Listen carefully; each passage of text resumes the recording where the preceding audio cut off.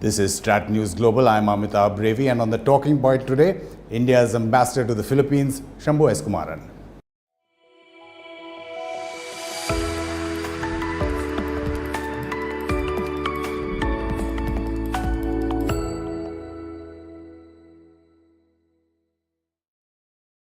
Ambassador Kumaran, good to see you after a while.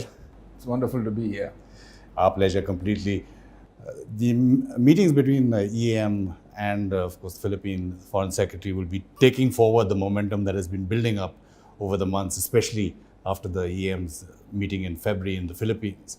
But one of the main pillars in the headline news everywhere, of course, is the defense pillar between India and the Philippines and the BrahMos. And congratulations for that deal to you and everyone who's involved in that. $374 million is no joke, and the significance of that. But would you say that one of the driving forces for that is the common characteristic of security concerns that both India and the Philippines have vis-a-vis China? Of course, it's different dimension, territorial and maritime. Well, Amitabh, I think the relationship with the Philippines has been developing slowly over a period of time. And you're right in saying that over the past decade, the developments in the region, in the Indo-Pacific, if you will, have forced countries such as the Philippines, as well as to a certain extent even India, through Prime Ministers Act East and Saga in particular, to address the security imperatives of our partners. And the Philippines, under President Duterte, is following something called an independent foreign policy, where they want to broaden their partnerships, broad-base their relationships with different countries. And India is among the forefront of those partnerships that they're seeking. So definitely the momentum that you're witnessing is both a culmination of the slow, steady relationship building that's happened over the years, but sharper because of the recent developments in the region, definitely. When you look at the Philippines itself, it's a treaty ally of the US. I mean, there were issues there with the US, with President Duterte, with the VFA, etc. Would you put that in context? Because a country acquiring a BrahMos for whatever security concerns, despite being a treaty ally of the US, which means that they act in each other's defense if anything goes wrong, that becomes even more significant, I presume, in terms of Philippines want to diversifying its strategy? Yes, I mean, to my understanding, the Philippines-US relationship is very strong, on a very strong footing. They do have a very historic relationship, and the Philippines remains an important ally for the United States as well. And obviously, these relationships have their vicissitudes from time to time. But the fundamental, I think, interests of both countries seem to be served by that. But speaking about our relationship, definitely, I don't see any contradiction in the fact that the Philippines is building a wider set of partnerships, obviously while maintaining its traditional partnerships. And I think that's the way the Filipinos also looking at India. I don't think it is an either-or relationship. In the current multi-sort of vector world, obviously countries have to build broader partnerships.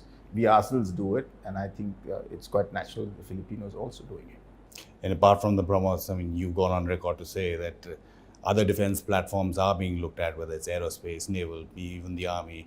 I presume the LCA in Singapore may have made an impact, or the ALH. What can you share with us on what the Philippines is looking at, especially since it's, again, one of the relationships that India looks for in its defense partnerships, that is to move beyond just a buyer-seller kind of. So for the Philippines, I think India definitely comes in as a partner, both in terms of the quality of our equipment, but also in terms of the broader capacity that the relationship between the armed forces in particular can bring. So they are looking at they have these horizons of armed forces modernization in plan, formally stated. And obviously there are various capacities that they are seeking in which India could be a potential partner. And obviously, all of these relations, all of these decisions on these capability enhancements are in a competitive sort of environment. And our companies would need to compete. And we've been quite engaged from the diplomatic perspective to convince the Philippines leadership, especially in the Department of National Defense. And, remember, Secretary Lorenzana made the first ever visit in 2018. So it's a fairly young defense relationship, but we do have two official institutional mechanisms. We have the Joint Defense Cooperation Committee and the Joint Working Group that deals with defense industry and logistics. And these discussions have obviously opened up a lot of opportunities for Indian companies to make themselves present in the Philippines market. Aerospace platforms, definitely both fixed wing, the Tejas you mentioned, as well as rotary platforms, definitely an area of focus, as are naval platforms and other maritime security related capabilities. But it's fairly early to talk about the decisions on this because the next phase of the modernization program is just being rolled out. Key procurements have been made in the recent past, of which BrahMos was a part, but obviously we will continue to remain engaged and hopefully we'll have good news in the future. Looking at the current geopolitical situation and the sanctions every day that we see against Russia, don't know how CAATSA, which is American law, of course, will be enforced on various platforms, plus the misfiring of the BrahMos that went into Pakistan. Now, would you like to set the record straight on what happened in the Philippines post that? Well, the Philippines contract for BrahMos is a bilateral contract.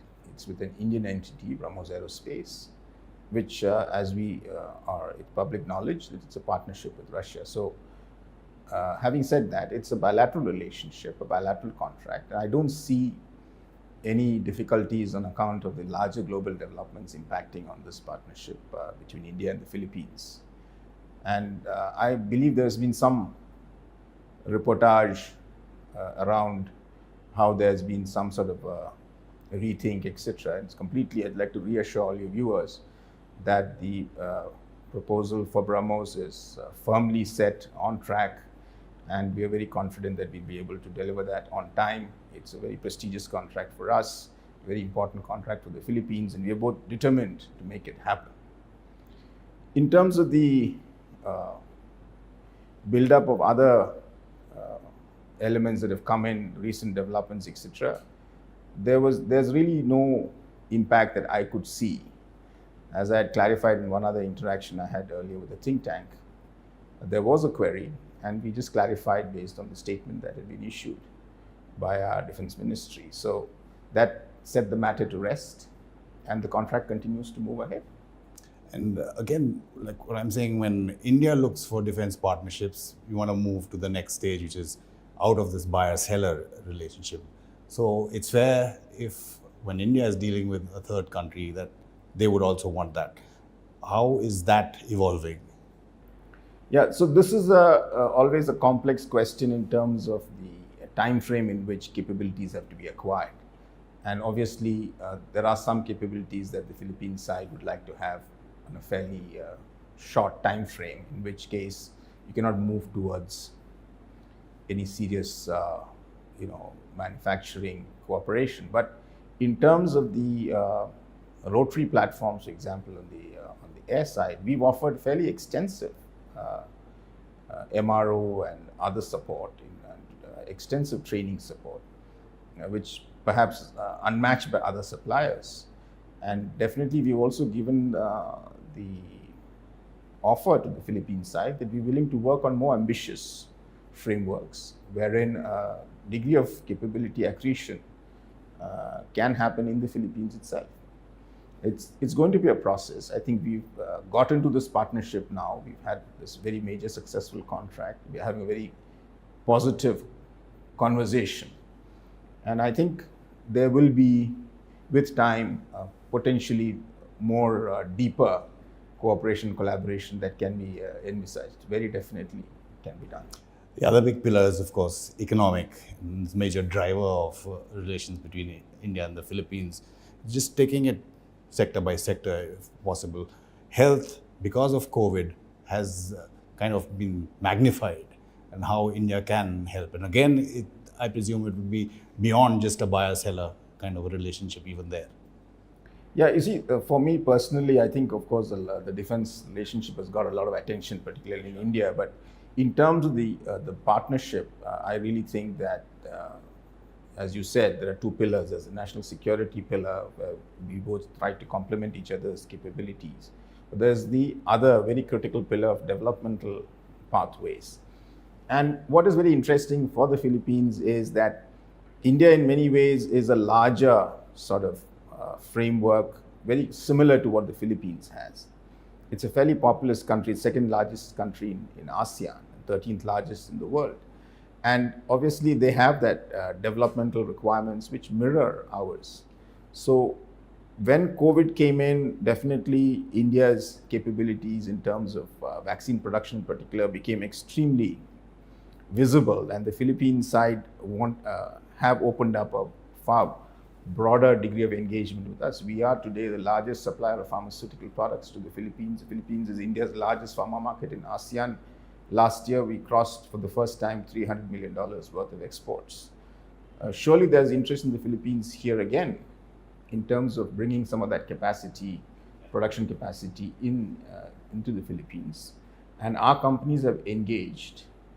One of the issues there is that obviously the procurement decisions in terms of incentivizing local manufacturing, those need to be taken and legally sort of worked through by the Philippine side, and we've pointed to that.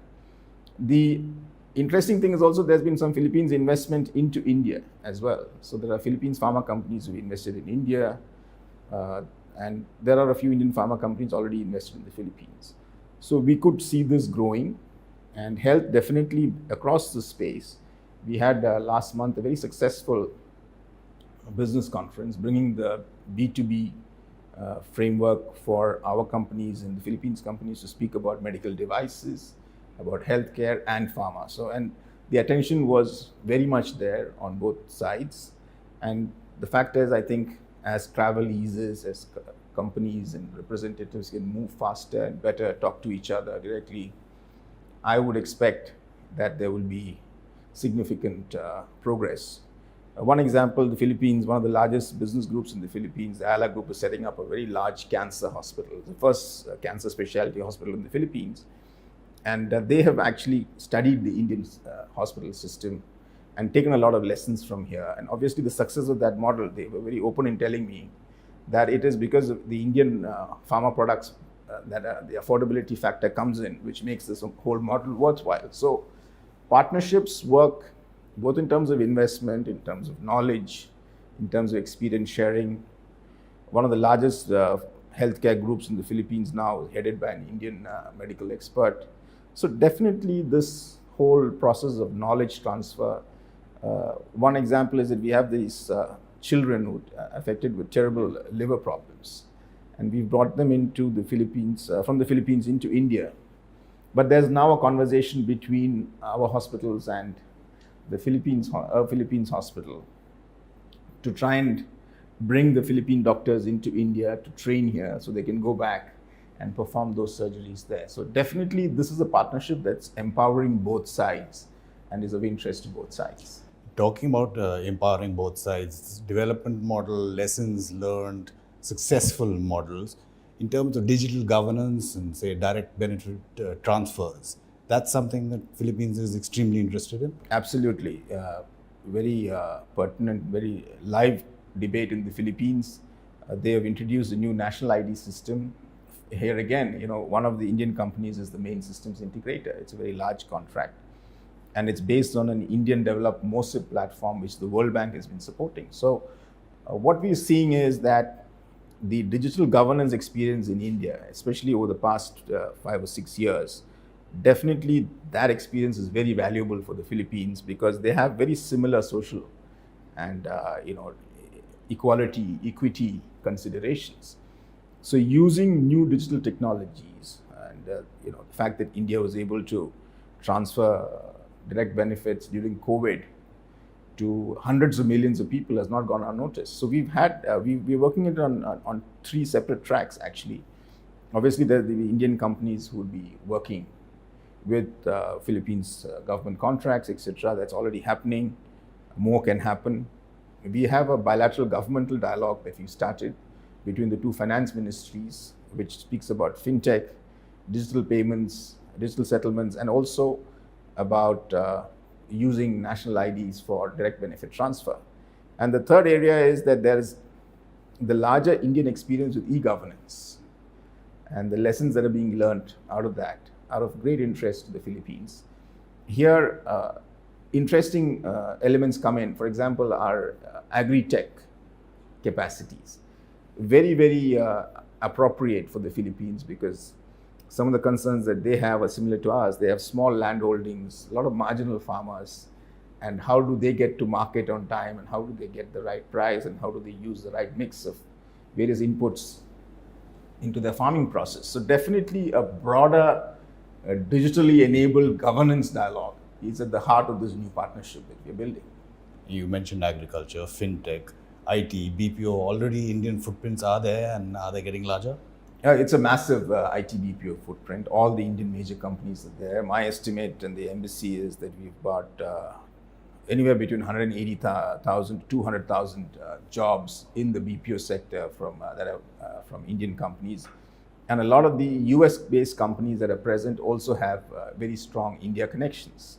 So definitely India and the BPO sector are a very strong area of partnership for the Philippines, and it's growing. What we've been trying to do is to get these BPO process companies to also look at training young Filipinos, because the world in terms of the industry there is shifting towards KPO and more of the data analytical and AI-driven systems. So obviously our companies are slightly ahead, and we need to have this platform where we can bring in more and more young Filipinos also, upskill them, reskill them, and bring them into this whole process. So it's in our mutual interest to do so, and companies are already doing it. In terms of the larger picture between India and Philippines in the economy, we've seen ECTA with Australia, SIPA with UAE, UK, US, Israel, lots of them in the pipeline.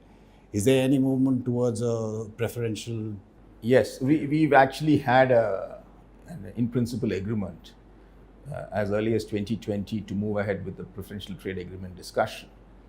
Unfortunately, I think partly due to capacity constraints on our side because of all these large trade negotiations that we are having, given the fact that this is obviously a comparatively smaller relationship, obviously we will revisit it as soon as we can.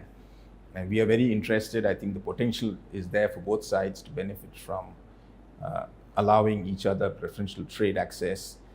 The Philippine side is very conscious of the fact that they have been sort of also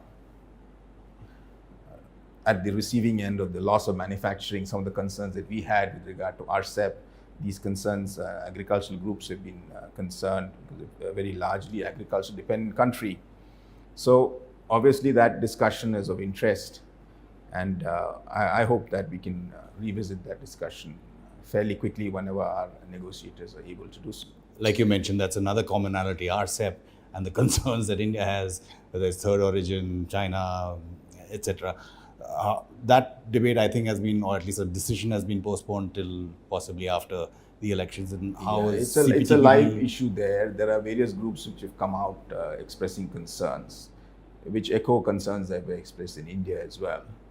So, but I feel that the Philippines government and the Ministry of Trade and Industry is quite, the Department of Trade and Industry is quite committed to moving ahead with RCEP, and that discussion is ongoing. But the fact that these concerns were flagged and that the decision-making process was impacted obviously indicates that there is a sense of disquiet there as well. So obviously all countries, while we would all prefer to go in for very open trade, there has to be, the historical experience has to reflect that the benefits are balanced. You cannot have a situation where one country benefits disproportionately and other countries lose even existing capacity. So I think this is a genuine concern that has come up in the Philippines in the context of ASEAN. But they're looking at, say, the CPTPP pretty favorably in the Philippines. Yeah, so the sense there I get is that the Philippines wants to be part of as many trading arrangements as possible because many of their neighboring countries in ASEAN are also part of those and they don't want to be left behind. But at the same time, there are these other questions, so they need to reconcile those two issues. Broadly speaking, I think business and government seem to be looking towards joining as many such arrangements as possible. And talking about groupings, how is the Quad viewed in the Philippines? Are they interested in the Quad's agenda if it is enlarged in any manner? It was interesting that when External Affairs Minister Dr. Jaishankar visited the Philippines, he was returning from the Quad Foreign Ministers meeting. So that provided an opportunity for the minister to lay out the vision that Quad had for the region. And that the Philippines Foreign Secretary expressed a very strong sense of identification with the kind of activities that Quad has, and definitely the recognition of ASEAN centrality and the desire from Quad to work with ASEAN on the priorities that ASEAN has been very well received in the Philippines. And is support for the India-Philippines relationship in all its dimensions across the political spectrum? Is it bipartisan? I mean, there are elections coming up, and in the polls, of course, you have Bongbong Marcos leading there. There's a current vice president. I've had opportunity to interact with a wide variety of political actors in the Philippines, and I sense that the interest in a broad-based partnership with India is across the political space. There's really no person who said that, that they would like to reprioritize their relationship with India. I think the sense across the interesting contrast is in terms of public opinion, because when we had the agreement on the defense side, for example, the response, especially in social media in the Philippines, was extremely positive.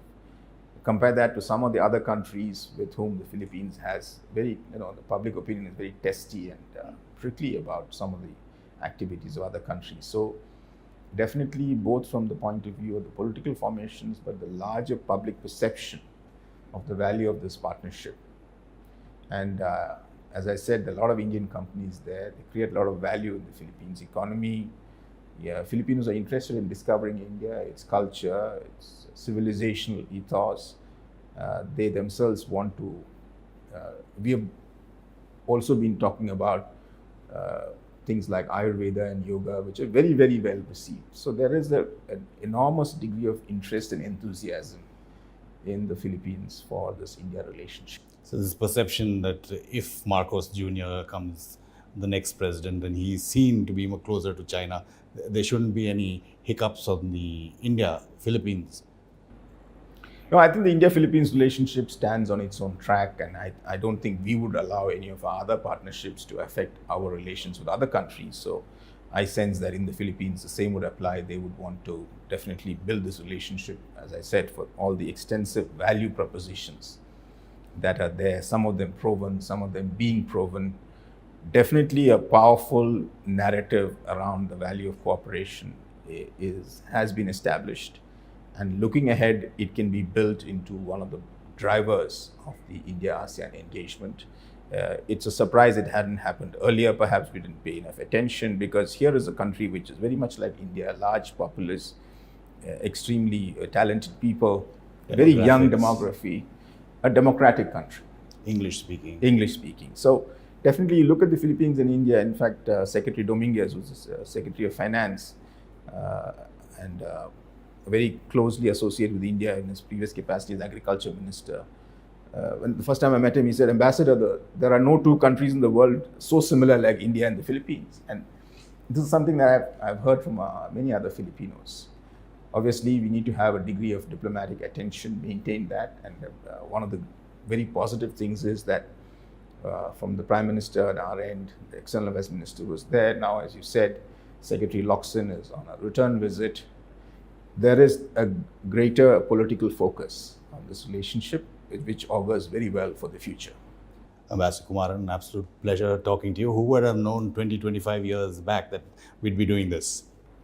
I know when we were studying together international relations, those are the days when we started off with our look east policy, matured into something very definitive, And you're making that happen. Well, wonderful to be with you. Thank you very much for having me. Pleasure is ours. So do send in your comments about this particular interview. If you have any, engage with us on YouTube, on our other social media sites for a perspective from New Delhi of foreign policy. This is The Talking Point on StratNews Global. I'm Amitabh Revi. For the latest in strategic affairs, subscribe to our YouTube channel. Click the bell icon for updates. This is StratNews Global. I'm Amitabh Revi. On Talking Point today, we're looking at more and continuous Chinese bullying in the West Philippine Sea.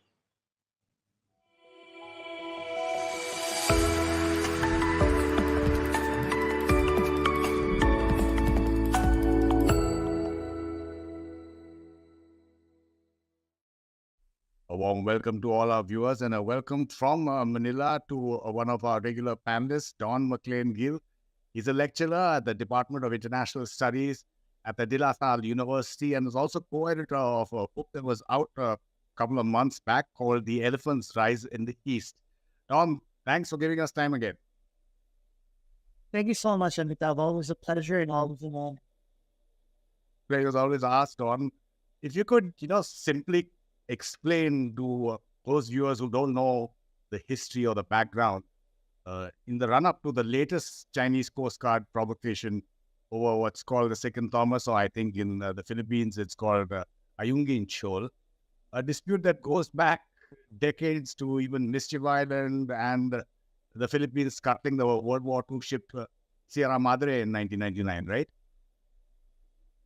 Right, thank you. That's an excellent starting point. It isn't even a question about legality anymore. Okay, so particularly the Ayungin Shoal, for example, lies within Philippine EEZ, over which the Philippines has clear and undeniable sovereign rights and jurisdiction.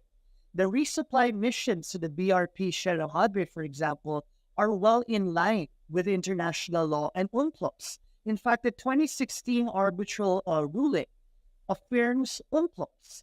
And in fact, based on general observable patterns, right? If we look into the past few decades, as exactly what you were just saying, such provocations are not new, all right? And they are not surprising either. This form of harassment, along with other gray zone activities that China continues to conduct within Philippine EEZ, is aimed at provoking Philippine sovereignty and sovereign rights directly without triggering issuing war or any sort of military guarantees under the treaty alliance with the United States. So when we look into the motivations of China, I think a general observation that we could look into would be in both internal and external variants, right? So you have a national system of governance in Beijing that largely banks on nationalism and nationalist sentiments. And engaging in such maneuvers, such as the most recent one, including the water cannon issue, and on top of that, blocking Philippine Coast Guard vessels in Philippine waters, these sort of provocative measures that are not in line with international law continues to benefit the regime's seat of power in Beijing at a time when China is expected to further solidify its sphere of influence in Asia at the expense of U.S. leadership. Unfortunately, until a significant level of cost will be imposed on such tactics that China continues to do, China will continue to indulge in them, particularly in the West Philippine Sea, to slowly cement its strategic position within Philippine EEZ, while also slowly altering the status quo narrative to its favor. We've seen this in 1995 and in 2012. And just very briefly, this was, China's recent assertion after the incident a few days ago regarding claims that the Philippines promised to tow away the BRP Sierra Madre the Sierra Madre, is an example of twisting the narratives because this was abruptly rejected by Manila because of its lack and absence of clear documentation or official agreement. So this is twisting the narrative, twisting the geography, and of course, twisting the balance of power to its favor slowly. As you point out, President Marcos immediately denied any agreement of the sort, this twisting of the narrative that you talked about, and said even if there was something of the sort, he was resigning it immediately. But just again, going back to one of your earlier points about the motivation of China.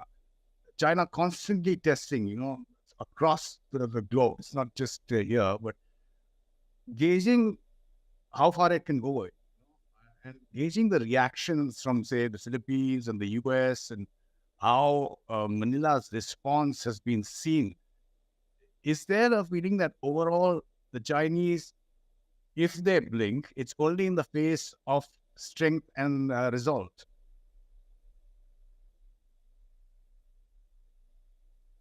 Right. And we have to understand the particular patterns that we can see from China, particularly in the West Philippine Sea, the greater South China Sea, if you will, and throughout maritime Indo-Pacific. We have to understand that China realizes that its military, despite being quantitatively superior, is still questionable in terms of its operational capabilities. In fact, when we talk about the Indian Ocean region, China's far seas operations are also still quite limited. So because of these limitations, in addition to the other demographic issues that are in place as well, for example, China conducts a series of salami slicing activities that involves hard, soft, and sharp power disinformation, for example, to be able to slowly but surely alter the status quo without the overt use of military force. It has done that in the East China Sea. It has done that in 2012 vis-a-vis the Scarborough Shoal, for example. So this is what China is particularly doing. And in fact, if we could say that, it would just be a walk in the park for China to just engage militarily. But yes, it has militarily ramped up its capabilities in the South China Sea. And in fact, in 2018, the soon-to-be Indo-Pacific chief, Philip Davidson at that time, stated that China has controlled the South China Sea short of war with the United States. And that's the quote.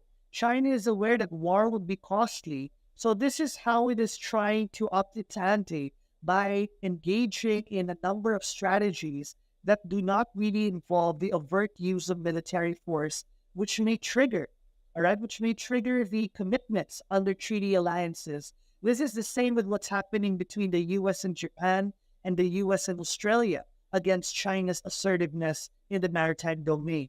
So what needs to be done is consistency in upholding international law, in upholding in the Philippines' position the 2016 arbitral ruling that really serves to show that China's expansive claims are not in line with international law.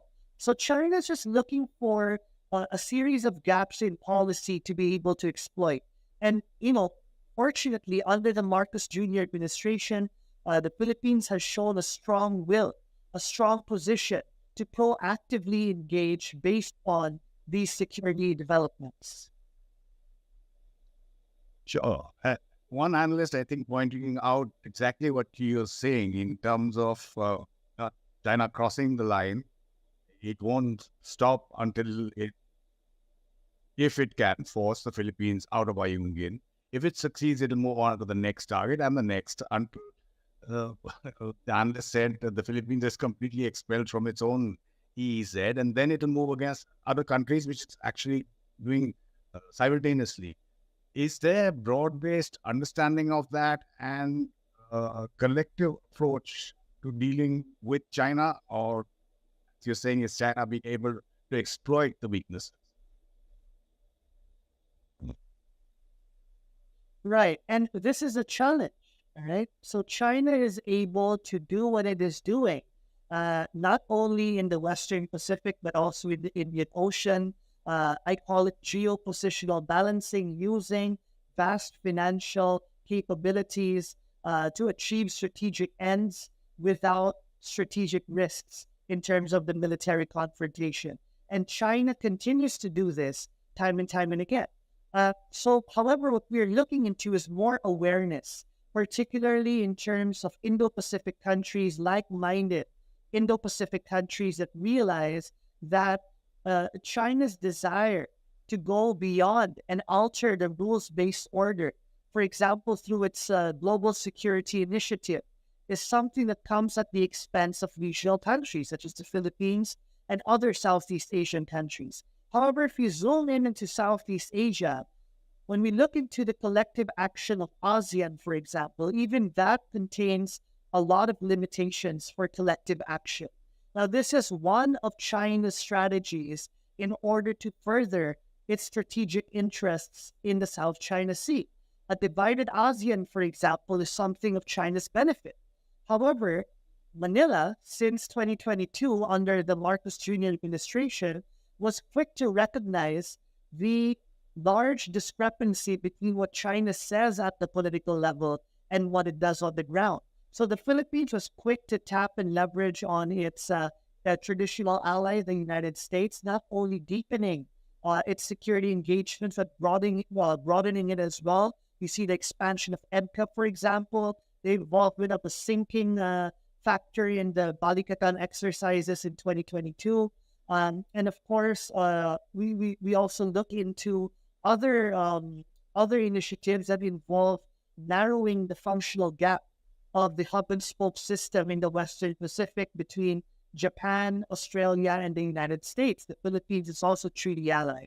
So it's trying to signal its intent to narrow that functional gap for collective measures. And in fact, Manila has also focused on enhancing its partnerships with non-traditional partners. And this is where India also plays a significant role. In fact, the Philippine-India strategic partnership is well underway. It's going positively, and this is a great sign of proactivity from the government. You're talking about international law. We've seen how China continues to evade any kind of international law and continues to do what it really wants to do.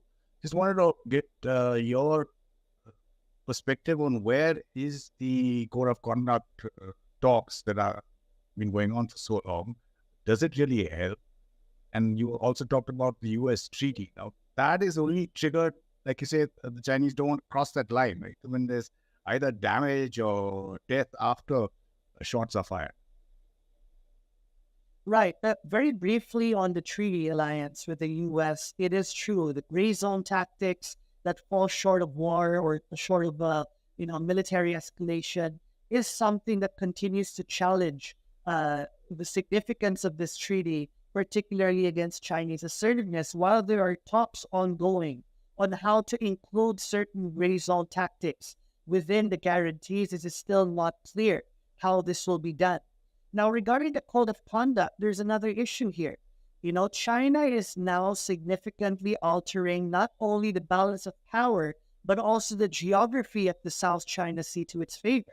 And the question here is, will China still need a code of conduct? Would it look at it more favorably or as a means that may suppress its already growing power projection capabilities in the South China Sea?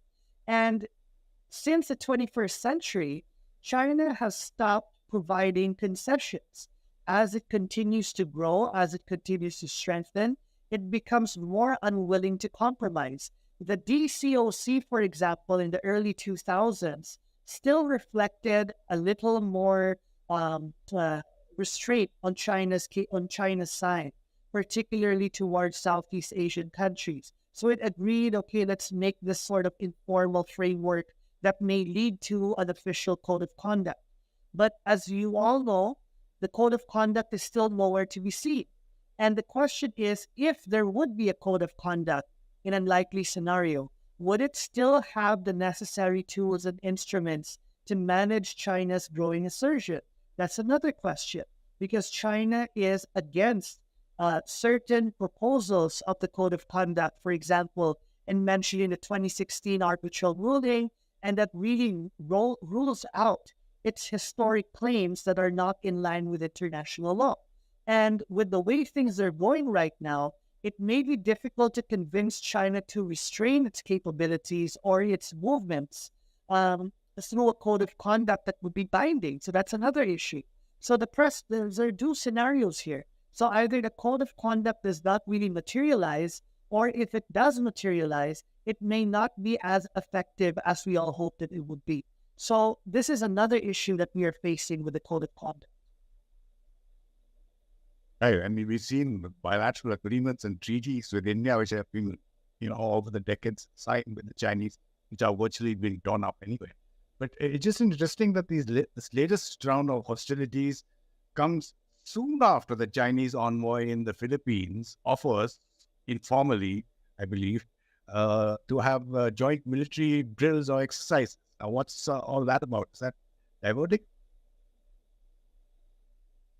Right, and that's a very interesting question. That idea was floated on the 96th anniversary celebration of the PLA.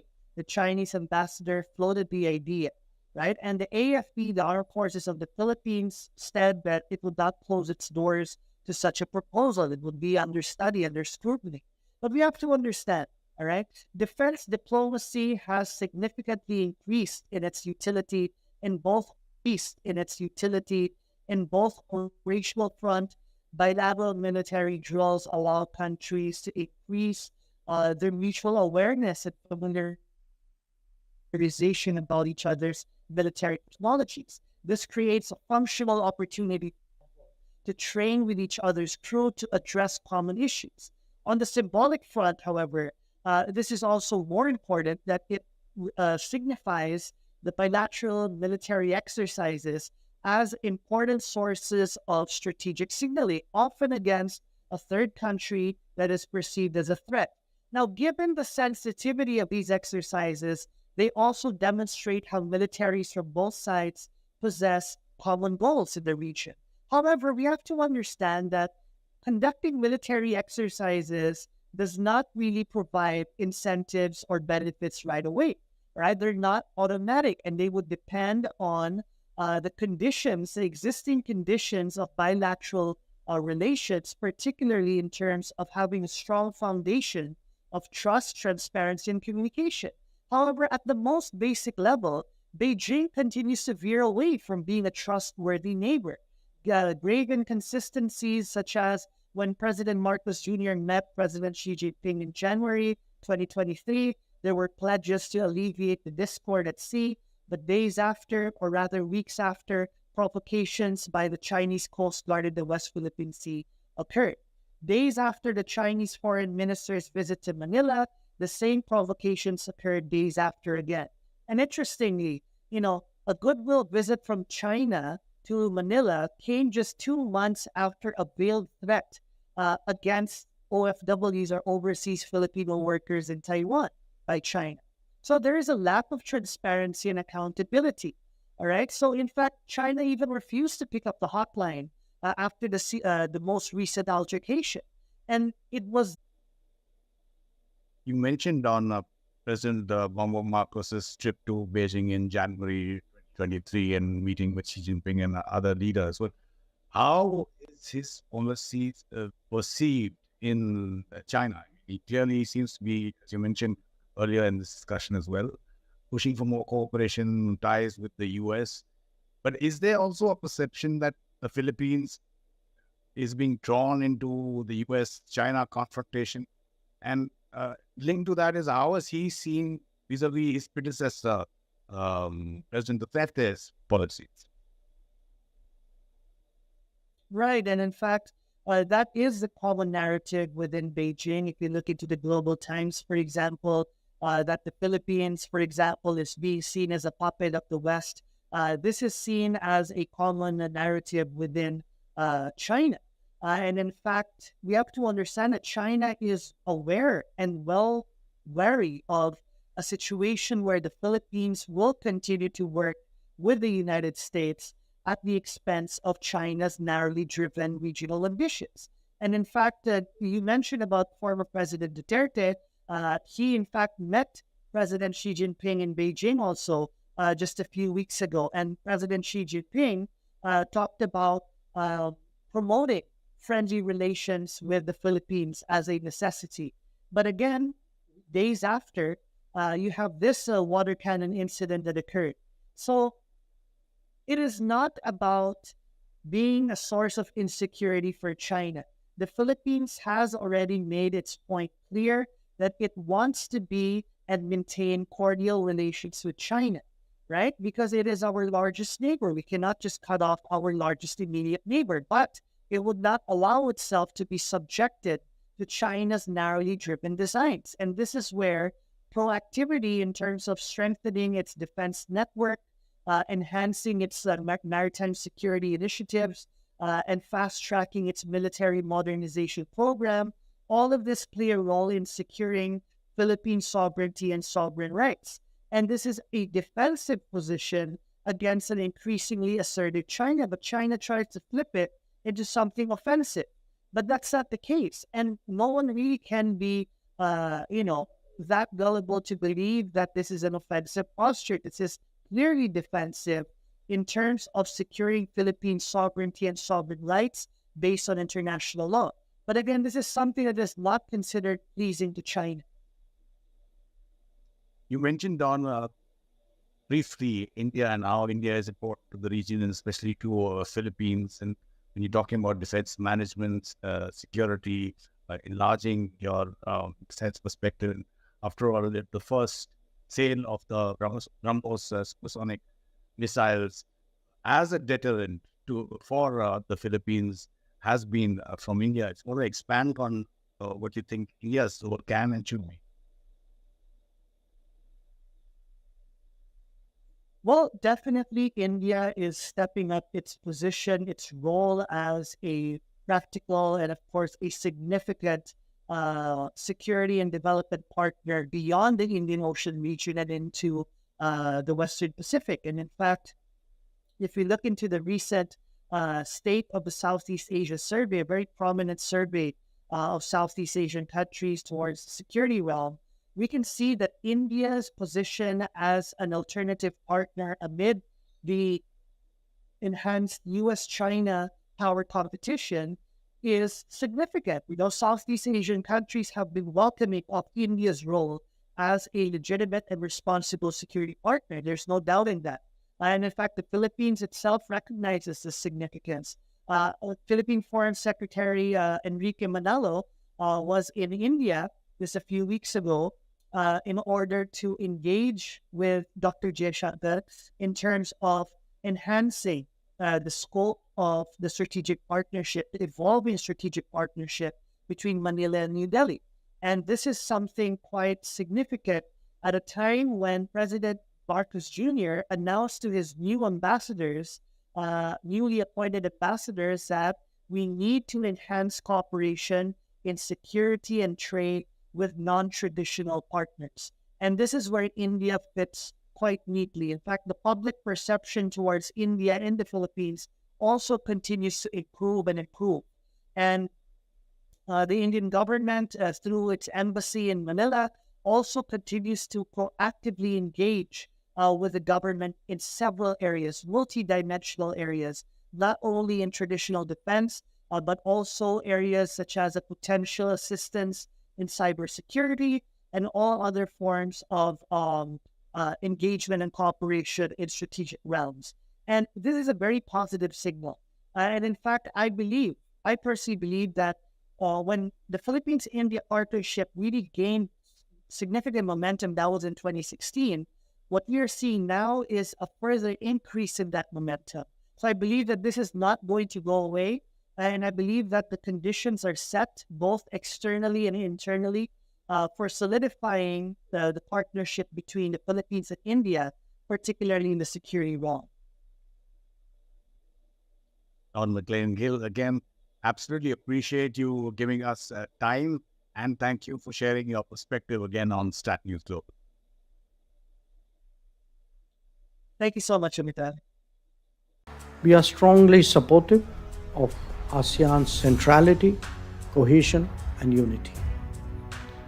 We are also convinced that the progress and prosperity of this region is best served by staunch adherence to a rules-based order. UNCLOS 1982 is particularly important in that regard as the constitution of the seas. All parties must adhere to it in its entirety, both in letter and in spirit. I take this opportunity to firmly reiterate India's support to the Philippines for upholding its national sovereignty. At a joint press conference with the Philippines Foreign Minister, India's visiting External Affairs Minister Jaishankar didn't explicitly mention China, but the message was lost on nobody. The Philippines is locked in a maritime dispute with China in the South China Sea, and tensions have flared up of late. At the crossroads is how China has described its ties with the Philippines.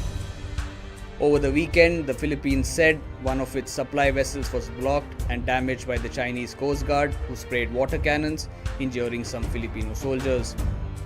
China has called its action lawful, saying Philippines vessels intruded into its waters. The Philippines has summoned the Chinese envoy and lodged a strong protest. This episode relates to a dispute over the second Thomas Shoal, which is about 200 kilometers of the Philippines coast, but nearly 1,000 kilometers of China's Hainan Island. Yet China claims it as its own. During his meeting with Foreign Minister of the Philippines, Jaishankar held discussions on global issues such as the Indo-Pacific, the West Asia crisis, and the war in Ukraine. Besides, a wide range of subjects related to bilateral cooperation too was discussed. My message in the discussions which Secretary Manalo and I had today was that India, as the fifth largest economy currently, growing at about 7% annually, is preparing to step up its engagement with the Philippines. India's diplomatic ties with the Philippines go back 75 years. Defense and security relations include diverse areas such as joint naval exercises, capacity building, and training exchanges. Both countries have signed a $375 million deal for BrahMos cruise missiles. For more such videos, keep watching StratNews Global.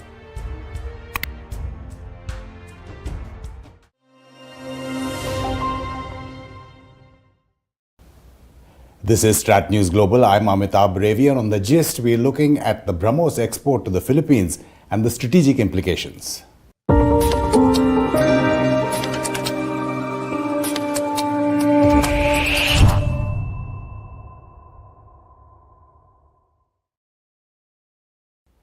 We have with us today Ambassador Pankaj Saran. He's been India's Deputy National Security Advisor from May 2018 till December 31st, 2021. He's also been India's ambassador to Russia and the High Commissioner to Bangladesh. Ambassador Saran, good to see you in person, do an interview in person as well after a long while. Thank you very much, Amitabh. Pleasure's all ours, Ambassador. Yeah. Ambassador, we're looking at, this 374.96 million export deal contract, which has been signed with the Philippines finally after so many years. Could you explain to us the significance of that? Because it opens up a lot of avenues. Yeah. Well, thank you firstly for having me on the show. It is a big development. A lot has been written about it in the Indian media. There's a lot of discourse in the strategic community within India, not so much outside India, which is understandable. But I think as far as we are concerned, I think it's a development that has significance both in terms of our defense capabilities domestically, as well as in terms of our relationships with other countries and the role that our defense capabilities can play in furthering our strategic and other goals. So I would like to view it as in two parts. I think one is that it symbolizes the overcoming of what one could perhaps call strategic hesitancy, which has characterized a lot of our decision making in the past. And also overcoming to a great extent technological backwardness in the defense manufacturing sector. So the two seem to have come together in this particular contract. And we can talk about it as we go along. But broadly speaking, I think this is the way I would put it. Sure. The Philippines deal itself, now there are reports suggesting the Philippines, this is supposedly a coastal battery, but the Philippines army may want it. But it's not just the Philippines. I mean, there have been reports for years now of other countries in the region, Indonesia, Vietnam, the Gulf, South Africa, and going all the way to Latin America who are interested in this. That kind of juxtaposes with the second point you're making about India's technological prowess that we've reached. Yeah, I mean, specifically insofar as the BrahMos is concerned, I think there is no question that it is probably the best and the fastest cruise missile in the world. And when you have a good product and when you have achieved technological superiority, then naturally there will be recognition and there will then be demand. And this is, I think, a great feather in our cap. These things don't happen easily. I mean, the BrahMos joint venture was created in 1999, exactly 23 years ago. And it's taken 23 years for the first export to be contracted. But if we go beyond this particular missile, which of course by itself has now many variants, and in the last few weeks itself, we have seen two successful tests.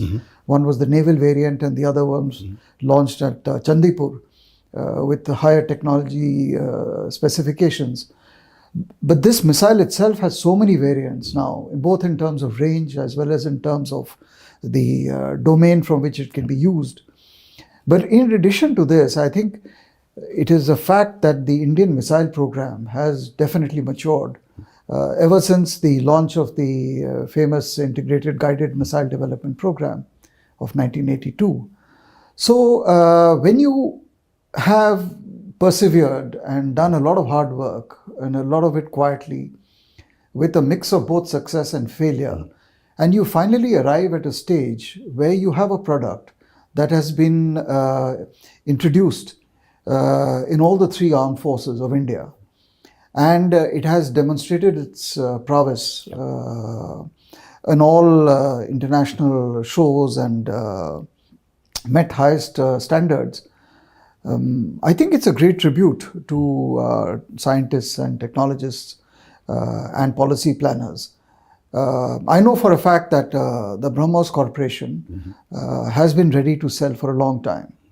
And it's very interesting because if you talk to those people and the management, they are very proud and very confident of the product.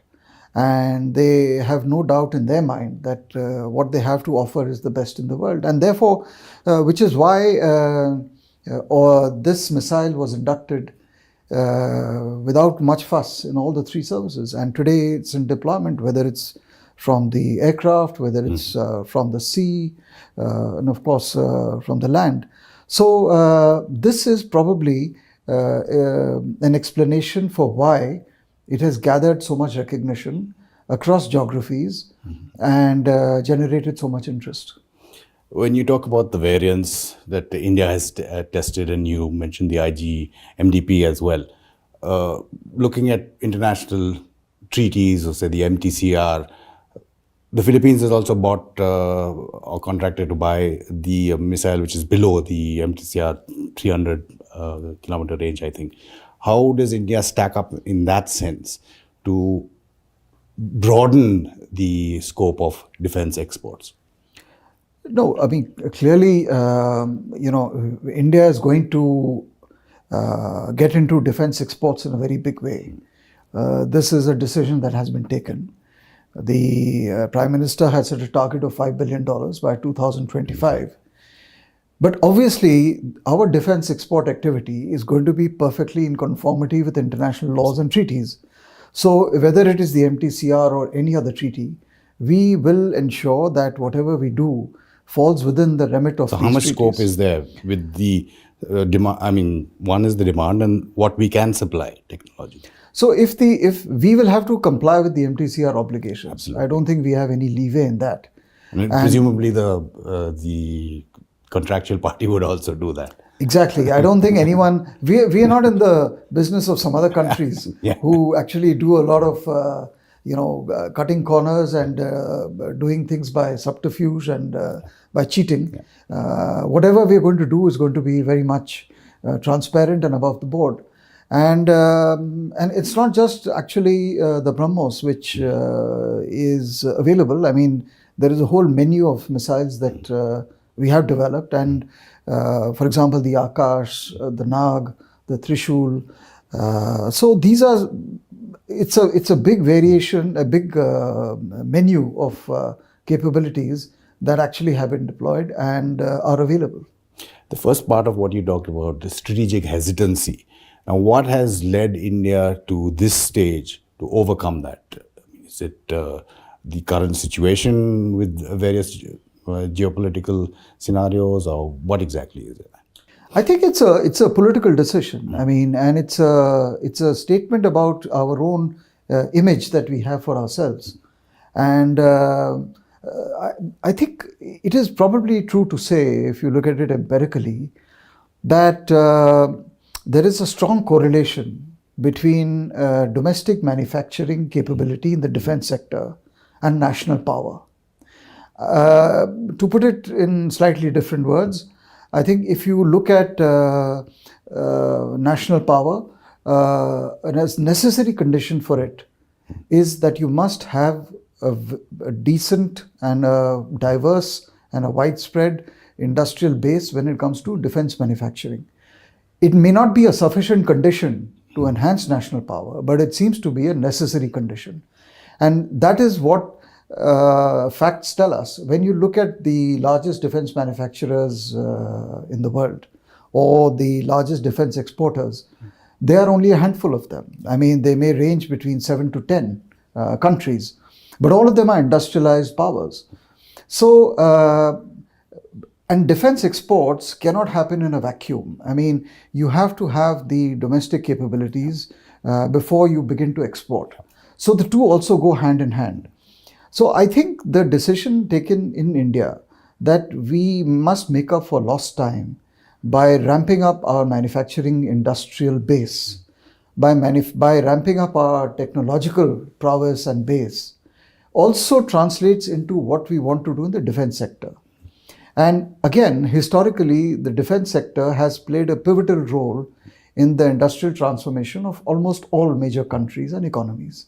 So when you put the two together, which is your desire to ramp up manufacturing, your desire to ramp up national power and grow rapidly, the role that the defense sector can play, then you realize that you also have to then get into the business of making sure that what you produce is internationally competitive and is as per international standards.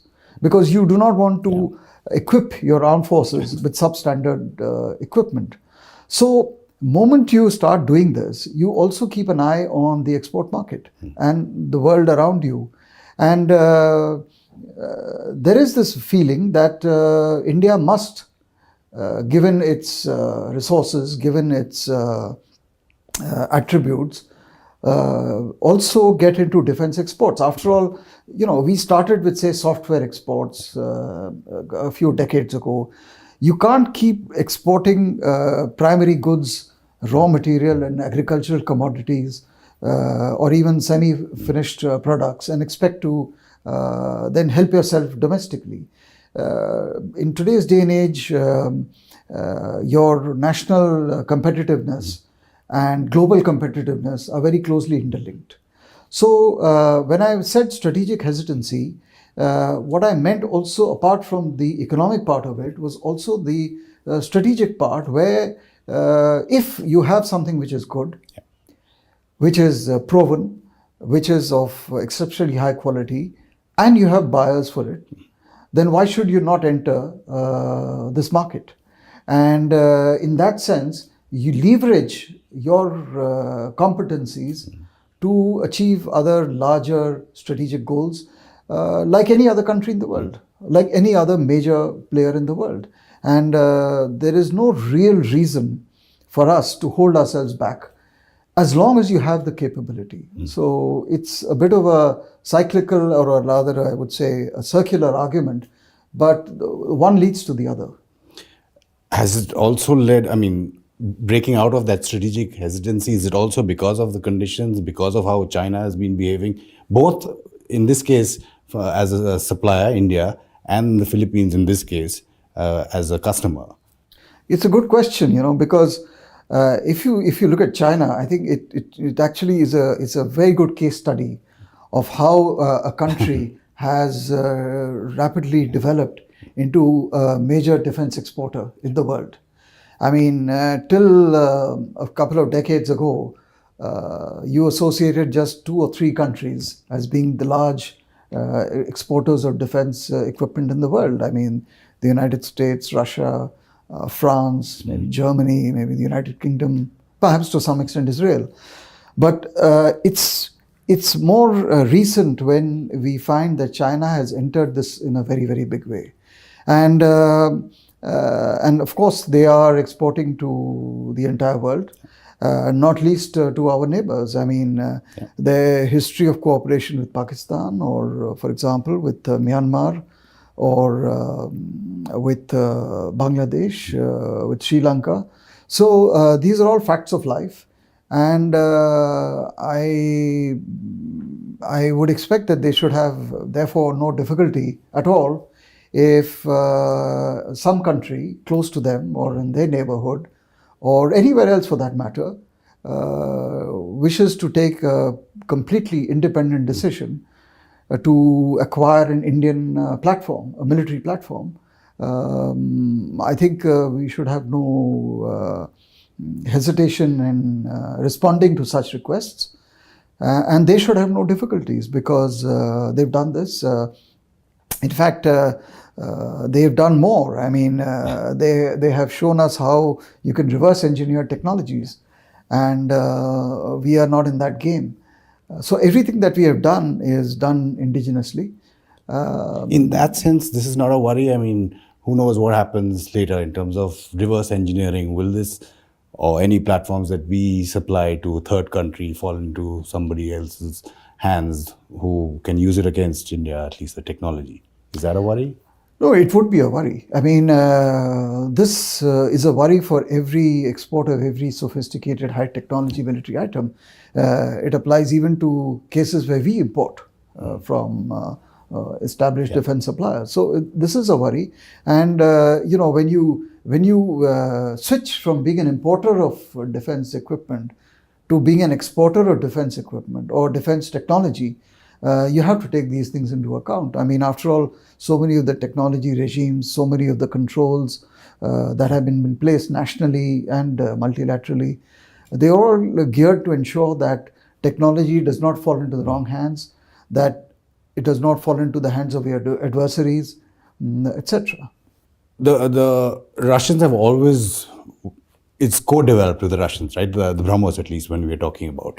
They've never had a problem with any third country, not any, but at least the ones who have evinced interest. How do you view the Russia-China relationship and how they don't have a problem with the supply of missiles like the BrahMos? Yeah, I mean, as I said, the joint venture was established in 1999, I think, 23 years ago. It was a very visionary step taken at that time because, at that time, basically the defense sector in India, the manufacturing sector, was largely closed. At most, you would have had licensed production of some equipment like tanks or some of the aircraft, etc. But this involved sharing of technology. And there were a lot of doubters about the success of this joint venture. But time has shown that the decision taken to go into this collaboration with the Russian NPOM was in hindsight, was a good decision because you have this world-class platform, the cruise missile. So the Russian experience or rather let me say the Indian experience of dealing with the NPOM and the Russians has actually been quite good in terms of technology share, in terms of upgradation. And we actually have reached a stage where the Russians have shown a lot of interest in acquiring and utilizing this product into their own systems. So this has paved the ground for becoming more ambitious. I mean, now you know that we have set up a joint venture to manufacture the Kalashnikov. You can imagine a situation where in a few years' time, we could have similar experiences of exporting to third countries with this joint India-Russia technology. So, insofar as the Russians are concerned, this is the situation. When it comes to export to third countries, this is something which has always been of great interest to us, because we have, with many of our friendly partners and countries with whom we have relations of trust, we have said, look, why don't we work together, whether it is the United States, France, Germany, Israel, Russia, of course, that why don't we use the Indian manufacturing base, the size of the Indian market, and the human resources, etc., to leverage our mutual complementarities to export to third countries. So this is happening, and it has begun to happen. Now, when you do this, you have an obligation because you have a joint venture, and you have to consult each other because there are sensitivities. Absolutely. There are political sensitivities, there are technology sensitivities, there are military sensitivities. So you have a process of consultation to decide on each export. And this is a fairly standard procedure in this business. So it's nothing specific to the BrahMos. So obviously when you do export, say, to the Philippines, it's with the full consent of the Russians.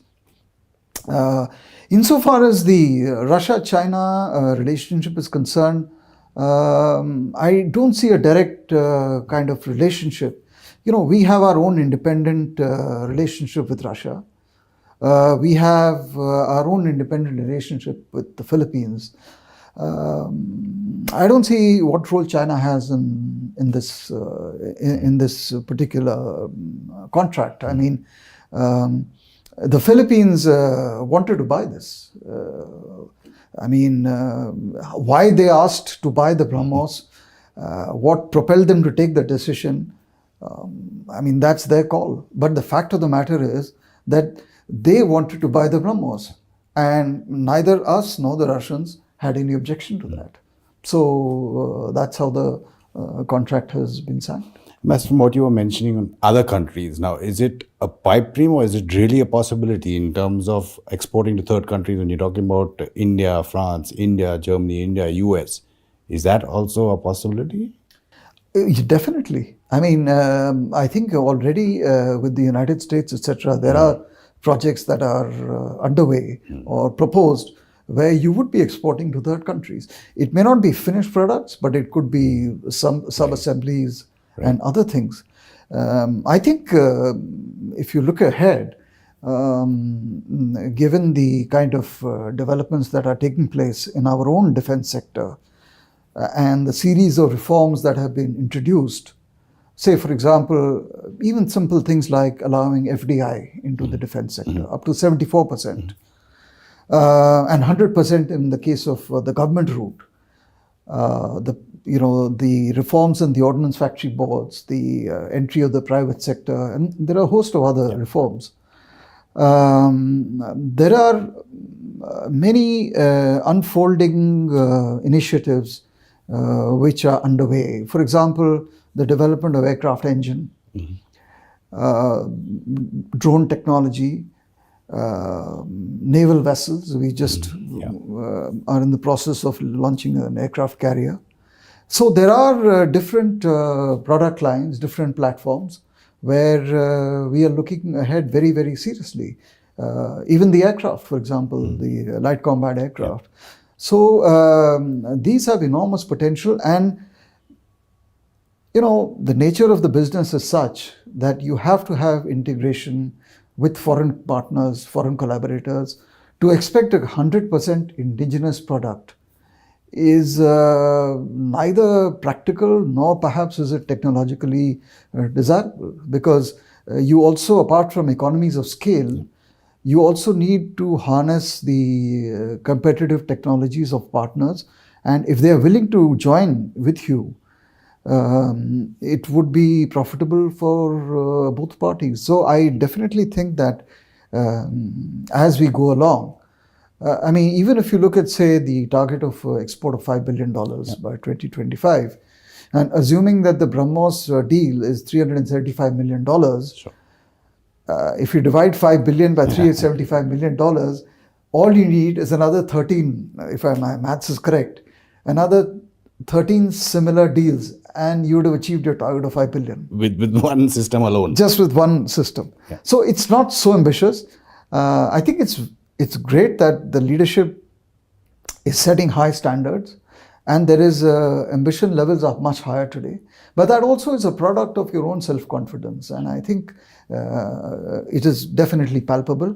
And the fact that the armed forces are on board with, because unless the other reality of life is that if you want a strong military and a strong kind of a strong army, you have to be self-reliant in terms of the kind of equipment they use, the kind of technologies they use, the kind of doctrines they use. And this label that we have continued to carry with us, of one of the largest importers. The second largest importer. It's not exactly a great compliment to our capabilities. No, absolutely not. Pastor Pankaj Saran, absolutely appreciate your time, your experience and your expertise, sharing that with us and, of course, our viewers. Thank you very much. Thank you. Thank you.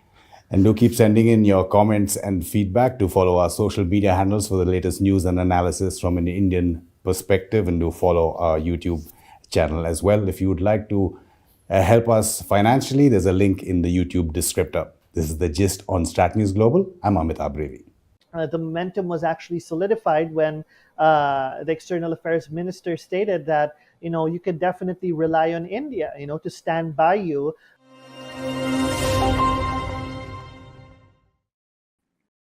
Welcome to The Gist on StratNews Global. I'm Ramananda Sengupta.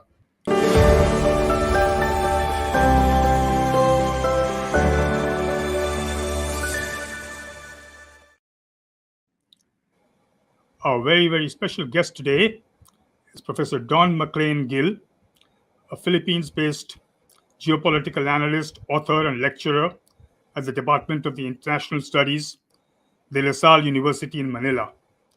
Thank you so much for joining us, Professor Gill. And it's a real pleasure to have you, and I appreciate the fact that you joined us at such short notice.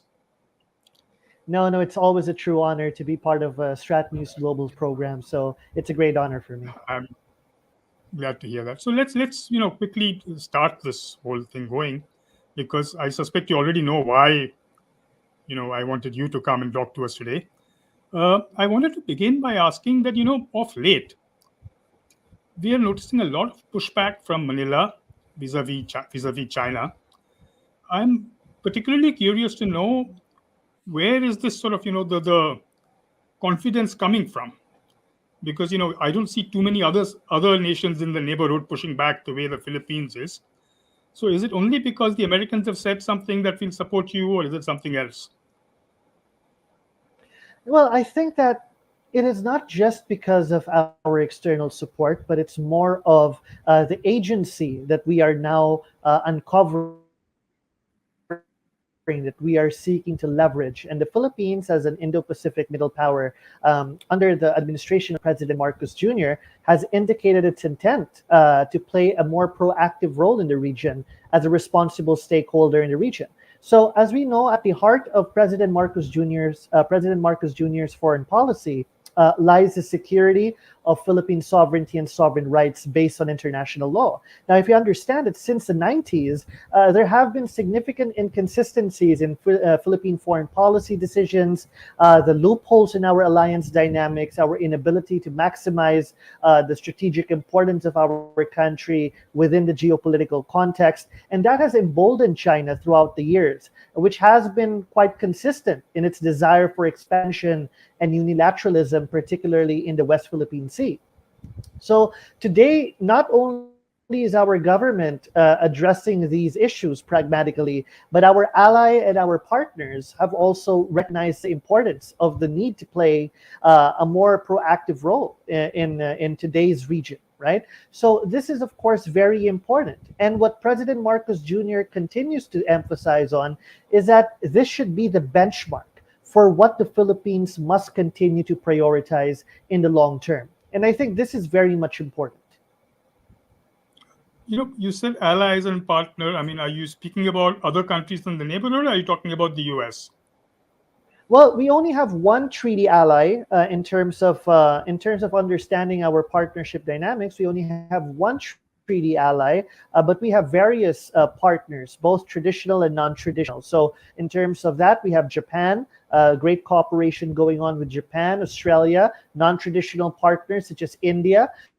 The Philippine-India Security Partnership continues to reach new heights, especially with the visit of Dr. Jaishankar, Minister of External Affairs, which has cemented, the growing momentum behind the bilateral partnership.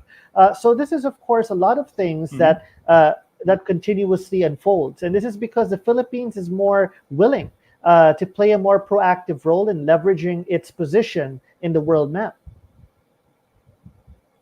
Okay, I mean, in that sense, but I'll come back to the India part of it later. But there was also some talk about the former President Duterte having some kind of a secret deal with Xi. What is that all about? Well, these are the speculations that have been going around recently, especially with one of his former officials sort of indicated this in one of his interviews. And up to this day, of course, these talks are ongoing. The investigation is ongoing. But I believe that when President Marcos Jr. was asked about this, he was appalled, and he said that this is a clear violation of what the Philippines' national interest is all about. But of course, that's one side to it. But what we can see now is that under the current administration, there is a steadfast desire to cement the security of the West Philippine Sea based on international law to take center stage in Philippine foreign policy. And I think this is where we must continue, where the Philippines must continue its decision-making calculations. And I think that's the challenge, because as I've mentioned earlier, since the 90s, we have had various foreign policy decisions and fluctuations at that towards the maritime domain. It was only in 2010 when the Philippines began to slowly prioritize maritime security over internal defense. And that is something that we need to focus on, especially in the years to come, as the situation becomes more complex. But in the South China Sea, apart from the sort of geographical differences that you have over territorial issues, what are the other issues that you have with China?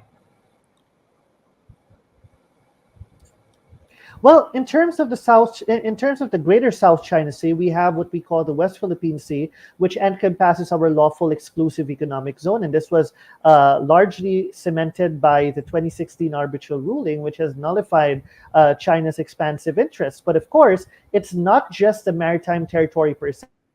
As you rightfully mentioned, it's not just the geography, but also the resources there that we are entitled to exploit, and that is within international law in terms of the exclusive economic zone that we have.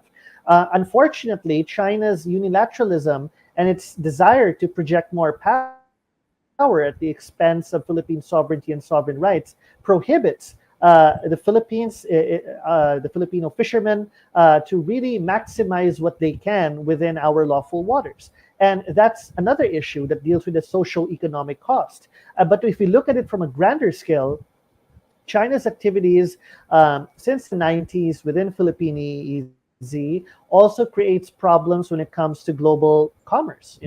Maritime trade is continuously, is continuously at the forefront of international development and geopolitics. And of course, with the vital sea lines of communication within these waters, China's activities continue to provoke that. And of course, keeping it free, open, and inclusive and rules-based. So these are all the challenges that we are facing with what's taking place in the region.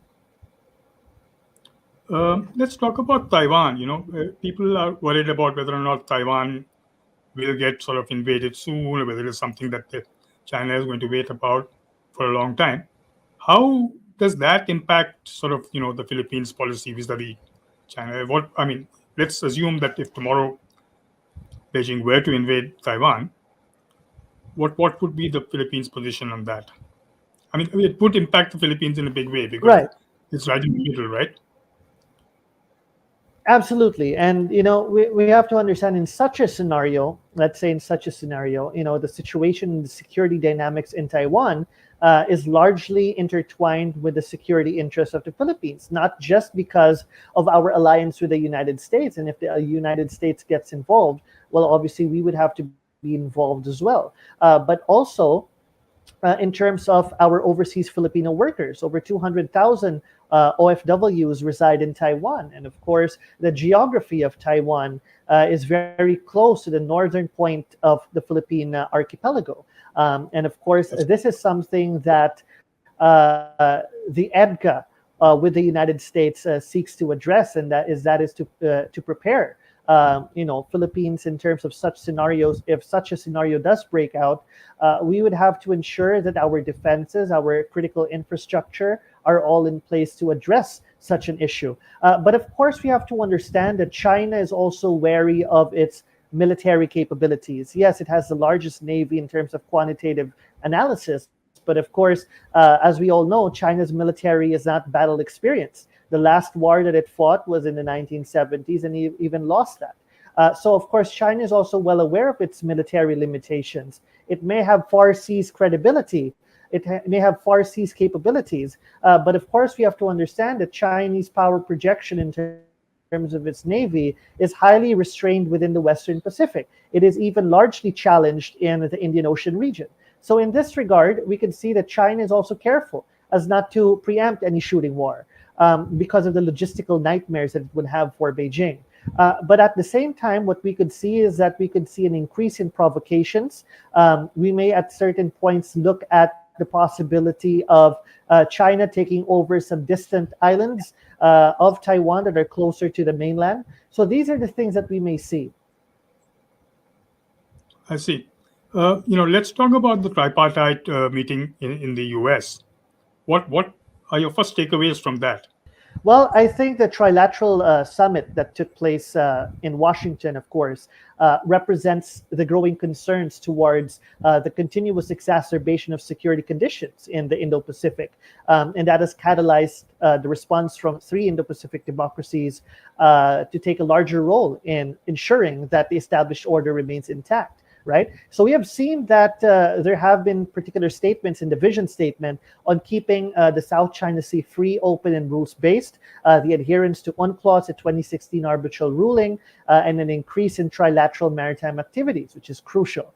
And of course, bearing in mind how collective resilience is crucial for the success of the trilateral, the summit also witnessed several important breakthroughs, that aim to enhance the Philippines' security and economic capabilities. So there was a bipartisan bill, for example, that was introduced in Congress that encompasses $2.5 billion to support and boost the Philippines' defense. And of course, the launching of the Luzon Economic Corridor, the first of its kind in the Indo-Pacific under the Partnership for Global Infrastructure and Investment, will provide coordinated investments in high-impact infrastructure projects, right? So these are very important in order to deal with the multidimensional challenges that such countries as the Philippines faces. You don't have to just focus on the defense aspect, but also the economic aspect. However, what matters most now is continuity. And that is, I think, the largest challenge. Given the elections coming up in the US, and of course the changes that have been taking place in Philippine foreign policy since the beginning of time, there are, of course, dangers to its, to it being impeded due to the lack of consent in terms of national political systems. But hopefully, we will ensure that this will be continuous in the long run. It would be crucial not just for all three countries, but for the rest of the region. Uh-huh. But yet almost every day one keeps hearing about skirmishes on the seas between the Chinese and the Philippines coast guards. What are the chances of that escalating, into spiraling into something that could get worse? Number one, and number two, uh, what exactly do the Chinese want when they are pushing you this far? What exactly are the Chinese looking for? Is it just intimidation, or is it something else that they're trying to push? Well, first of all, for your second question, I think we have to understand what China's motive is. China's motive from the get go was to, of course, alter the status quo, the balance of power in the geography to its favor without the overt use of military force. And this is likened to what the Chinese General Zhang accorded as the cabbage strategy, which entails taking time, to slowly wear down the victim and eventually making the victim accept the new realities, even though it is against that victim's national interest. And we have been seeing this throughout time. And what we're seeing now is that China is trying to cement a new norm of engagement in Philippine waters, and that is through expansive water cannoning. And we've seen the incidents exacerbate as we are going further. But of course, China tries to make sure that it stops short of war. And what the political will of Manila, and realizing that Manila's reinvigorated political will is against the expansionist interests of Beijing. So of course, that's one goal. The second goal is to tarnish the credibility of the U.S. alliance in the Western Pacific, to show that it's not worth anything because we can do what we want and we can get a free run. And this is, of course, China's ability to exploit the wordings of the Mutual Defense Treaty between the U.S. and the Philippines, Article 4, which talks about the U.S. coming to the Philippines aid at a time of an armed attack. So these are the things that China continues to exploit. And what we believe, Also, you mentioned, Japan, US, Australia, India, and all these countries. What about the other countries in your immediate Southeast Asian neighborhood? What kind of a reaction are you getting from them? Are you sort of, has anybody told you to take it easy, or are people saying, yes, it's a great thing, we'll follow you, or how does that work? Well, it's likely that Southeast Asian countries will try to remain out of this particular dynamics as much as possible because given their own individual sensitivities and their varying threat perceptions. And I think Manila is quite clear and that it quite well, understands that, the situation that we're dealing with now is something that our immediate neighbors in Southeast Asia are concerned with. And that is because they are also quite wary of the greater involvement of extra-regional powers in Southeast Asia, which has always been a historic sensitivity for many Southeast Asian countries like Indonesia or even Malaysia. But of course, the Philippines has communicated its position with its neighbors and ensuring that what we are doing is that we are merely defending what is rightfully ours based on international law, and we are not provoking the status quo because what we are trying to do is we're trying to save whatever is left of it, right? However, Southeast Asian states, given their varied threat perceptions, look at it from different lenses. And of course, we recognize that we cannot please all our neighbors, but what we're doing is that we're continuously communicating with them, orienting them, socializing them towards what's actually taking place on the ground and the stakes involved, right? And this is something that Manila takes well into its consideration, and it tries to show that what we're doing is to ensure that our people are able to maximize their livelihood within our exclusive economic zone, focusing on other areas of socio-economic growth and development. So this is how the Philippines tries to balance it, with its immediate neighbors. Let's talk economics. A lot of Chinese sort of, belligerence comes from the fact that actually it has an economic hold over most of the other countries in the neighborhood. What is the economic relationship between Manila and Beijing?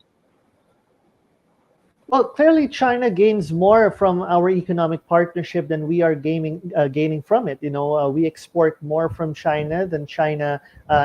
We import more from China than China imports from us. And clearly, what we have is a dependency on Chinese imports, and this is something that needs to be addressed. Because in terms of foreign direct investments, overseas development assistance, China does not really fare well in terms of the Philippine economy, and that's where Japan, the US, for example, play a much more significant role. But of course, the problem with a high dependence on imports is that you can't just redirect other sources for import, because that could lead to further inflation and socioeconomic costs. So I think the challenge here for the Philippines is to ensure that its partners are able to improve its manufacturing capabilities and, of course, enhance in more agreements and deals that may lessen its import dependence on China to a way that would not provoke the socioeconomic fabric of the country. And this is a long-term strategy that requires a lot of continuity in policy processes. So hopefully we're setting the agenda right now for the years to come. But definitely the economic aspect is something that is continuously being addressed. And I think that President Marcos Jr. has always said that a major portion of the foreign policy is obviously to enhance the economic resilience of the country. So that goes hand in hand. Mm-hmm. Okay, so I told you I would come back to the India part of it towards the end of the program. Dr. Jaishankar was there, and you were referring to his visit. What were your takeaways from that visit? What was different from this visit? What is your sense of that? Was there anything new that was promised? Was there something that reassured you? What are the practical expectations from India as far as Philippines is concerned?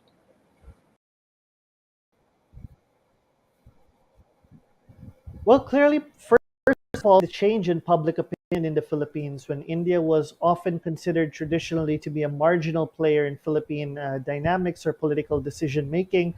Today, the dynamics of public opinion are very much supportive of a more robust collaboration between the Philippines and India.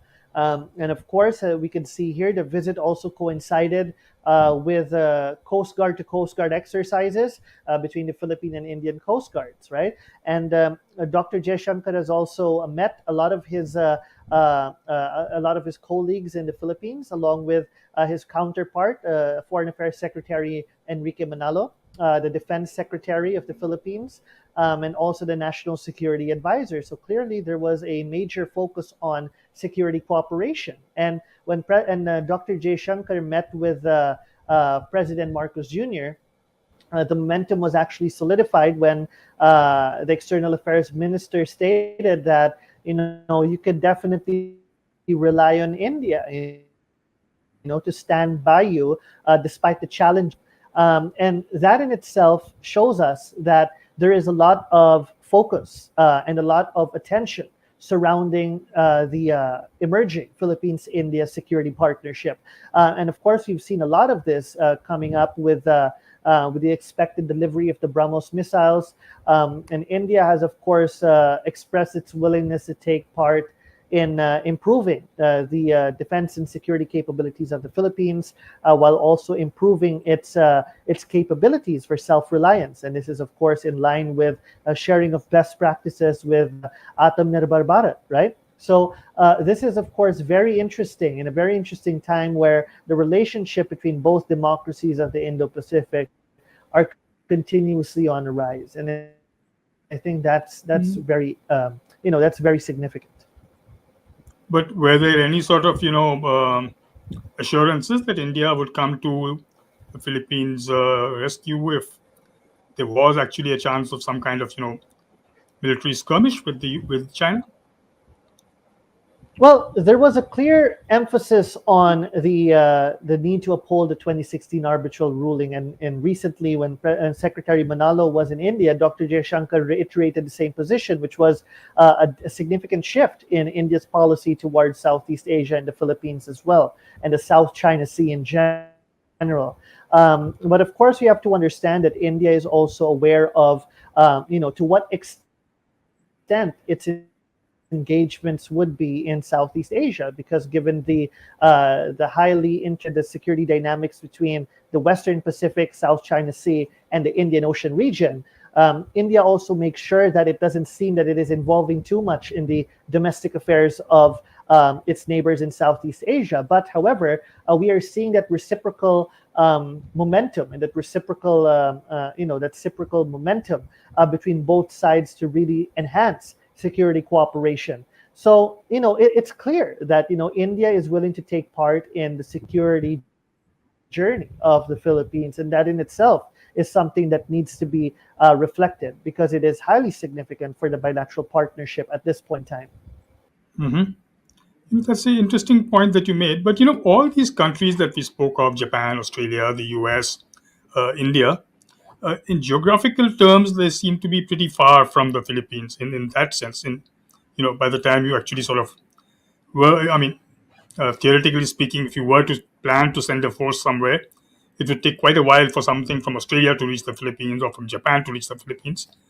Among your nearer neighbors, has there been anybody else who said that, if you're there, look, we're also there with you? Well, we Let's have say to understand ASEAN. that we How have does a the ASEAN we, position we, on what you're doing? Well, we have to understand that we have an enhanced defense cooperation agreement with the U.S., so which means that we have 9 bases that are on rotation here, which guarantees, of course, the presence of U.S. troops. And we'll also be having an RAA, a reciprocal access agreement with Japan, and that would also improve the momentum of Japanese troops, the speed and scope of Japanese troops in Philippine bases. So at that regard, there is that level of preparedness. And at the same time, of course, we are also engaged in a number of other activities in terms of maritime domain awareness and maritime exercises as far as geography is concerned. The U.S. state of Hawaii is also nearby. So True. where the Indo-Pacific Command is. So, as far as geography is concerned. But when you talk about Southeast Asian countries, I think that's not likely, given the history of Southeast Asia. ASEAN is not a security arrangement. It is an arrangement that took place during the Cold War period of 1967, due to the desire to survive amidst the fluctuating conditions of structure. So at that period between the U.S. and the Soviet Union, and up to now, it's the U.S. and China. So it's unlikely to come across such statements from Southeast Asia. I think we are well aware of that in that reality. Okay. I have a whole bunch of questions, but I think we're running out of time, so let me close with the last question. In your personal opinion, the South China Sea has become a very crowded place with a whole lot of, belligerents, for want of a better word, in the neighborhood, Chinese and the Americans and all the other navies that are involved. And now you have even the Europeans trying to get into the scene there. And people are increasingly worried about some kind of a, accidental thing escalating and spiraling out of control. How valid a fear is that? Well, miscalculation remains very high in the South China Sea, especially with rising concerns of as you've rightfully said, it's getting more and more crowded. And of course, at a time when we had the post-COVID-19 pandemic economic recovery and what's happening now in Ukraine, countries in Europe, for example, are in need of alternative sources of economic growth and development along with their demographic issues. So everyone's looking towards the east. And this is, of course, very important to note that increased engagements can eventually cause more chances for miscalculation. I think that's why it is necessary for all stakeholders involved to ensure transparency and engagement. But the problem is there are certain states like China that refuses to engage based on such rules and norms and institutions. And that's where the problem lies. And as it continues to provoke the situation, chances of miscalculation remains high. But of course, given the wariness of China and the Chinese military and escalating it to a certain extent that may cause a shooting war, and I think that's the sort of stop that it's trying to keep. But of course, as the situation continues to escalate, chances for miscommunication and miscalculation will inevitably be very high. That's a bit of a scary thought to sort of end this interview with, but I guess, and I hope that better sense prevails. I'm afraid we've run out of time. I do hope that whenever you're here in India next, I look forward to seeing you. I look forward to hosting you again. Thank you so much for taking time out for this. And like I said, I do hope Thank to you see very you much. once Thank again. you. Thank you. For the latest in strategic affairs, subscribe to our YouTube channel. Click the bell icon for updates. This is StratNews Global. I'm Amitabh Revi, and welcoming from Washington, D.C., Dr. Alvin Kamba. He's the incoming assistant professor at the Joseph Corbell School of International Studies at the University of Denver. Dr. Kamba, thank you so much for your time. Well, thank you for having me. Dr. Kamba, just looking at your latest writings with Carnegie, and we wanted to just you to elaborate on that. The Philippines, the China development model, and how China adapts to local power elites. Okay, so the paper that I wrote, it's about how there's an assumption that China imposes a model on, let's say, host countries, on the receiving governments, that they have to follow, what China does when it comes to construction contracts, when it comes to foreign investment, and local elites don't have power in this sort of this assumption. So I make an intervention by saying that is not the case. If we look at the case of China in the Philippines, the Chinese had to accommodate Rodrigo Duterte's wishes, particularly in expediting the project and rewarding local elites. Now, this departs from the assumption that Duterte is simply a puppet of China. Far from it. I think more than a puppet, he is a rational actor pursuing his goals and giving up something for other things. Now, what did he give up? In my view, at the start at the start of the administration, very clearly, he did not enforce the arbitration award that was won by the previous administration. In exchange, he was able to access foreign investment and construction contracts from the Chinese government, which, in my view, he used to reward local elites. Now, this is very different from the idea that Duterte is simply a puppet of China, or in the words of Filipinos, he's a puppy of China. He's a small puppy following the master. I don't agree with that. I feel like he's a very rational actor that pursues his goals and knows what he wants, and he knows the opportunity, and he takes advantage of it. So, being a rational actor, since we're talking about President Duterte, he's looking at maximizing his political gain within his tenure, which is till next year, unless, of course, he gets another one, or his daughter steps in, right? Yeah. So there, in 1986, because of the Ferdinand Marcos dictatorship, Philippine elites and opposition and civil society was like, okay, we'll stop president from becoming too powerful by imposing a term limit. So all presidents can only be president for one term, but political power goes beyond that. You don't need to be the president to actually have power and influence. And if he gets his daughter in office, and that's already enough power already, in my view. Right. Now, when you're looking at the Chinese development model, and you're saying that President Duterte, in this example, the Philippines, he's not a puppet of the Chinese establishment or entities or the banks or the state-owned enterprises. But how does that negotiation happen in terms of the opaqueness of the Chinese deals, interest rates, labor, wages, charges? Sure. So my argument is not to say that there is no Chinese model. There is a Chinese model.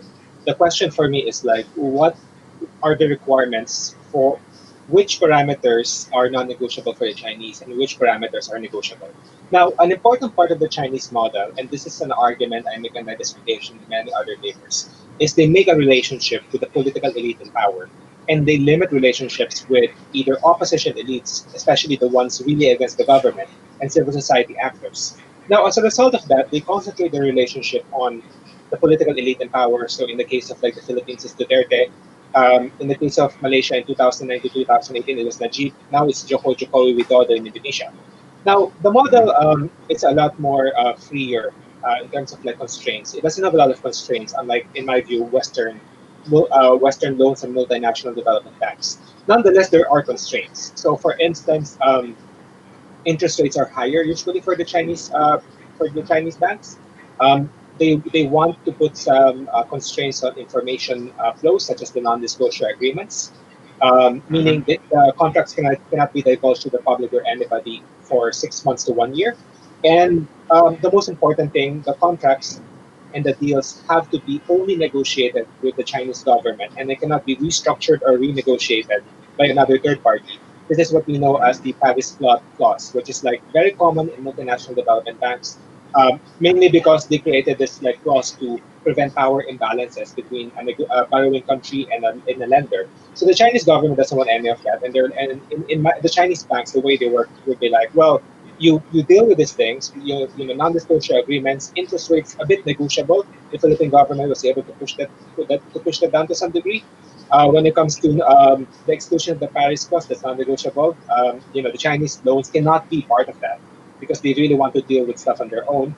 Labor is a bit more negotiable. It depends on the project and other things. So a lot of these things some of them are negotiable, some of them are not negotiable. But when it comes to other things, like who gets to benefit from the project, how fast can the project be implemented, are there in social and environmental safeguards, those are up to the host countries. And the Chinese government, in my view, would actually agree to that. And for me, that is the model. Dr. Gamma, when you're talking about, you talked about the balance between lenders and borrowers for the Paris Club, and where the Chinese model doesn't really incorporate that. But then, like you point out in your writings, say President Duterte it's in his motivation to rationally get projects that can be finished during his term, or at least give him political benefit, right? Which means that, and the corollary, which you pointed out, that the Chinese only are dealing with the ruling elites, not opposition or other community leaders, means if there's a change in power, then there's a problem. For sure. There could be a problem for sure. With your first comment, I feel it is quite short-sighted for the Chinese lenders to sort of focus on this, to sort of agree to any political elite in power. It's a bit short-sighted because if there's going to be a backlash, then the backlash would not just be limited to the Duterte, it would also sort of refract or sort of cascade into the Chinese lenders.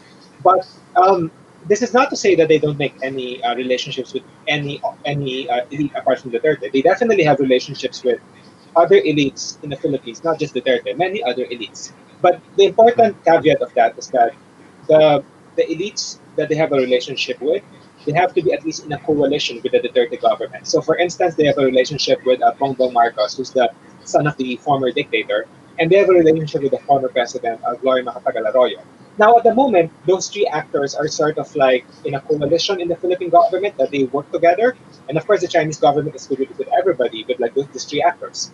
But the moment that these three actors sort of pursue their own path in terms of electoral gain, then the Chinese government would end up, they would end up having to choose which person to like ally with.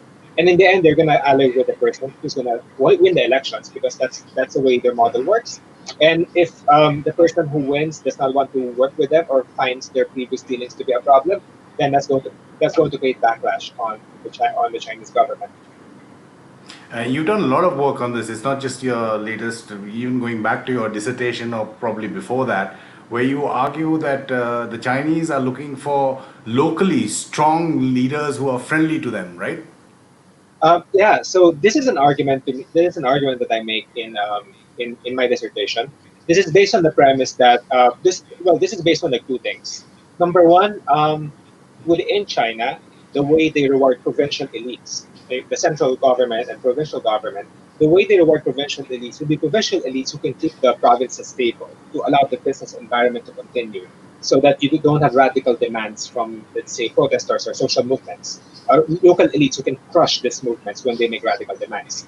The second thing is that when China was moving out of investing out in the late 90s, they were not sure about what's happening in the local environments of other countries. But the only thing they're sure about is if they're friends with the person in power, then this person in power can ensure the viability and the profitability of their investment ventures. So this is why, in my view, they try to invest in strong leaders Joy Macapagal Arroyo, they believe she was a strong leader until they were proven otherwise.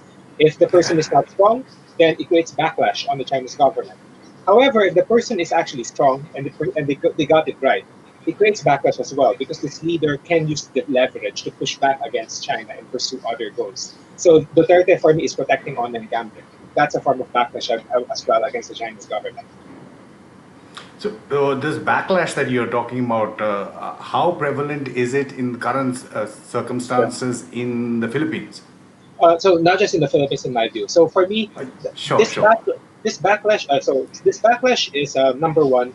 It happens on other policy fronts, not necessarily the main relationship between the let's say the Chinese government and let's say the Philippines or another host country.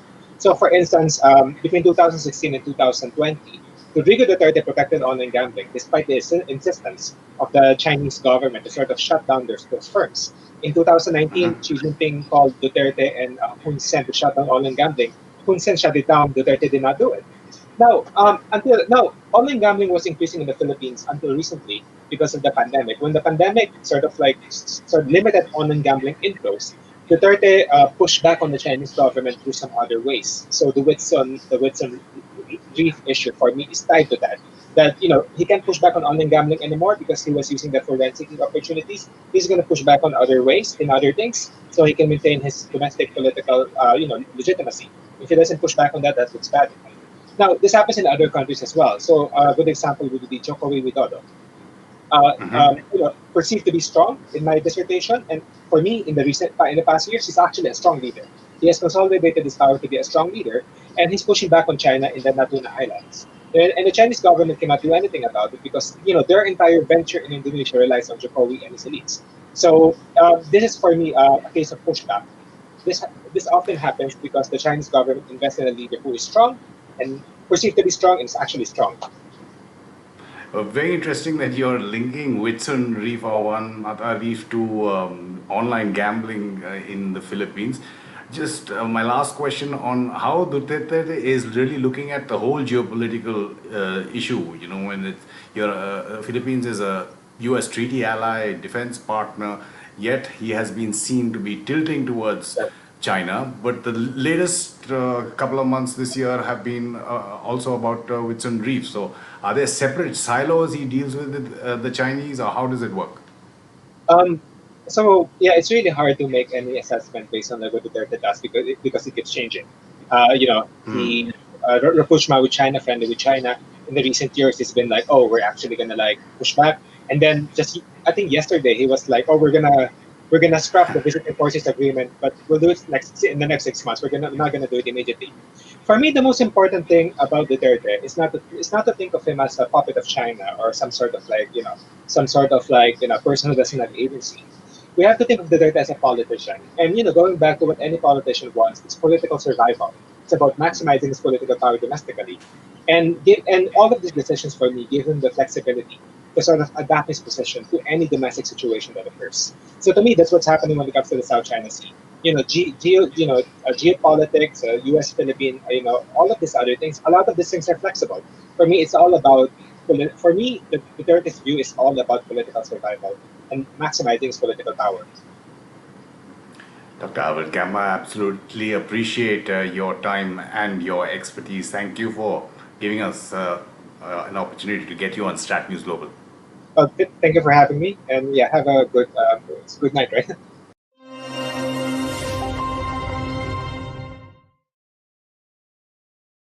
This is StratNews Global. I'm Amitabh Brevi. In Manila is Professor J.L. Batong. He has been a former legal advisor for the Philippines delegation, which successfully pursued a continental shelf claim.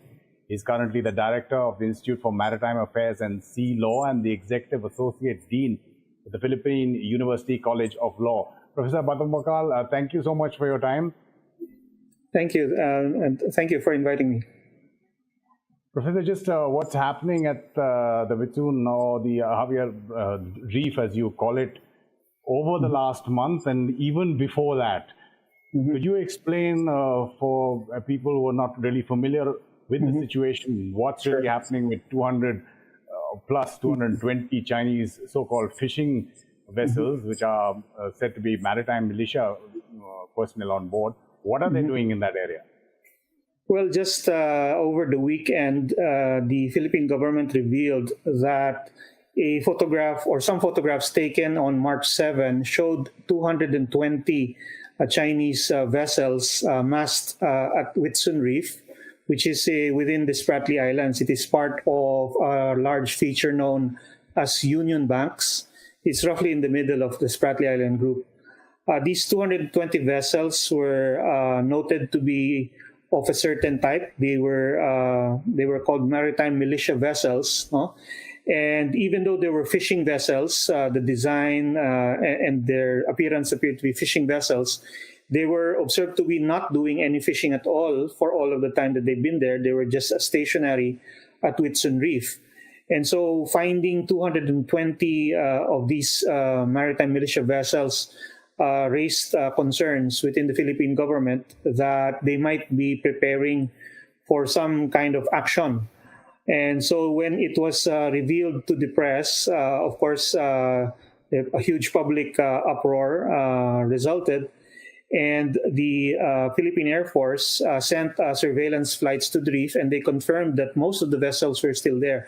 They counted about 180 about 2 days later. So they had actually been there for 2 weeks at least, no? And then later on, information came out that these vessels were actually massing in that reef since November or December last year. Now, the Secretary of Defense issued a call for the vessels to be withdrawn, and this was followed by a diplomatic protest from the Department of Foreign Affairs. And since that time, all eyes have been on that reef, and other countries such as the U.S. And Japan and other nations issued statements in support of the Philippines, demanding that this entire fishing fleet or maritime militia fleet be withdrawn from the reef. So as of today, we had another surveillance flight, and it showed that most of the vessels were still there. Right. So what is, in the Philippines' view, the Chinese game plan? Because they certainly seem to have one, considering how they have done the same thing in the past in the South China Sea. Yes, the real issue here, or the concern that is raised in government, is that this might be preparatory to the occupation or the taking of the reef, because it is very similar to what happened before to the Philippines with respect to Mischief Reef and Scarborough Shoal. In both of those instances, the first step really taken by the Chinese was to send their fishermen. And then after their fishermen established a more or less continuing presence there, they took steps to either occupy the feature, like what they did in Mischief Reef, or to begin shooing away Filipino fishermen. And so this sort of reminded the government that these previous events are also taking place again. So they're concerned that they're preparing to also now take Witson Reef. So this has been a pattern really of the Chinese fishermen and Coast Guard and Navy of how they've been slowly taking over features in the South China Sea. Right. So apart from surveillance, you mentioned aircraft have been flying over. Both the Navy and the Coast Guard have said that vessels will be in the area as well. Diplomatic protests, verb notables. Apart from that, what can the Philippines do, despite what Secretary Blinken says that the U.S. will stand by its treaty ally? Well, of course, this is all necessary. The Philippines has only diplomacy as its option right now, because these are still ostensibly fishing vessels, private fishing vessels, even though they've been observed to be acting more as maritime militia. But they have not yet taken any aggressive action. There is no provocation yet other than their presence en masse. So it can still be resolved diplomatically if the Chinese were to withdraw from the reef. And I think that's what the government really is trying to do now. Fortunately, the statements of support from the international community appear to have strengthened the hand of the government in facing up to the Chinese side this time. Now, this is despite the fact that you were also a legal advisor for the Philippine side that was successful in establishing, its maritime claim, the EEZ, despite the fact that the Witson Reef, or the Julian Felipe Reef, as the Philippines calls it, is within the EEZ. You have a ruling from the PCA in The Hague in the past as well, which really hasn't been, the Chinese, of course, don't accept that. But they're part of UNCLOS, right? So how do you all that? What's the politics behind that? Philippines doesn't seem to be pushing its international legal claim that has been upheld in the Yes. Well, even though the Philippines won its case in 2016, and vindicated its rights to its exclusive economic zone and continental shelf, the current administration chose a different path, a totally different path from what was pursued by the previous Aquino administration. So the Aquino administration was able to see the litigation through, but the Duterte administration did not press its implementation. It instead chose to pursue a very friendly and accommodating posture vis-a-vis China, hoping that that would create generosity on the part of the Chinese side, and that China would then provide infrastructure and financial aid to the Philippines. 4 or 5 years down the road, unfortunately, none of the promises that China made to President Duterte in its initial 1 or 2 years, none of them have really come to fruition. Only a couple of bridges, but none of the really big ticket items. So I think that has played a part as well. This dissatisfaction, I guess, in the position vis-a-vis China, and that probably is why there is this change in the posture of the Philippines and dealing with China this time. Unlike before, it would always downplay events, but now this has been a really controversial incident, and even the government, especially through DFA and the Department of Defense, they've issued very strongly worded statements this time. Right, the Secretary of Defense you're mentioning there, who issued a statement, then Secretary of Foreign Affairs, the department as well, Teddy Locsin, and his tweets we've seen over the last month or so. But President Duterte himself apparently spoke to the Chinese ambassador, and he was assured that there was nothing amiss. But does he now see a pattern? Does the government see a pattern in terms of promises not being kept, as you mentioned? So the policy that they followed seems to have backfired in a way with China. Well, one hopes that he realizes that, of course. He has actually been relatively silent, other than the news that came out that he spoke with the Chinese ambassador, where he supposedly said that he was concerned about the vessels massed there. No other statement has actually been made by the president himself. It's really been the Secretary of Defense and the Secretary of Foreign Affairs who have been doing that for him. Now, explain to us, Professor, the Mutual Defense Treaty with the U.S., which calls for the U.S. to step up if there's any conflict or otherwise.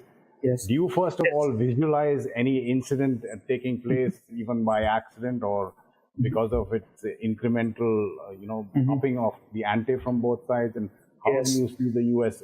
reacting? Well, the United States has been the oldest treaty ally and the only treaty ally of the Philippines so far.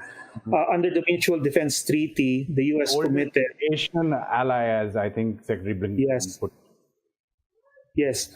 Under the MDT, the U.S. has committed, and it has actually explained it to the Philippines many times over the years, that they will respond if any public ship or aircraft or troops of the Philippines are subject to an attack anywhere in the Pacific area, which they clarified further to include the South China Sea. So they made it a point to again restate that position. And when this controversy blew up over the weekend, there was an immediate statement again from the United States through its embassy that they were standing by their treaty ally. Now, this is very important. because yes, the possibility of an incident is of course there, given that China has continued to incrementally acquire portions of what we call the West Philippine Sea, which is actually our exclusive economic zone and continental shelf, as part of their overall attempt to try to take control of the South China Sea and all of the island groups there. So the assurance by the United States, I think, lends some strength, not just support, to the Philippine side, so that its units like the Philippine Coast Guard vessels and the Armed Forces vessels and aircraft can move in the area and at least conduct surveillance activities and patrols, so that will give them better maritime domain awareness, a better sense of what the Chinese are doing this time in that area. Right, you're mentioning that these are under the guise of fishing vessels, but the recently passed Coast Guard law that China passed and came into effect on the 1st of February, is that worrying if it escalates from the guise of fishing vessels, because they are then allowed to fire at sea? Well, it is of course a concern. The fishing vessels of China do not have that authority, even though they are known to be part of the maritime militia. The law that China passed refers specifically to their Coast Guard. Now, we have not cited, or there have been at least no reports of the sighting of any Chinese Coast Guard vessels accompanying these maritime militia vessels or fishing vessels that were sighted on Witson Reef. But definitely they are in the area because they're often observed patrolling or moving, especially between the artificial islands that China created. So even if you don't see them there, they're probably just over the horizon.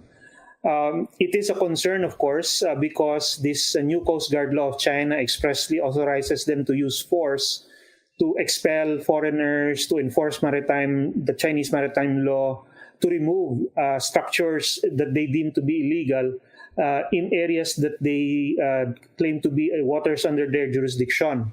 It would be fine if they limited themselves to only their jurisdictional waters within 200 miles from the Chinese coast, for example, in accordance with UNCLOS.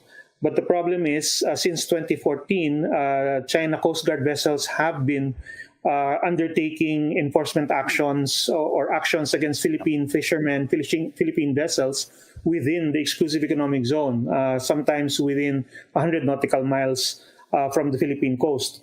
So there is that prior experience. There are those prior experiences that inform the Philippines' concerns, their worries that in the future, China will use its Coast Guard vessels to take actions against Philippine vessels and even aircraft within its own within Philippine jurisdiction, and that is really that could be considered as an act of aggression. Right. When you're talking about acts of aggression, you mentioned the DMT and the US. Now, President Duterte is seen as playing China and the US. There was a flip-flop about the forces agreement as well. Then him asking the US to pay. Is everything okay in that relationship, the allies between the US and the Philippines now? Well, actually, I am also not so sure because as of today, there has been no statement from the government indicating that they are resuming the visiting forces agreement. If you recall, last year, President Duterte suddenly announced that he was abrogating it. And then they stepped back from that decision and suspended the abrogation for 6 months. And then after, close to the end of that 6-month period, they again suspended the abrogation. So it is still, that clock is still ticking. And so this crisis or controversy coming at this time, I'm sure is going to again get discussions and debates going within the government, and especially with President Duterte himself, as to the wisdom of his rather rash decision to abrogate the visiting forces agreement, which is really the main instrument by which the Mutual Defense Treaty is being implemented at present. So, Professor Badumakal, Philippines and the other Southeast Asian countries and Japan, if you include as well, is there a difference in the way China is now seen because of Chinese behavior, whether it's in the South China Sea, in the East China Sea? We've seen on territory, on Indian territory as well in Ladakh, Indonesia, and I think it is Japan who said that they will conduct naval exercises and nothing should be changed in response to what's happening. I'm sure the Americans will also have a fleet of their carrier group show force. But within ASEAN, is there an understanding of the only way to deal with China is if everyone is together? Well, unfortunately, even though there has been a change in the perceptions of China, it has not yet reached the point where the ASEAN countries are able to really get past their individual differences and come up with a united front. No? There are signs that that is coming, but probably that's still in the future. Right now, certainly there has been a loss of trust and there has been suspicions raised because of all the activities that China carried out against the Southeast Asian claimants, especially in the last year or 2 years. No, it has taken actions against Vietnam, Malaysia, and Indonesia, for example, and that has, I'm sure, that has raised concerns and has resulted in the code of conduct negotiations with China being slowing down because of that. No. Right now, the concern is that the actions being taken by China, in a way, are preempting the results of these code of conduct discussions. The code of conduct discussions themselves have been delayed by the pandemic, but this generated the loss of trust, I think, has slowed down the process even more. But again, like I said, that hasn't resulted yet in an express and really unified position within ASEAN.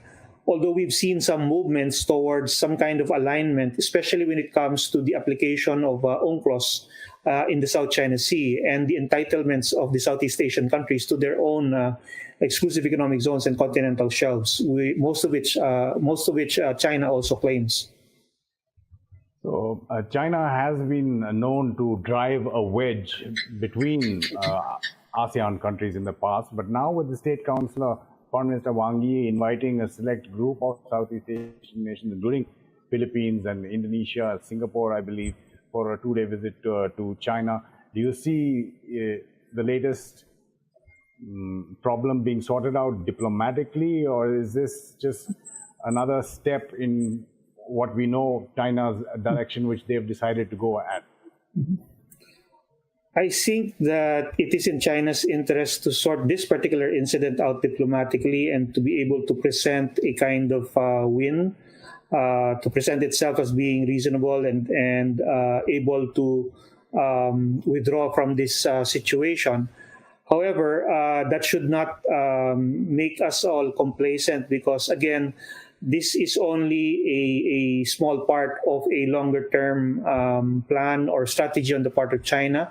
Even if they ease off now, they may again bear down on us in the future. And that has already happened before, especially in our experiences with respect to Mischief Reef, where initially we had a negotiated modus vivendi, and then that was subsequently violated some years down the road. And now what we have on Mischief Reef is the largest artificial island in the Spratlys, and it's also the closest to the Philippines, and it's hosting a full-blown military base. So we should not be complacent, even if the situation seems to be resolved for now. At the diplomatic conference that they will have, I expect that China will try to placate essentially Southeast Asia and try to keep on good terms with them, especially since China is increasingly at odds with the United States, and they're really competing for influence over this region. Professor J.L. Batong Bakal, thank you so much for your experience and your expertise, and thank you for appearing on StratNews Global. Welcome, Amitabh. In this episode of SNG Explains, we will talk about the Quad's support to the Philippines' growing resistance towards China.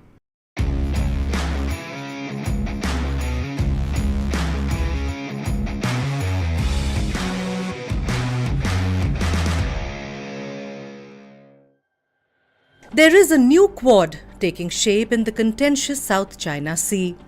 3 members of this new Quad are known and familiar: Australia, Japan, and the US.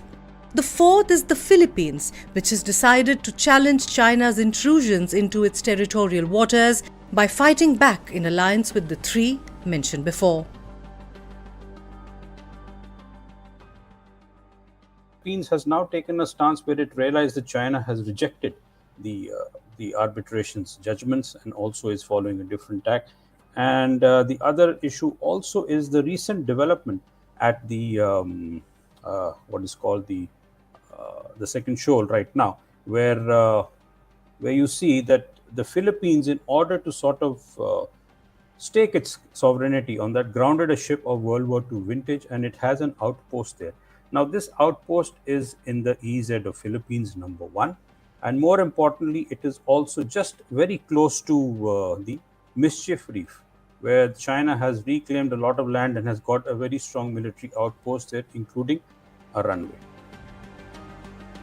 Leaving nothing to the imagination, navies of Australia, the United States, and the Philippines simulated a drill involving the retaking of an island in the South China Sea. It was a deliberate signal to China, which occupied Mischief Reef belonging to the Philippines in 1999 and claims the second Thomas Shoal.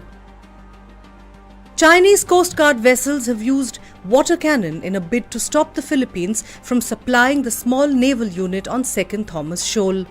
The Chinese backed off only when the United States Navy supported the Philippines. The US says it will come to the Philippines' defense in the event of a Chinese attack. America's commitment to the defense of the Philippines is ironclad.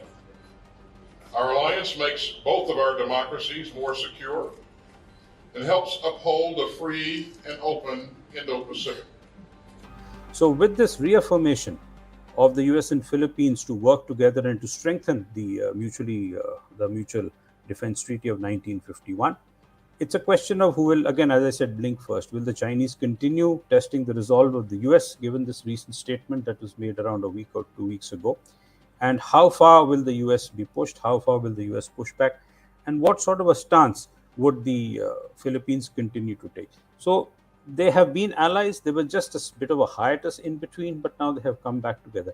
Do remember that the question of the defense treaties, apart from the Philippines, was also questioned by Japan and other allies of the US in the Indo-Pacific, when Chinese was actually sort of, flexing their muscles. And we had President Obama and Hillary Clinton as the Secretary of State, sort of stating again and again that the US will remain strong on the treaties it has signed. And there's more. India is also supporting the Philippines with the delivery of BrahMos missiles due to begin in September. They have signed an MOU on cooperation between the 2 coast guards, and Manila could buy India's Dhruv helicopters and Dornier maritime patrol aircraft. India has also offered a line of credit. The key question is whether China will realize it is creating too many enemies and seek a negotiated settlement. So far, however, China is willing to negotiate, but only on its own terms. This is StratNews Global. I'm Amita Bravi, and today we're discussing the External Affairs Minister Dr. S. Jaishankar's visit to the Philippines, his first as an official, as a minister, and how that comes on the heels of the Quad foreign ministerial meeting in Melbourne, as well as the BrahMos deal that was signed with the Philippines. Our expert tonight is Dr. Pooja Bhatt. She's an Asian security expert with a focus on maritime security and is the author of the 9-Dash Line, Deciphering the South China Sea Conundrum. Dr. Bhatt, thank you so much for your time. You're muted, I think. I'm sorry. Good evening. Thank you for having me, Amitabh, for the show, and I'm really glad to be here with you all. The pleasure is all ours. Just wanted to get your reading on the significance of the visit coming close on the heels, as we said, of the Quad ministerial and that BrahMos deal.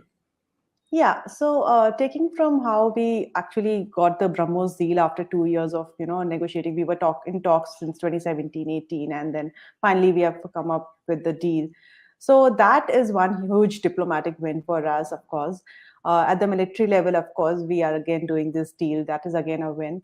But given the backdrop that now Indo-Pacific as a region is now developing, and now we had just had the Quad ministerial meeting, foreign ministers meeting in Australia, where Jaishankar was present, and coming to Philippines after that. That and a simultaneous release of the US Indo-Pacific strategy. So many things happening at the same time. I think BrahMos deal and external affairs minister to the Philippines is a very, very significant thing for the moment. If you want to flesh out a little bit of your thoughts on the BrahMos deal in the milieu that it came in January 28th, as you said, like it's been 3 or 4 years or more than that that it took for the actual signing to take place, in lieu of countries strengthening their military and security infrastructure. It's Philippines, of course, but we've seen Indonesia, Malaysia looking for military deals as well. And putting it in context of India's very ambitious defense export target of 5 billion by 2025. Right. Great question. So the thing is, it is also a time when the countries are facing, Chinese pressure in the South China Sea. Though we were talking about these deals for a long amount of time, there are few things that happened in tandem which actually facilitated this entire deal, if you understand. So first, India, getting the MTCR approval so that India can, sell its missile-related technology to other countries is one big win for India that allowed India to sell this. Another is Philippines now taking us, position of buying the weapons. For all these years, there could be a number of reasons why Philippines was not going through with it. First was, of course, the maybe Chinese pressure, which was not allowing Duterte initially maybe to take it on board, but now they are doing it. Second is, of course, why the deal got delayed was the COVID, and as we understand, Philippines itself is not that much of an economically developed country to seek for the entire deal. So I think these were some issues which delayed. But we also saw how Chinese pressure on Philippines has built up over the years. It's not just Chinese claims that have become more, aggressive in Mischief Reef, Scarborough Shoal, where that Philippines consider their own area, that it is own maritime assets. But also the Filipino fishermen that have been, and in the past few years, if one data says around more than 250 incidents have happened where Chinese militia, Chinese PLA Navy has been harassing these Filipino fishermen. So these are the incidents that happened, and I think that took up a major toll on how Duterte government has reacted to it. And there's a lot of internal pressure on Duterte government. They are coming into elections, and now Duterte has to keep up with his word, right? So I think these are the issues that have actually led of Duterte to take a position and buy BrahMos. See, BrahMos is basically the version they are buying is a supersonic shore-based anti-ship missile. So that means they will be using it for their coastal defense. It's a defensive thing that they'll be using it and placing on their coastal areas. We have to understand that the range of BrahMos missile is around 290 as per the paper records we see, and the EEZ of any country's special the economic zone, exclusive economic zone, is approximately 200 nautical mile or 370 kilometers roughly. So even if they place it on their coast and they use it, it will be purely defensive if they see any hostile ship attacking them or coming in their region.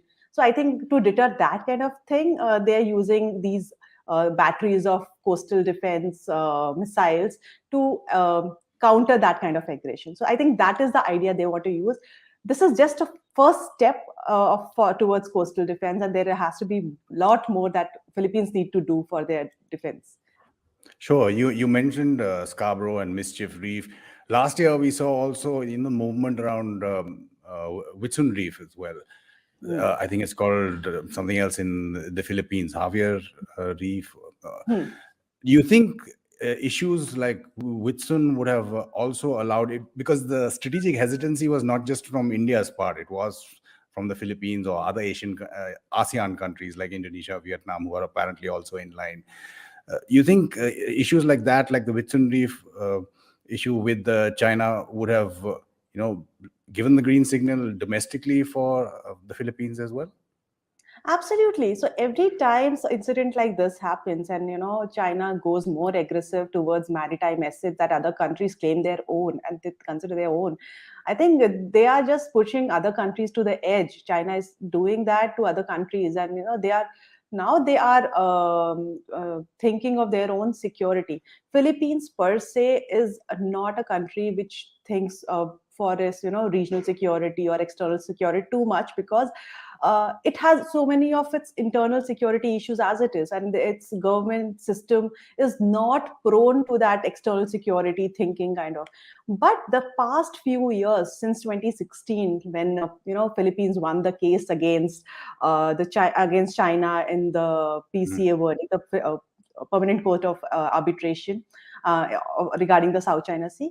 Since then, there is kind of dual level of engagement with China that has been happening vis-a-vis Philippines. So on one level, the Duterte government is trying to constantly negotiate with the China regarding maybe just to get a assurance that they are not their security is not hurt too much. But at the same time, they are realizing that they need to strengthen their security, because despite all the talks going on with China, their security is still being hampered, and this is becoming a domestic politics issue for them. It's just not a external security, foreign security issue.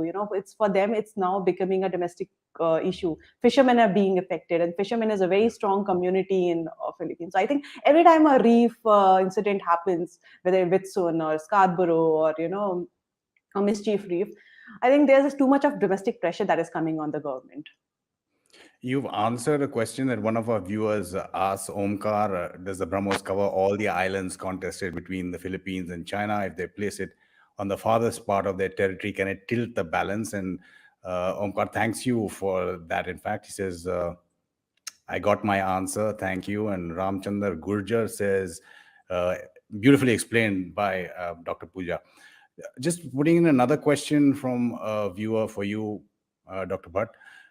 Could ASEAN deliberate upon a common foreign policy stance towards Chinese aggression in the South China Sea? Is there any chance of that happening? This is from Kurt Cobain.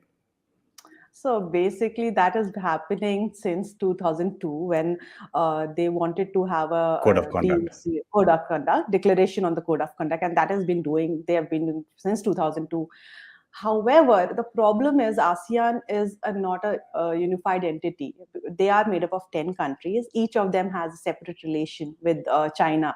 And only 5 of those 10 countries have these maritime issues with China. So whenever the issue of South China Sea comes up, whether it's the ASEAN meetings with China or it's the annual meetings that ASEAN has, there is a divided position within ASEAN itself. And that is what is being leveraged by China. That divided position has been leveraged by China to not come up with a common position for all. Vietnam, if you see, Philippines, if you see, each time they are on the chair of ASEAN, of the ASEAN, there are more strong statements that come out that year. However, when the other countries like Brunei is Laos. there, or Laos, Cambodia are there, yeah, that issue gets very watered down every time.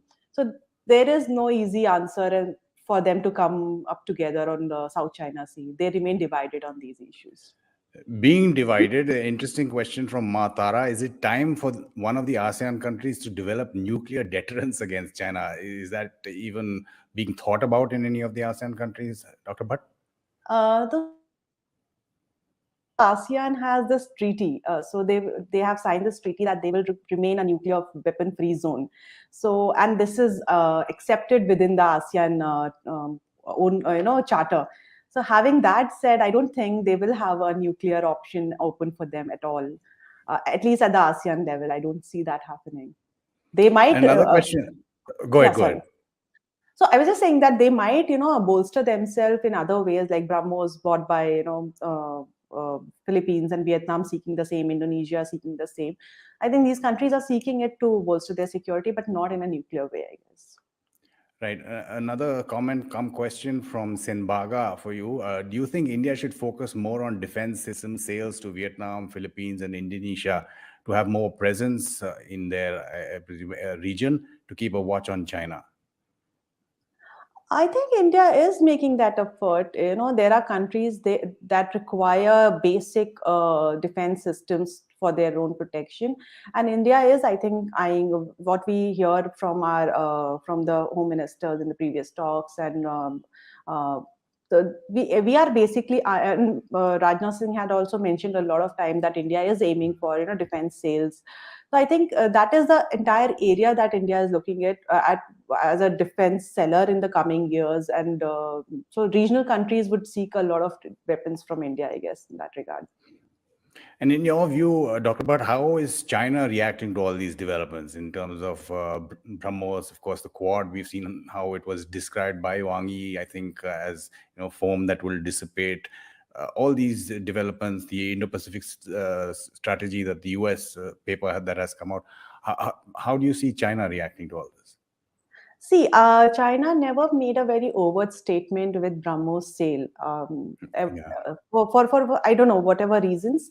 But if you read some of the internal readings coming out from whatever security analysts there and some people there, I think they don't see BrahMos as a major game changer, because they just see BrahMos at having limited range and all that. So they are seeking it from that point of view, that BrahMos will not make much difference.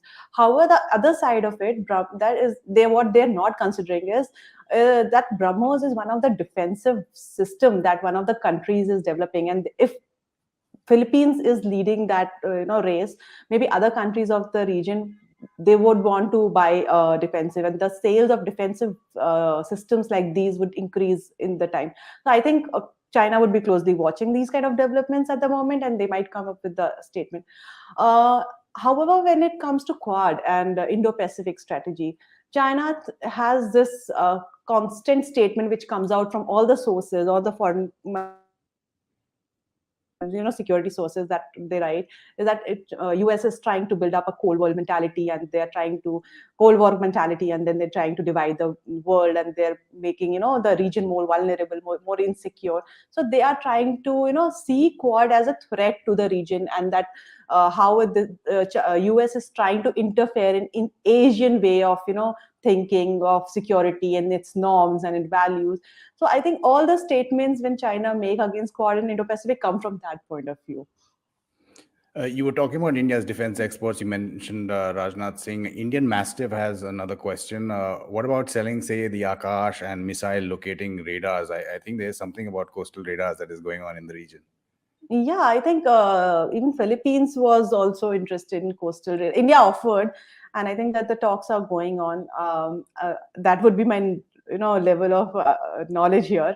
I don't know which are countries India is considering to sell it, but I think coastal radar is one of the areas which most of these coastal countries would be interested, because they would want to strengthen their systems, and only missiles will not help. You need to have an overarching infrastructure for the coastal defense system, and I think India has that kind of system to provide to these countries.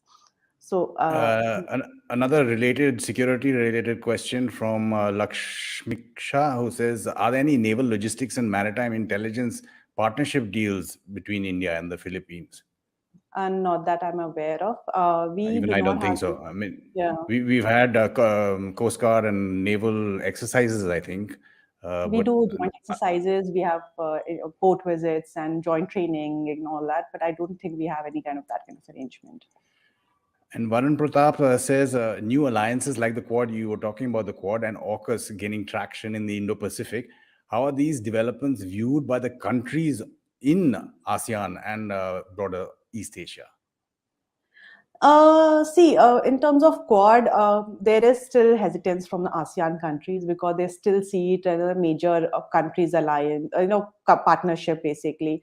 So I'm not sure that how many of ASEAN countries would want to be a part of Quad, and unless Quad talks about expanding itself to Quad Plus, which was one of the discussion that was coming in between, that how we want to expand it to the other regional partners, like-minded countries. I think if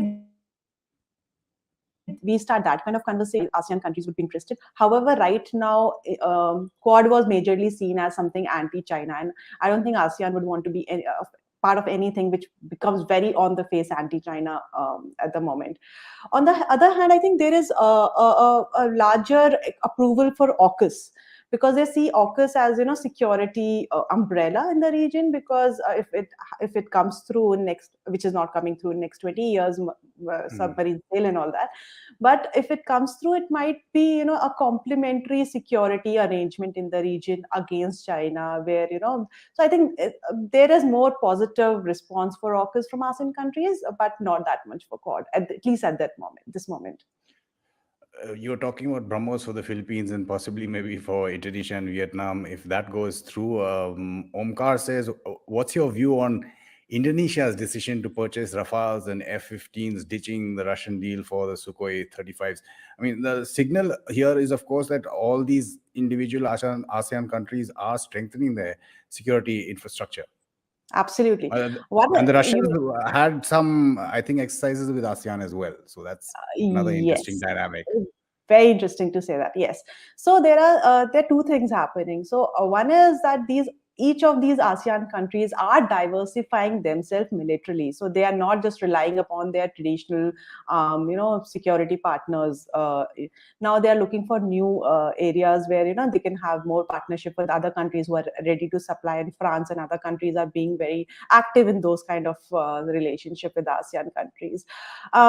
Also, presence of Russia in the region is actually something very considerate point again, because Russia is seeking, its larger presence in the Indian Ocean region, and now it's engaging with more and more Asian countries, ASEAN per se itself.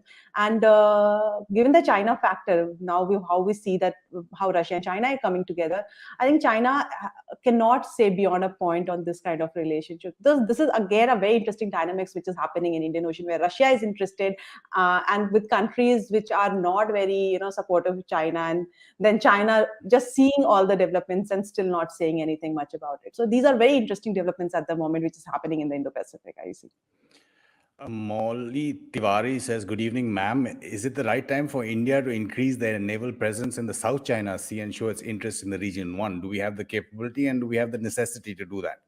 Yeah, that is the answer actually. So India is very much interested in South China Sea. Its claims are neither new nor unique. We have we stand for free and open Indo-Pacific, and free for NOPs and overflight operations. So in that regard, India has its very mind very set on how it wants to go in the South China Sea. However, we also know about our limitations, like how many ships we have, how much we can deploy there. I think these are the question about your ambition and whether it is backed by your capabilities or not. Right, and on India's Act East policy, has it been significant, Kurt Cobain again asks, in countering Chinese influence or expanding Indian influence in Southeast Asia? If not, what more should India look to do? I think it is a very, very early to comment on Act East policy, because we just we shifted from Look East to Act East just in 2014, and it would be very soon to judge this policy in which in 5 years. One good thing is that we have shifted just from saying Look East to actually building up a relationship. ASEAN leaders coming to our national events, and then we having more and more diplomatic engagement, political high-level meetings, interchanges of that sort. So I think that is a very good move up towards Southeast Asia that we are looking at Act East policy. also we need to consider that entire Southeast and most of the countries in South Asia and Southeast Asia are still developing. So they're still finding their synergies in how to come up together to find meaningful relationship with each other. They have their limitation in terms of economics. They have their limitation in terms of their military levels. So all these engagements are step towards that, increasing and intensifying those military and economic engagements. Another interesting point here from Jaideep Gadavi, who says, what about the defense relationship that China and the Philippines had that was flourishing during the initial years of the Duterte administration? So yeah, it was all smoke and no fire. so so yes, when Duterte came into power, and which was just after the 2016 PCO verdict, within that same month he came into power, and then he was called upon by President Xi, and they had a very good talk and how they wanted. So, but what happened in reality, if you see the paper, real records, there has been very little that has been transferred in terms of their arms sales or those kind of military engagements. Very very little has happened. So that that initial fervent of Philippines China relation is now dying down, and there is so much of domestic pressure on Duterte right now to act against China that he cannot go beyond a point for furthering that kind of relation until unless China ensures their security to them. So that is the thing that is driving it right now. And how do you see the US and the Philippines? I mean, they're treaty allies. There were a lot of hiccups about the visiting force agreement, but that seems to have been resolved for now, at least. Yes. So, so again, when Duterte came into power, and he had very colorful language to be, used against President Obama, and then seeing from that angle, there was this thing that maybe U.S.-Philippine relationship is withering out. But China being China, and then Duterte being Duterte, I think the engagement went so that Duterte realized that it cannot just rely on China for this security arrangement, and it requires a US. And after these incidents of what happened in the Witson Reef and Scarborough Shoal and all this, he was more and more convinced, I guess, that he would require this VFA, the Visiting Forces Agreement, to be in place, and he would require US military to be present there on the land, so that for the security reasons. At the same time, he also expanded his he's expanding his military relationship with other countries. So I think US is not leaving with Philippines anytime soon, and China is ensuring that for them. Another interesting development, it may just be domestic related, but there has been reporting suggesting that it's Philippines taking a leaf out of India's book is on RCEP, and the Senate has not really ratified that. It's put it off till the next session, which is, I think, in May 23rd. That's post-elections. Do you see any China connection there, or is it just domestic politics? Personally thinking, yes, there has to be a huge China connection there, because internally, if you study for Philippine politics, a lot of leaders, top-rung leaders, are against Duterte, signing RCEP at the moment, because it is not favoring their neither their economic status nor their the entire political arrangement that they have with China. So I think China is a very much the factor for why Philippines is holding on RCEP at the moment. Whether it is a leaf from India's chapter, not very sure, but I think it's a very encouraging sign for them to see if India can stay out of RCEP and wait and watch. Maybe Philippines also can do that. So they're not taking a very hurried step towards RCEP, because it actually integrates their entire economy with China, and I think Chinese terms are not very favorable, and more countries are realizing that. And one question from Yes, That's Right, who says, good evening, ma'am. Why can't India actively engage with Vietnam militarily, as China is using Pakistan to satisfy its needs and pressurize India? Okay, the thing is, it doesn't work that simply. India is doing its exercises and port visits with Vietnam, and there have been tremendous exchanges between the two countries in terms of their maritime diplomacy and training and exercises that the two countries have been doing. India has been offering them submarines, training them for them. They are seeking more systems that India is willing to provide. So this is how it works. But just seeing it from India-Pakistan angle would be too short a vision, because I think India, these two are different things. We are seeking one maritime connection, and then we are talking about from the point of view of our territorial thing.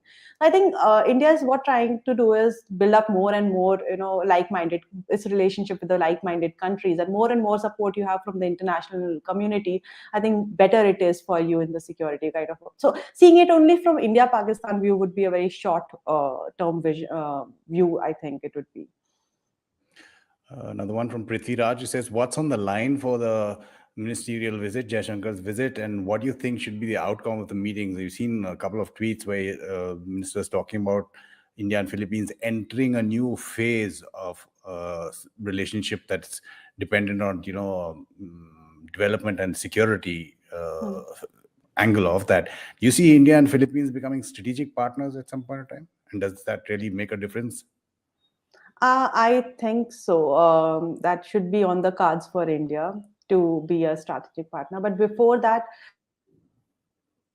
there is so much that Philippines are seeking from India right now. If you talk to Philippine people from there, they seek India as a partner. They want more and more to do with India. However, we are the ones basically right now who are not able to maybe give them that kind of option. More because Philippines has nothing much to offer. If you see the trade difference, Philippines, we trade with Philippines, like we sell them something about 1.5 billion each year, and the imports are only 500 millions or so something. So there is a huge trade difference that India needs to first look at. I think we should not straight away jump to the security angle. That is something which can be gradually built up. But I think we should see for their immediate needs right now. And what they immediately need is economic development for their country. So I think that is the area where India should fit in, and India should provide options for it. One of the areas that they are seeking from is tourism. They want more and more Indian tourists to visit Philippines. It's a nice, beautiful place. Incidentally, China has a huge tourist influx in the Philippines, which they enjoy economically, but they do not like them because Chinese bring a different kind of system to the Philippines, which Filipinos per se do not like. I think these are the areas that India need to first figure out, that what exactly Philippines want in economic range, and actually build up on those. We have promised them on IT sector, we have pharmaceuticals, we are big medical hub for the Filipinos to come and get themselves treated. So I think these are the areas where India needs to build up. Strategic partnership will come eventually, but I think we need to figure out where we fit together seamlessly. So yeah, that way I think a strategic partnership, then something would be the next step. Just going to take a couple of comments. Dejan Hans Ilaya, who says, I'm Filipino. We do not like China bullying our fishermen. Dr. Pooja Bhatt, absolutely appreciate your time and your expertise, and it's reflected by our viewer questions. And if I can just find one that thanks you as well. Anurag Shukla, who says, Dr. Bhatt, good to see you, and thanks for your diverse perspective, ma'am. Thank you. I'm glad. So it was an absolute pleasure having you, and we'll keep getting you for more on your expertise as well. Thanks, Dr. Bhatt. Thank you, Ravi. Thank you so much. Bye-bye. And just a reminder to our viewers, do follow our social media handles for the latest news and analysis from an Indian perspective. If you're not following or subscribing to our YouTube channel, you can do that. Like this video if you have stayed this long, like many of you have, and do share the link as well. And many of our supporters have been saying that they would like a UPI payment ID to try and contribute and support us. It's there in the YouTube link, but I'm putting it up on the screen as well. This is StratNews Global. I'm Amitabh Revi. You're watching Strategic News Global. I'm Amitabh Revi, and we are very fortunate to be joined by Ambassador Jaideep Mazumdar from Manila in the Philippines. Ambassador, thanks so much for giving us your time. I know you're in between two phases of repatriation. But just to recap what happened in the first phase, I do believe it was about 5 flights. Can you give us a little bit more of how many Indians were actually evacuated? How many Indians have registered with the mission? Yes, thank you for having me. We've just completed our first phase of evacuation of Indians, as you mentioned. And these were 5 flights every day for 5 days. They included Mumbai, Delhi, Hyderabad, Chennai, and Ahmedabad. So we are through with that until the 14th of this month. And then from the 19th, we start another phase of flights. We have in our registry about 7,000 Indians in the Philippines who wish to travel back to India. And so we are addressing them in a phased manner. The most urgent cases first, and also the largest concentration, because every flight goes to a single city, and those passengers usually cannot go to other states from that city. So we try to match the city, the residents of the city with that flight. When you're talking about the second phase, I believe that's from the 19th to the 30th. There are another 5 flights that are planned by Air India. Again, it's going to be Manila, Mumbai, Visakhapatnam, or Manila, Mumbai, even Kochi. I think the first 2 flights are. There is one flight though, which goes from Cebu to Delhi, I think, and Jaipur as well. The Cebu flight will probably go to Mumbai and Ahmedabad, because the most number of people are from Cebu are from that part of the country. And we will also have a flight to Visakhapatnam from Manila, and Jaipur, as you mentioned, Kochi, and Bangalore. The first phase, you were talking about 7,000 have registered to come back. Now, explain to us the challenges, especially since it's been such a strict lockdown in the Philippines. Right. So Philippines presented its own challenges. As you know, the government of India had planned in the first phase to evacuate citizens from 12 countries around the world. These were the United States, the UK, some Gulf countries, Malaysia, Singapore, and the Philippines. Now, the Philippines was the only country that does not have a presence of Air India. We did not have any Air India personnel on the ground. We still don't have any Air India personnel on the ground because they are not allowed to come in because of the lockdown here.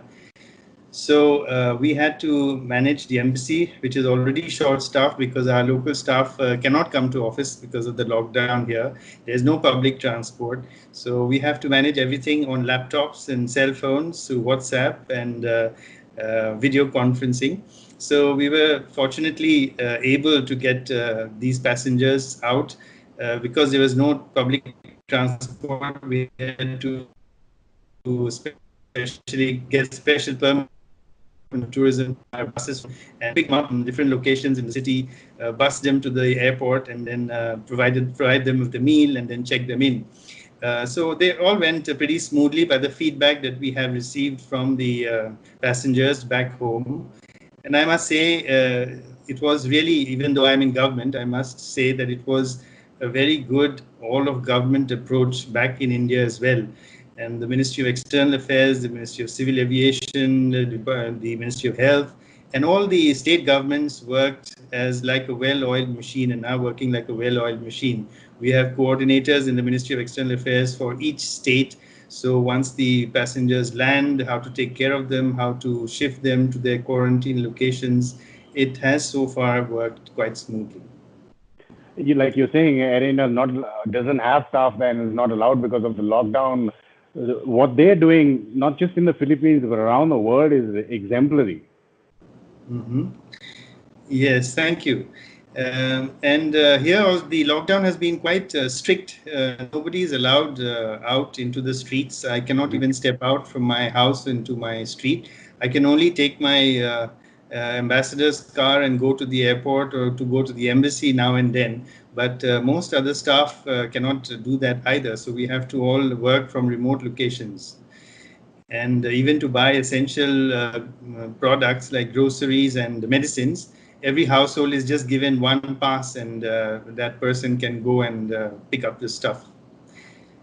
You were talking about the feedback that you've received, and I've seen on social media as well, people are posting all the thank you messages. in spite of that lockdown, like you're saying, you had to use your diplomatic car. You've traveled to the airport when the Indian nationals have been coming back. You've met them, reassured them. You've been on the flights, and we've seen them all clapping while you've been there. You've even been involved in the food packages or the lunches while they wait. So, but it's been a team effort by the mission itself, I think.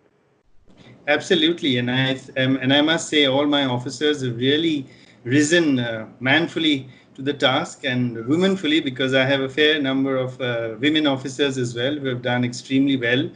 And it's been this is only the like the end game of it all, because over the last 2 months of the lockdown, all the stranded Indians we have reached out to on a regular basis. One of my officers, there was a family with a 5-year-old who had practically nothing. They had no money. They were stranded here.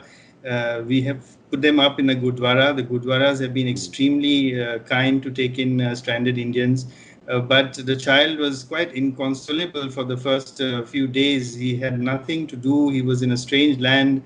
And so one of my officers sent toys and coloring books of her child to this. So we've been reaching out to each of them and consoling them, giving them strength, and also supplying sometimes food, medicines, hand sanitizers and masks to thousands of students who are also stranded over here.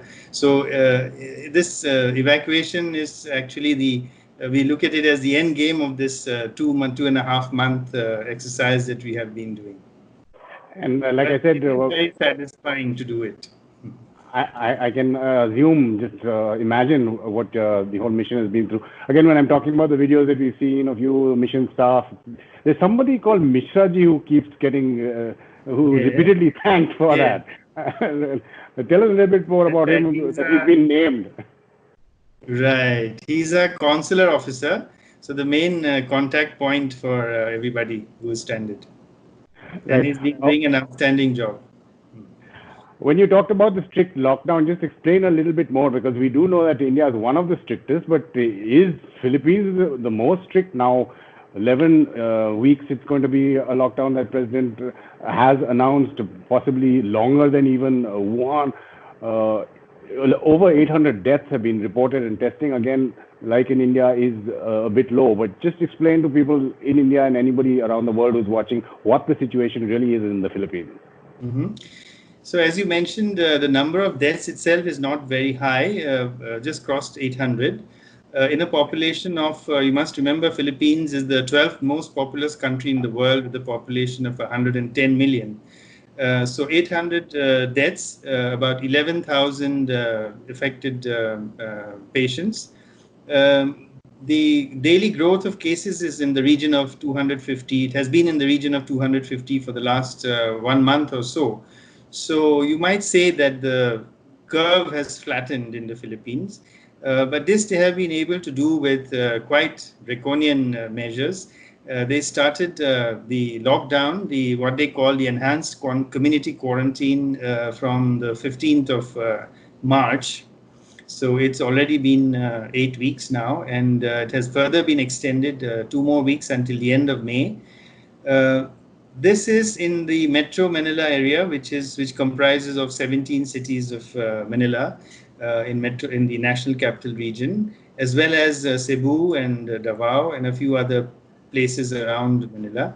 The rest of the country is largely free of coronavirus, principally because of the lockdown that was put on these metros quite early on. And as I mentioned, it has been strictly enforced. The streets are completely bereft of human beings or traffic. The legendary Manila traffic that we know so well about, it's actually quite a breeze to drive through the streets of Manila now. And by and large, people have been following it. From today, we have what is called a modified extended enhanced quarantine, which means that some shops in malls can open now. Some of the industries can open with 50% of the workers. And I can step out of my gate and walk on the road with a mask if I wish to, or use my bike or run on the road. You're So talking that about is the legendary Manila, Philippines roads, but I mean the legendary Indian roads are also very similar to that. But is that's it a double whammy of sorts in terms of nature with the Typhoon Wongfen? I think it's also called Ambo locally in the Philippines. Because how do you evacuate people in such large numbers and yet not keep them in confined spaces or in close proximity when there's a strict lockdown?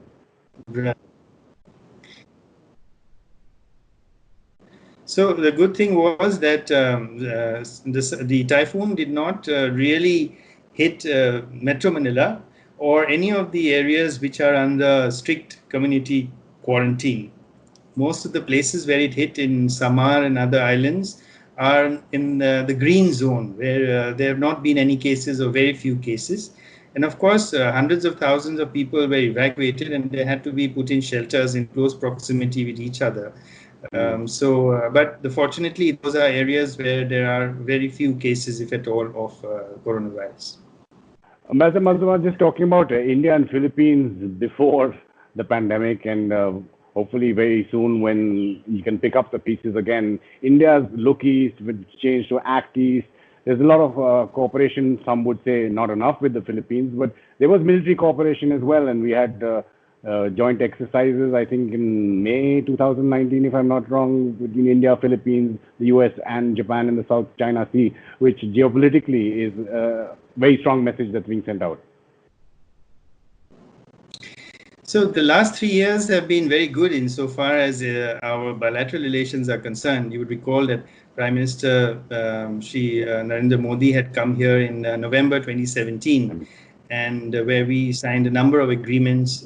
We had a substantive bilateral engagement with the Philippines President Duterte. Then the following year, President Duterte visited India in 2018. And last year in 2019, which was the 70 years of our diplomatic relations, our president came here on a state visit, where again we signed a large number of agreements in defense and other fields. We have had bilateral working group meetings in defense procurement, in agriculture, in a wide variety of subjects.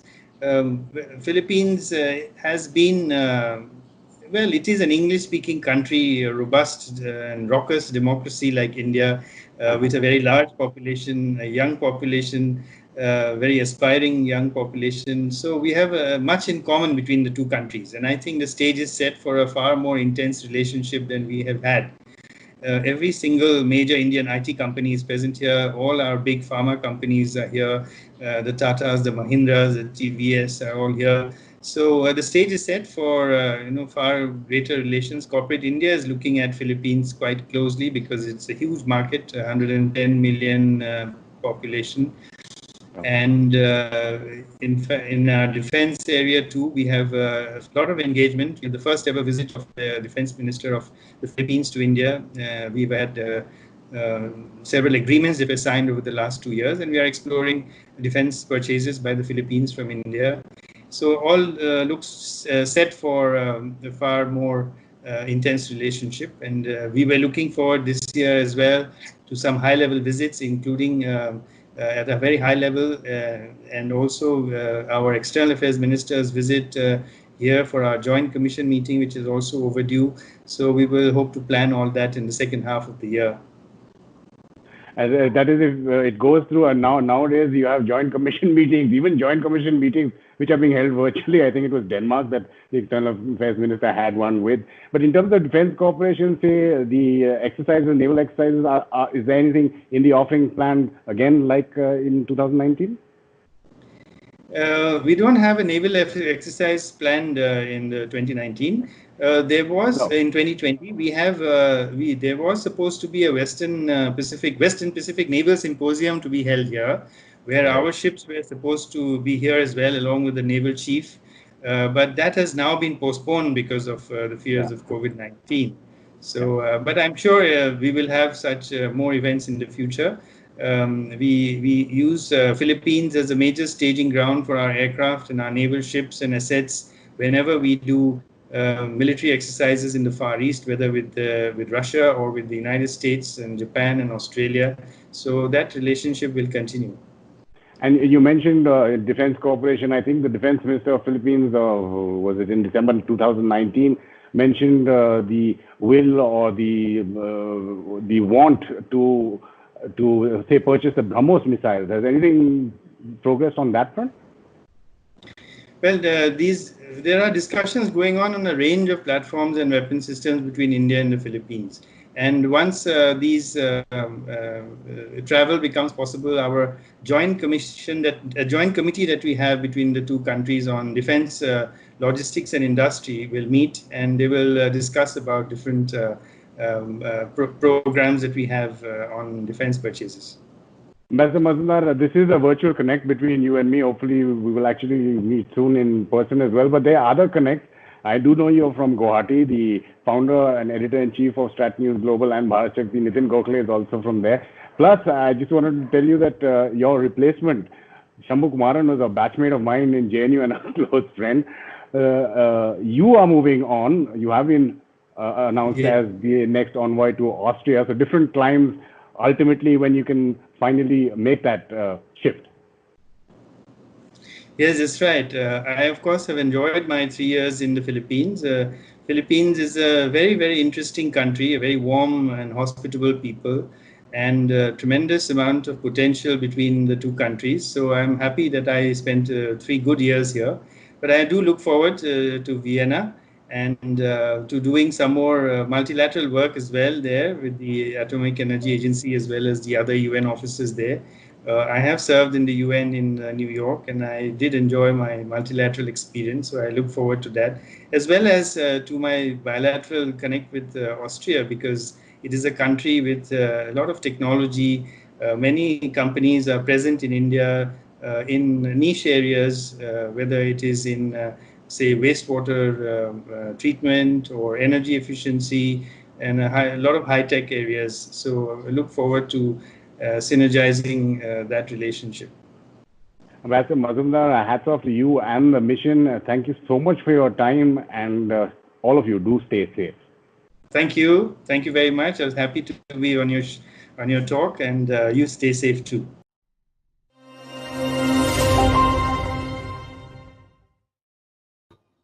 You're watching Talking Point on StratNews Global. I'm Amitabh Revi.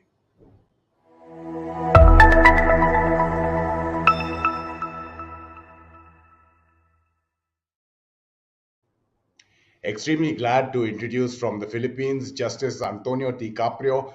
He's a former Senior Associate Justice. He's been 4 times acting Chief Justice of the Philippines Supreme Court and one of the legal luminaries who secured that win over China at The Hague. Justice Caprio, I do realize it's late in the Philippines. Thank you so much for giving us time. Thank you also for inviting me. And from France, we're joined by Dr. Frédéric Grard. He's a senior political fellow at the European Council for Foreign Relations. Dr. Grard is also an expert on the Indo-Pacific, on maritime affairs, in India and Pakistan and Afghanistan, which I've read a lot about. But today we want to something. Thank you for joining us on StratNews. Thank you for inviting me. Justice Caprio, just looking at the situation as it's evolved now for over a month in the Philippines, in the Witson Reef, or the Juan Felipe Reef as it's called in the Philippines. The US has been in touch with your top leaders.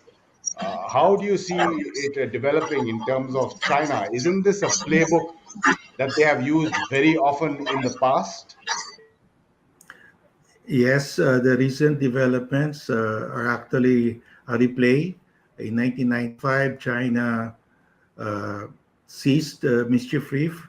We found out they put up shelters for fishermen, and they said, well, we're just putting up a shelter for fishermen, and you can even shelter some of your fishermen with us. But today, Mischief Reef is the largest air and naval base of China. They call it, the Chinese call it their Pearl Harbor. And the same thing is happening today in Juan Felipe Reef. The Chinese are saying their maritime militia vessels are just taking shelter because there's a storm. In fact, there is no storm. And they've been there for a long time. So I think they are trying to establish a permanent presence eventually they'll build something there because it's very near Mischief Reef. It's just about 50 nautical miles from their biggest air and naval base. So they need to take possession of that Julian Felipe Reef to protect their biggest air and naval base in the Spratlys. Dr. Grar, coming to you in terms of how we've seen this happen before, but what is it that countries in the region can actually do to stop China from first sending so-called fishing fleets, the maritime militia, then naval vessels? I think Philippines boat with some journalists was chased away as well near Witson, and then artificially building them up, militarizing those islands. Dr. Grant. Well, it's complicated because things are raised to such a level that, rolling back the present situation is going to be complicated no matter what. Now, what it could be done in order to do that, first of all, not consider anything in terms of like a right to what is considered as being illegitimate. Stick to the international law position to start with, and B, keep building capacities in the concerned countries. This is the Philippines today. This is not just the Philippines. Many countries in the South China Sea have faced similar problems. And third, keep asserting an international presence. This is what a number of countries are doing now, and increasingly so. I mean, the US, of course, but Australia, the UK, France, and hopefully soon Germany as well. So this is the way to go about it. I mean, nobody wants to go to any length that would be conflictual in the region. That's the situation nobody wants. But I mean, there is no reason also to accept the kind of constant violation of international law that we witness almost every day now in the region. Justice Carpio, you have won that case or helped to win that case that the Philippines had, but subsequent to that, it didn't seem like President Duterte was really pushing what was a victory in legal international law for the Philippines. In fact, he seemed to get closer to Beijing, and now it seems to have backfired on him. That is correct.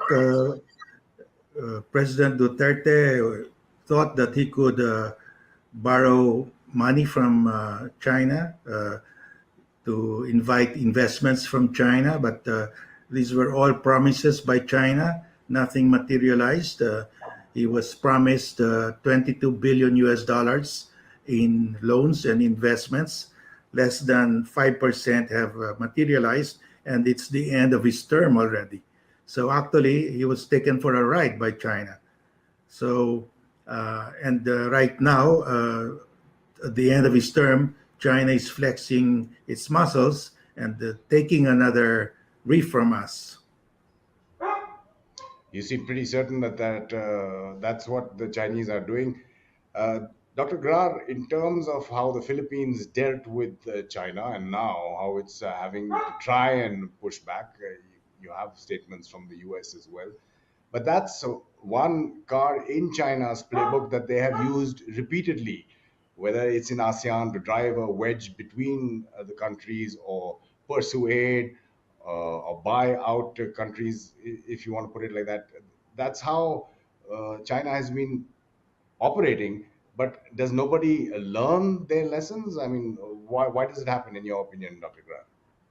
I think that everybody understands the move, but up to a point, this is always difficult to decide that you will intervene. First of all, this is largely the responsibility of the concerned countries to start with, and B, the kind of Chinese slicing policy that China has adopted makes it extremely difficult to react, because there is always a huge gap between the immediate stake that is created by China's policies and the potential cost of trying to push back this situation.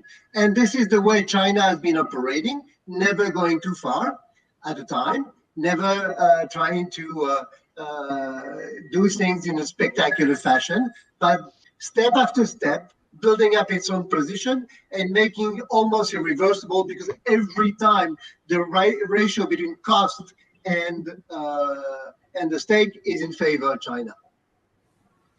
Let me just play out what the US State Department spokesperson Ned Price said on the latest developments. The top leadership has been speaking, whether it's the Secretary of State, Secretary of Defense, and the US has reaffirmed that the Mutual Defense Treaty does stand when anything happens in the South China Sea. So, this is what Ned Price had to say, and then I'll come back to both our panelists for comments. Spoke to this just a couple days ago. He said on March 28 that the United States stands with our ally, the Philippines, in the face of the PRC's maritime militia amassing at Witson Reef. He said we will always stand by our allies and stand up for the rules-based international order. As we have stated before, an armed attack against the Philippines' armed forces, public vessels, or aircraft in the Pacific, including in the South China Sea, will trigger our obligations under the U.S.-Philippines Mutual Defense Treaty. When it comes to this amassing, as the Secretary said, we share the concerns of our Philippine allies regarding the continued reported massing of PRC maritime militia near Witson Reef. And we have seen the reports that vessels have also spread to other parts of the South China Sea. We have reiterated our strong support for the Philippines, and we have called on the PRC to abide by the 2016 Arbitral Tribunal award under the Law of the Sea Convention, which is final and legally binding on all parties. Finally, legally binding on all parties, Justice Carpio, I'll also pull out something that I found on your website, which is a quote, I think, from one of your hearings or one of your cases on the issue. But how do you see the Mutual Defense Treaty panning out? I mean, the Americans are giving the Chinese the signal that is required, but do you visualize something going wrong? If there is a collision between ships, I mean, anything can happen in such a tense situation, Justice Carpio. The Chinese are very careful. They know that if they attack a Philippine Navy ship or a Coast Guard vessel in the South China Sea, that will trigger the operation of the Mutual Defense Treaty. So China will never attack a Philippine Navy ship or Coast Guard vessel. We have this dilapidated ship in Ayungin Shoal. We beach it. It cannot sail anymore. The engine has conked out. That ship is being manned by about 12 Philippine Marines, and the Chinese can take it out anytime, but they don't. They just circle around it, waiting for the ship superstructure to collapse because it's already rusted. They know that if they attack that ship, we can invoke the treaty because we carry that ship in our roster of naval vessels. So it's a ship. If it's attacked, it is an attack on a public vessel of the Philippines, and we can invoke the treaty. So China knows the value of that mutual defense treaty. So it will never attack a Philippine Navy ship in the South China Sea because that will give the U.S. a legal excuse to intervene directly in the conflict. So China is doing what everybody calls a cabbage strategy, creeping invasion, step by step, without triggering war, without triggering shooting war.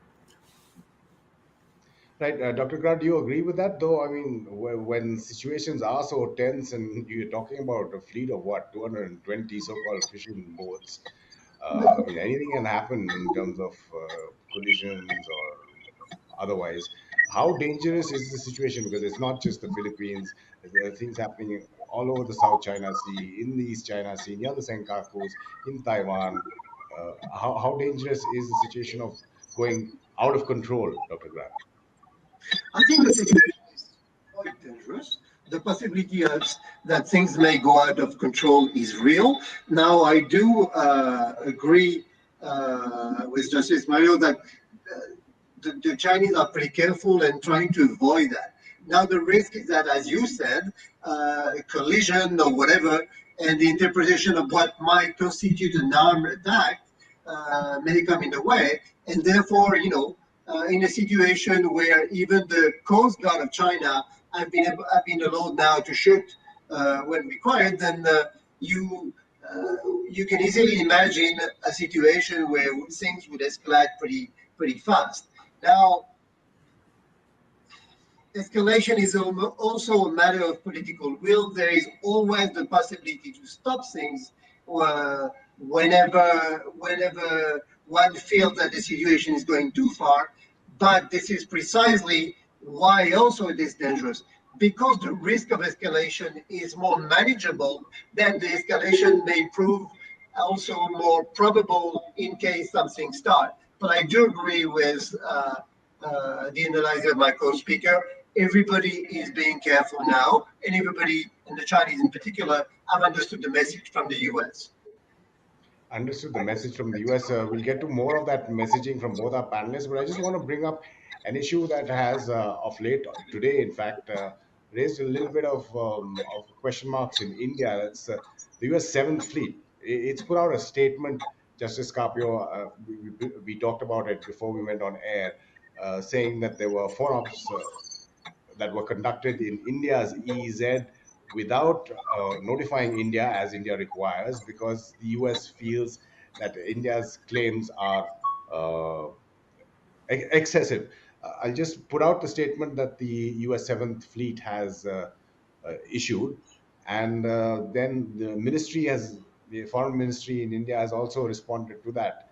The criticism, Justice Carpio, is it's fine when you're doing it for an aggressive, say, China in the South China Sea, but why is the US doing that in terms of Quad partner? This is the 7th Fleet Freedom of Navigation Operation statement, which goes on to say that we conducted an innocent passage through India's territorial sea and normal operations within its exclusive economic zone without requesting prior permission, consistent with international law. This is, in fact, the statement that came out for the Maldives. If I can put up the other statement, which is on India, and this is the ministry's response, which says that the stated position on the UNCLOS is that the convention does not authorize other states to carry out in its exclusive economic zone and on the continental shelf military exercises or maneuvers, in particular those involving the use of weapons or explosives without the consent of the coastal state. We've conveyed our concerns. Legally, Justice Carpio, what is the position? I mean, here you have two countries who are partners who are saying that it's just the opposite. And I do know that the US carries out FONOPs like this, even with Australia, and like we put out the Maldives. What do you think? Is there being too much being made of this, Justice Carpio? That is really an old issue. There are two views on the matter, whether naval drills by a foreign ship can be conducted within the EEZ of a coastal state without permission of the coastal state. The great majority of members of UNCLOS hold the view that permission is not required for a foreign warship to conduct naval drills in the EEZ, because the EEZ was previously the high seas before UNCLOS took effect. Because the high seas before UNCLOS took effect was only 3 nautical miles. And beyond that, where the high seas, it belongs to mankind. But so the majority of countries, overwhelming majority, take the view that in the EEZ, foreign warships can conduct naval drills without the consent of the coastal state. UK, France, Germany, the US, Russia, and the former Soviet Union took this view. But there are some states like China and India, and actually Malaysia, but very few states, maybe about 19 to 20 states, hold a minority view. And that is the dispute between the US and China in the South China Sea. China is complaining that the US is holding naval drills in its EEZ. but the U.S. Saying that's part of international law. Interestingly, the Chinese Navy, when it goes outside of the South China Sea, when it goes, for example, to the Mediterranean Sea, it conducted naval drills with Russian Navy in the Mediterranean Sea, in the Baltic Sea, without getting the consent of the coastal state. So China is actually adopting the US position outside of the South China Sea. It's a double standard. China is saying in our EEZ in the South China Sea, foreign warships cannot conduct naval drills without our consent. But when China goes to the Mediterranean, to the Baltic Sea, it conducts naval drills with Russia without the consent of the coastal state. So China has a double standard, and I don't think China can maintain this for a long time, because China is being criticized for this double standard. Sure, double standard, but you don't think it's unusual in terms of how it's being raised here in India, that a partner of the Quad is, so as to speak, thumbing nose at you? I don't think it's a big issue. We don't consider that a big issue because that's been there for a long time. That's a well-known issue all over the world. And we know that India holds that view, but it's the minority view. Right. It's a minority view. Dr. Gar, any thoughts on that, and especially what Justice Kapil was talking about, China's double standards? In South China Sea, you can't do it, but we can do it when we move out, that is China. First of all, double standard by China, not just on South China Sea, but on many issues. But the problem at stake is slightly different. This is clearly an issue of divergent interpretation of international law that had to be solved between the government of India and the government of the United States. And I don't think it should be overblown, and the proximity between the two governments should allow the two governments precisely to solve that peacefully, or at least find some sort of a quid pro quo at some point. I think that in many ways it does help India, because the consistency in the US position gives his own position in the South China Sea much more consistency, and therefore more legitimacy, whatever it says and so on. So I don't see that as anything dramatic to start with, and I certainly don't believe that it should be overblown and giving too much responsibility. As to the people who believe that because it is India, it shouldn't happen, and because it is China, it should happen, they say a political statement which has nothing to do with the issue at stake, which is now essentially a difference regarding the interpretation of the international law of the sea. FONOPS, I think the US Navy has to also justify them to Congress. So that is one reason, and maybe it also wants to put out an argument. Some say that you're not just targeting China; it is a principle. But Justice Kapil, I wanted to look at the other statements that are being signals, messaging that is being given around to China, especially in the maritime domain, whether it's the Quad countries coming together, having naval exercises, summit level video meetings, and now France also leading the other four Quad countries in a naval exercise in the Bay of Bengal. What do you see that in terms of achieving something vis-a-vis Beijing's behavior, Justice Carpio? Well, in the Philippines, people like me welcome that, because the Western powers, naval powers like UK, France, Germany, even now Netherlands is joining, and Germany will be sending a warship through the South China Sea soon. They are, in fact, whenever they sail in the South China Sea and they conduct freedom of navigation operation, they're actually telling China that China does not own the South China Sea. So in fact, they're enforcing the arbitral ruling. When they sail in the West Philippine Sea and conduct naval drills, they're telling China, this is not your territorial water. We are able to sail here, conduct naval drills in the West Philippine Sea because this is the EEZ of a coastal state in accordance with the arbitral ruling. So in fact, the naval powers are enforcing the arbitral ruling, and they do this every 45 days now. Every 45 days, the US and its allies conduct freedom of navigation operations and overflight operations in the South China Sea. And when they do that, they actually enforce the ruling because they are saying these are high seas.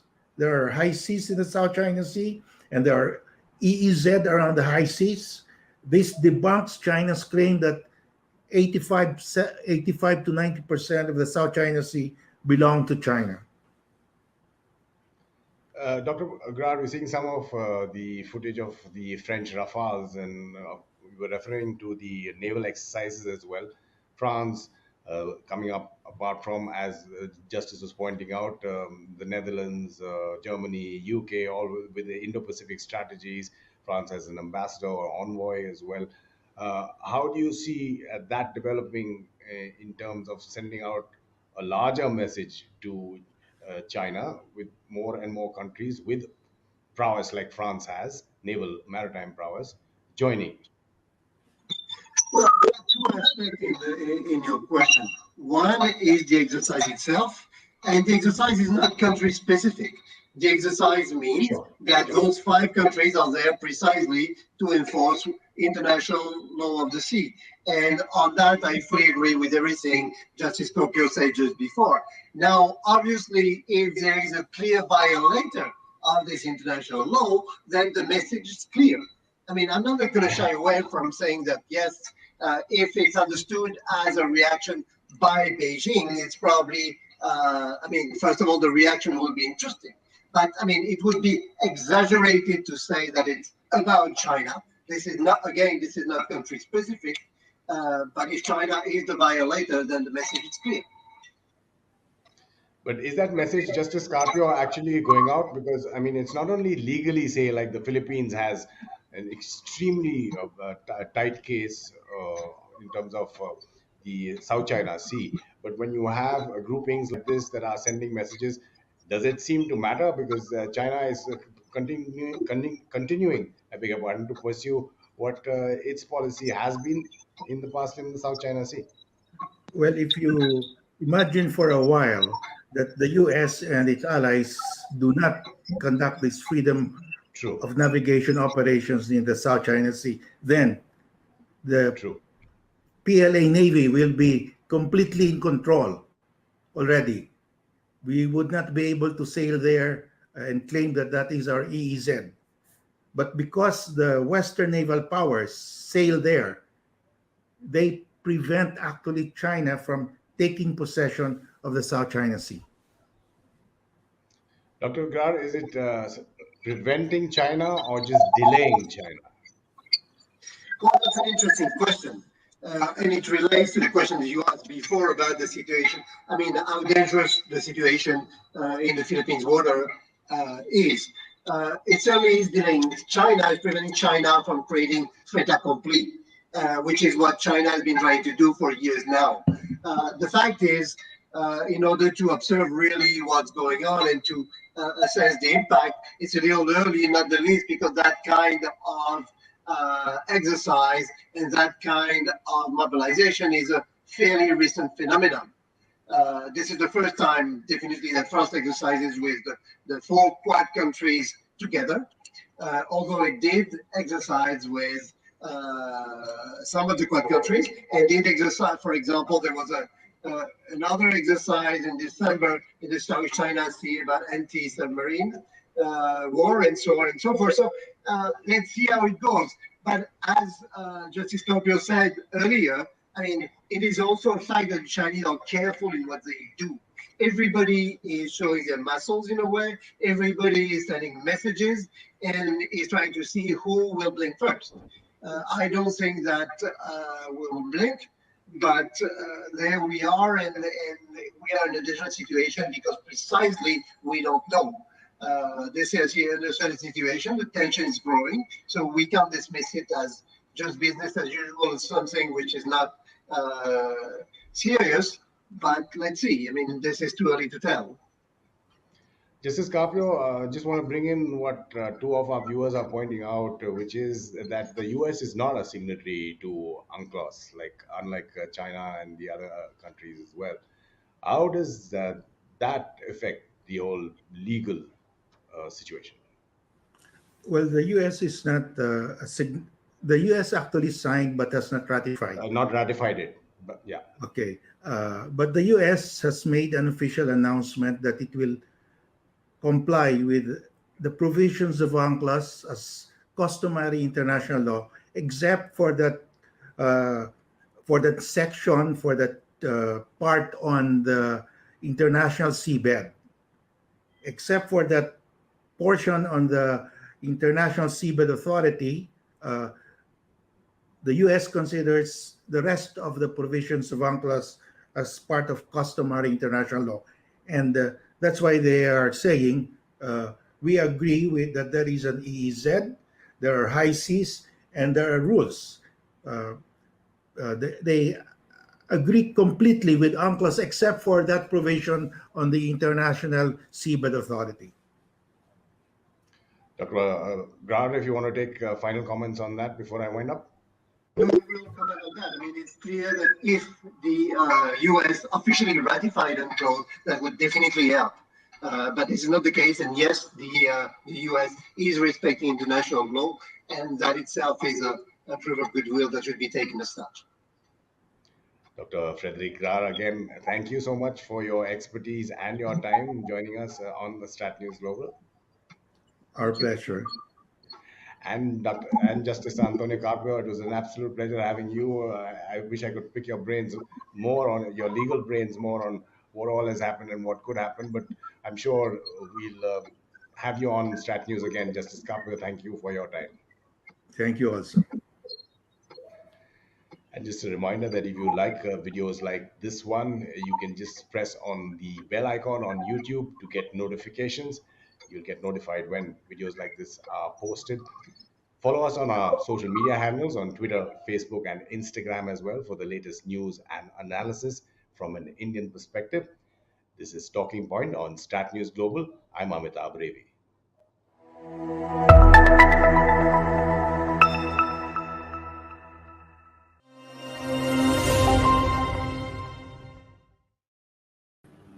This is StratNews Global. I'm Amitabh Revi, and you're watching The Gist.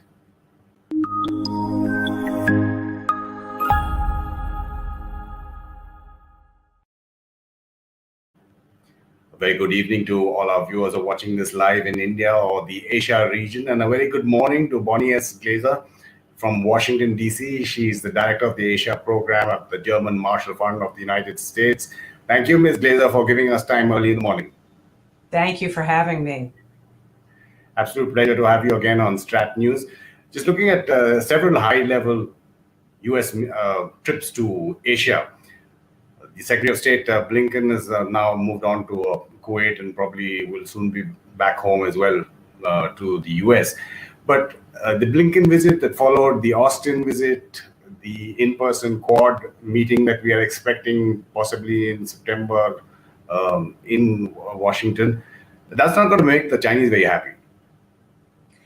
No, it isn't. The Chinese see the Biden administration is very much focused on forging coalitions to respond to China's challenges, even though they are not calling them anti-China coalitions. Most of them are to deal with China.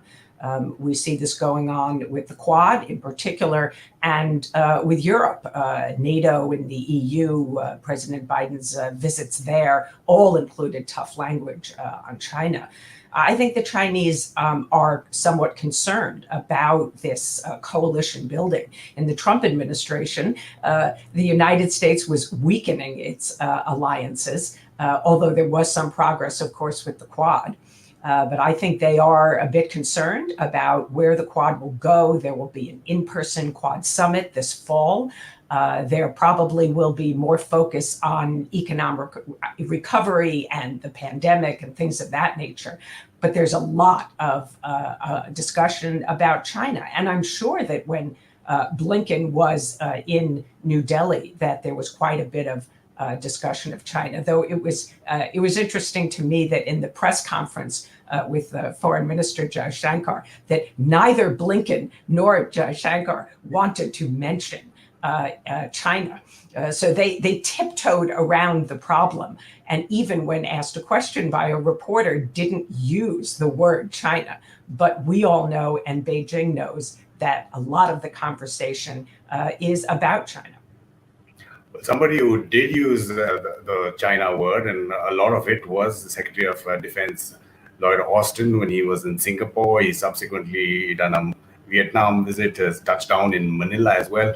I just want to play out a soundbite of Lloyd Austin when he was speaking at the Fulton lecture at the IISS, where he clearly mentioned what the biggest threat to the world was. To the vast majority of the South China Sea has no basis in international law.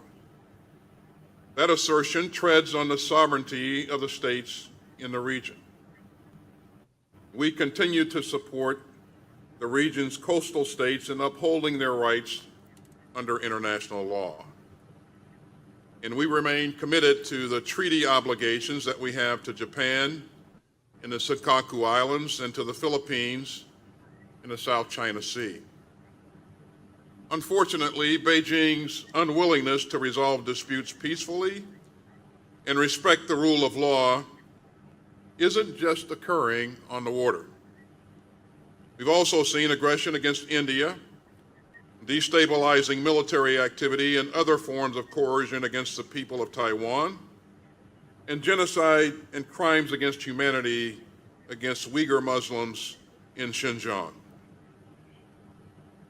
Now, these differences and disputes are real, but the way that you manage them counts. We will not flinch when our interests are threatened, yet we do not seek confrontation.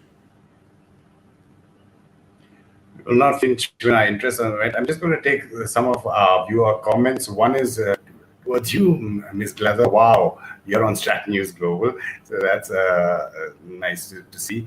Some of the other comments before I come to you on Lloyd Austin, Rekha Pai says, if it was not enough, she's referring to Secretary Blinken. He met Tibetan leaders. There's another one from why did Blinken meet civil society? Now, this is an India-US relations question, which has been raised quite a lot on, democracy and human rights. Why has that been raised? Prakhar Ustogi says, can Mr. Modi and the Dalai Lama meet at Tawang, that's in Arunachal Pradesh, which is a state in India, but China claims it. So these are a lot of questions that are, or comments that are being raised.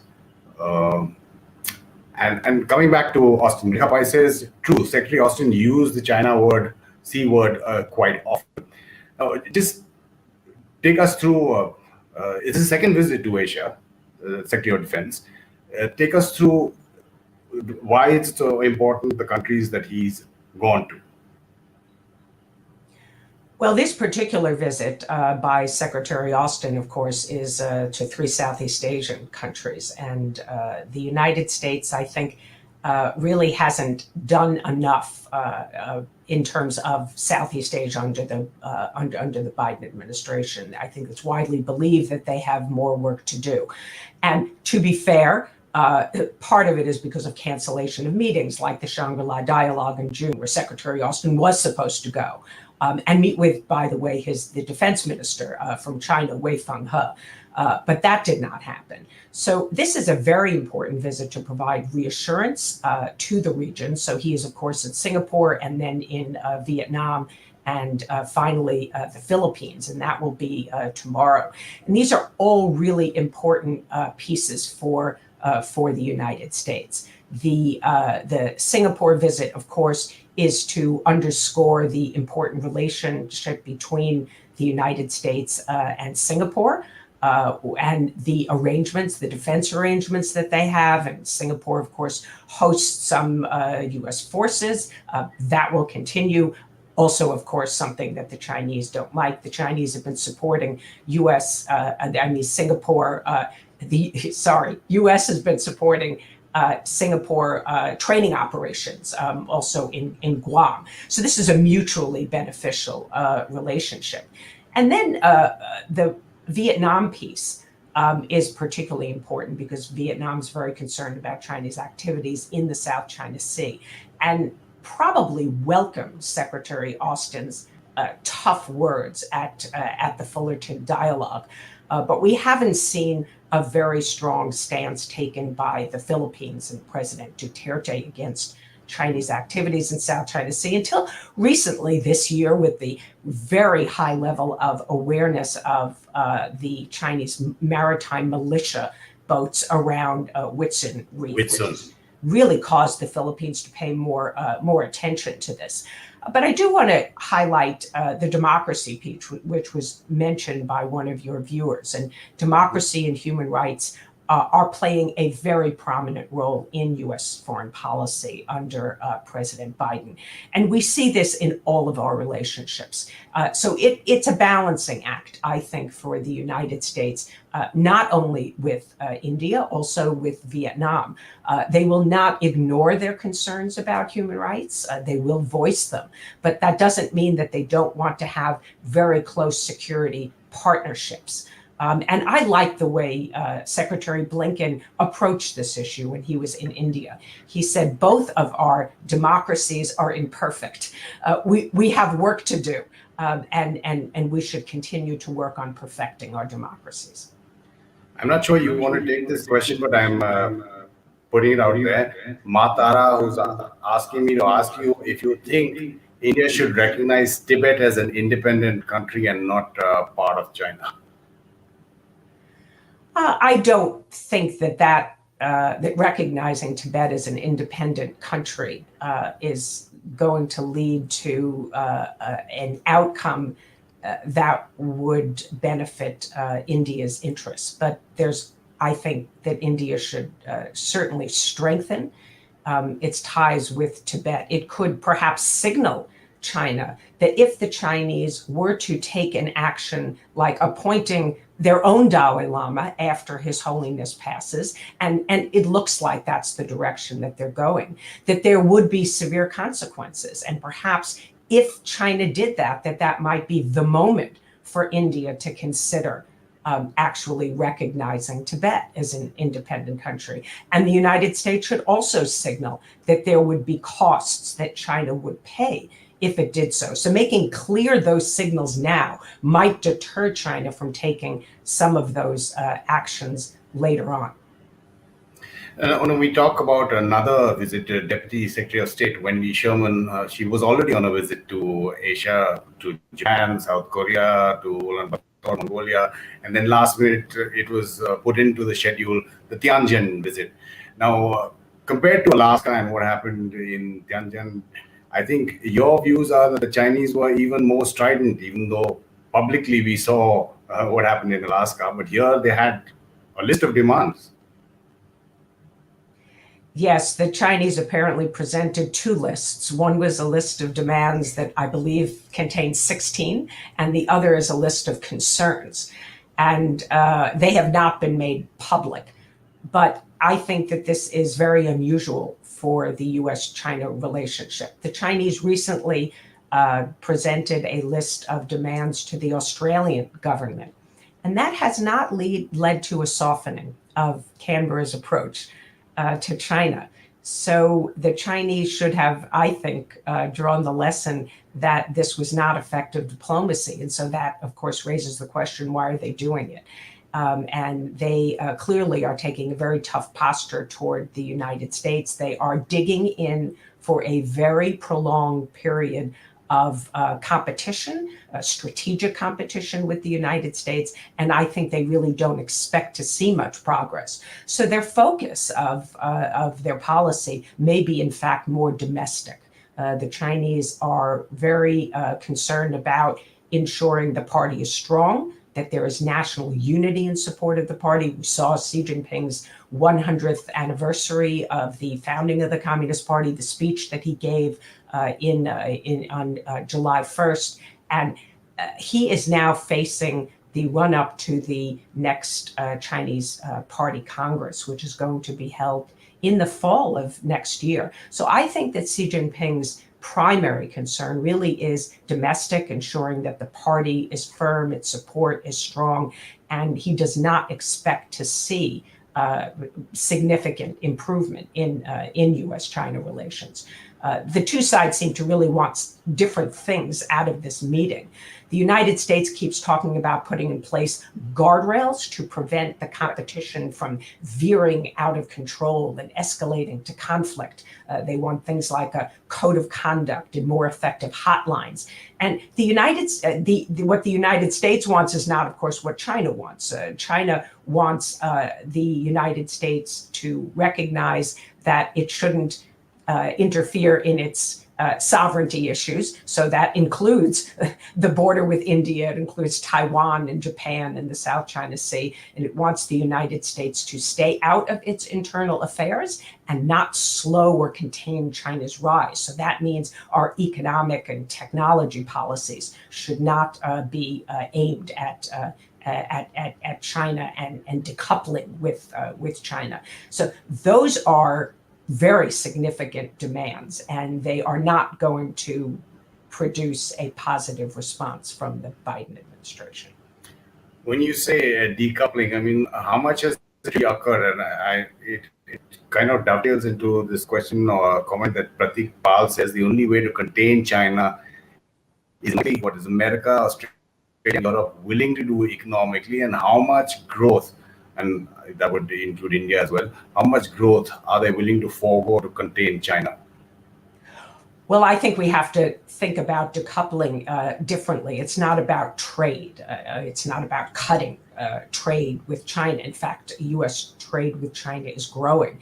It is about a targeted decoupling effort that is aimed at pulling some supply chains out of China, making sure our supply chains that pertain to national security are more resilient. So things like rare earths and, of course, medical equipment, those kinds of areas, semiconductors, another very important supply chain. And then it's about protecting our data and protecting intellectual property. So there will be targeted efforts, I think, to decouple the United States from China. And it will include, I think, other countries as well. And they are working together. Again, these coalitions are forming. And India is very much part of our supply chains. So I think India is also part of that. But that doesn't necessarily mean that it will lead to reduced trade. Investment for the United States is part of the decoupling. We, over the last few years, have significantly cut Chinese investment in the United States because we have placed very clear and firm restrictions on investment. And we'll see what India does going forward. India has been getting quite a bit of investment from China. So the comfort level of every country varies. Now, again, when you talk about the Tianjin visit, it was explicitly made clear by formal press releases and even, I think, from Ms. Sherman's interview to the Associated Press that there was no talk of any Biden-Xi Jinping meeting. How do you see U.S.-China top-level relations progressing? I mean, from Alaska to Tianjin, and now what? Well, it's clear that the relationship is very testy, that there has been discussion of some areas where we could cooperate on, but interestingly, before this meeting in Tianjin and at the meeting, the Chinese made clear that cooperation is contingent upon an improved atmosphere in the overall bilateral relationship. So that makes it difficult even to tee up some potential areas that could be announced as deliverables, perhaps in the Xi Jinping-Biden meeting. Now, there doesn't have to be deliverables. The two could meet on the margins of the G20, which I think is the current plan, although it's not set in stone. There has been even some public reporting on the Chinese side that there might be a meeting between the two presidents, although it hasn't been authoritatively announced. But I think that the United States is trying to withhold the prospect of this meeting to try to get something, from the Chinese. So far, I don't think that's working. There have been working level talks between the US and China, so we should all understand it's not as if we're not talking at all. The US and China have had working level meetings on issues like Afghanistan, Myanmar. Also, North Korea has been an issue that we have had just sort of talks about to present each other's policies, positions, so we have better understanding. But there's an absence of agreement on an ongoing high-level dialogue. In the past, we had the strategic and economic dialogue, various forms of it. The Biden administration doesn't want to return to that. And so the two sides haven't really agreed on whether we will have some form of high-level dialogue. And I think the Chinese are not yet committed to having that meeting on the margins of the G20. If the G20 goes forward in person and there is no meeting between Biden and Xi Jinping, I think that would be very highly unlikely, but it would really signal the severe differences between the United States and China and the inability of the two sides to find a way forward where they can control or manage the competition between their two countries, and yet at the same time work together on things like climate change where they actually have some shared interests. On the maritime front, the American phone ops continue in the South China Sea. Now you have the UK sending its carrier strike group as well. How do you see both those individual or bilateral or trilateral or multilateral maritime exercises, and what are they achieving vis-a-vis China? And just related to that, I mean, just because it's the maritime domain, Akhil Ajit says China is the world's largest fleet of merchant navy vessels to facilitate global trade. How can Quad countries counter this if China restricts access of these maritime services to other countries? Well, so far, China's efforts to restrict access have been minimal. They have restricted access around the islands that they occupy. But they have not tried, of course, to block sea lanes of communication. That could happen in wartime. And I think that is a concern. The exercises signal that many countries around the world have an interest in free access, in freedom of navigation, in the Convention on the Law of the Sea being implemented in ways that don't deny access to countries. And this is not a US-China issue. This involves the interests of so many countries. So the UK coming in with its carrier, and Japan exercising frequently, Australia also. Not all of them are doing FONOPs, freedom of navigation operations around particular islands that China occupies, and in some cases claims illegally a territorial sea of 12 nautical miles. The UK is the only other country that has done that other than the United States. But the United States is trying to deal with the South China Sea with one hand tied behind its back. We don't have enough access for our military forces in the region. Of course, we have significant bases in Japan. We operate some P-8s out of Singapore's and literal combat ships. But we really need to have access in an area that's much closer. And that, of course, is the Philippines. And the Visiting Forces Agreement has, President Duterte has threatened to abrogate, but he has said now that he will renew it just at 6 months. So it's now been renewed twice. And the hope of the United States is that during Secretary Austin's visit upcoming to the Philippines, that this issue will be put to rest and that we will actually be able to renew the Visiting Forces Agreement for a sustained period. And that would allow the United States to go forward with the implementation of the Enhanced Defense Cooperation Agreement, the EDCA. That's from 2014. It was a deal that would allow U.S. forces to gain access and fund upgrades to Philippine military bases. And that would allow the United States to be more present and increase deterrence against China's operations that are taking place very close to the Philippines. So this is a pact that is very important to the United States, and I think everybody is watching to see whether the VFA can actually be renewed on a more permanent basis during Austin's upcoming visit. Now, China has a new ambassador who's just landed in the US, a major wolf warrior, as Matara called ex-vice foreign minister, I think he was before. Does that make any difference? Do individuals make any difference except for Xi Jinping in dealing with the US? Well, my view is that the role of an ambassador is important in some ways. One in particular is to send messages back home to Beijing that are accurate, that are complete. And I question whether the Chinese embassy is always doing that. I think they selectively convey what messages they want to when they communicate with Beijing. And if that is in fact what's going on, that's a problem.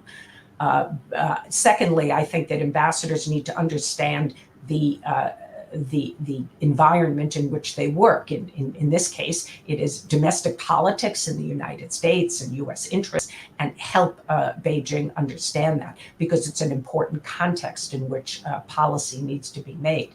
So we have had an ambassador here from China for many years, Cui Tiankai, who has just left, who certainly did a very good job on that latter part, understanding the United States. Qin Gang, the new ambassador, who has just arrived here in Washington, D.C., is not an America expert. And that is unprecedented for China to appoint somebody who actually comes from having served in Europe and also in the information portion of the foreign ministry. So he was a spokesman for the foreign ministry. He is known as being tougher. Cui Tiankai was a very low-key, modest individual. And I think his generation is departing from the Chinese foreign ministry. So I think anybody that was sent to the United States is likely to be tougher than he was. But we'll have to see how Qin Gang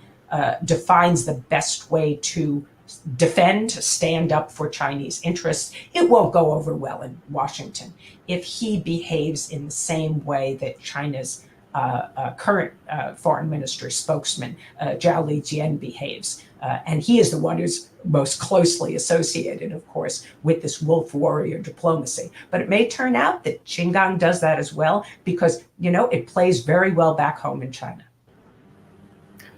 Bonnie Glazer, absolutely appreciate your time and your expertise. Thank you for joining us again on StratNews Global. Thanks so much for having me again. The plan of the Armed Forces of the Philippines is to engage China in a asymmetric, just in case it pushes on shove. Hopefully it will not come to this situation. Is to prepare for possible asymmetric conflict with China by simply relying on anti-access area denial. Okay. So we develop limited naval and air capabilities, then of course acquisition of BrahMos, then of course strengthening the Philippine Navy, so that at least we could force the Chinese to think twice or even thrice if they would have to use force against us. Welcome to The Gist on StratNews Global. I'm Ramananda Sengupta.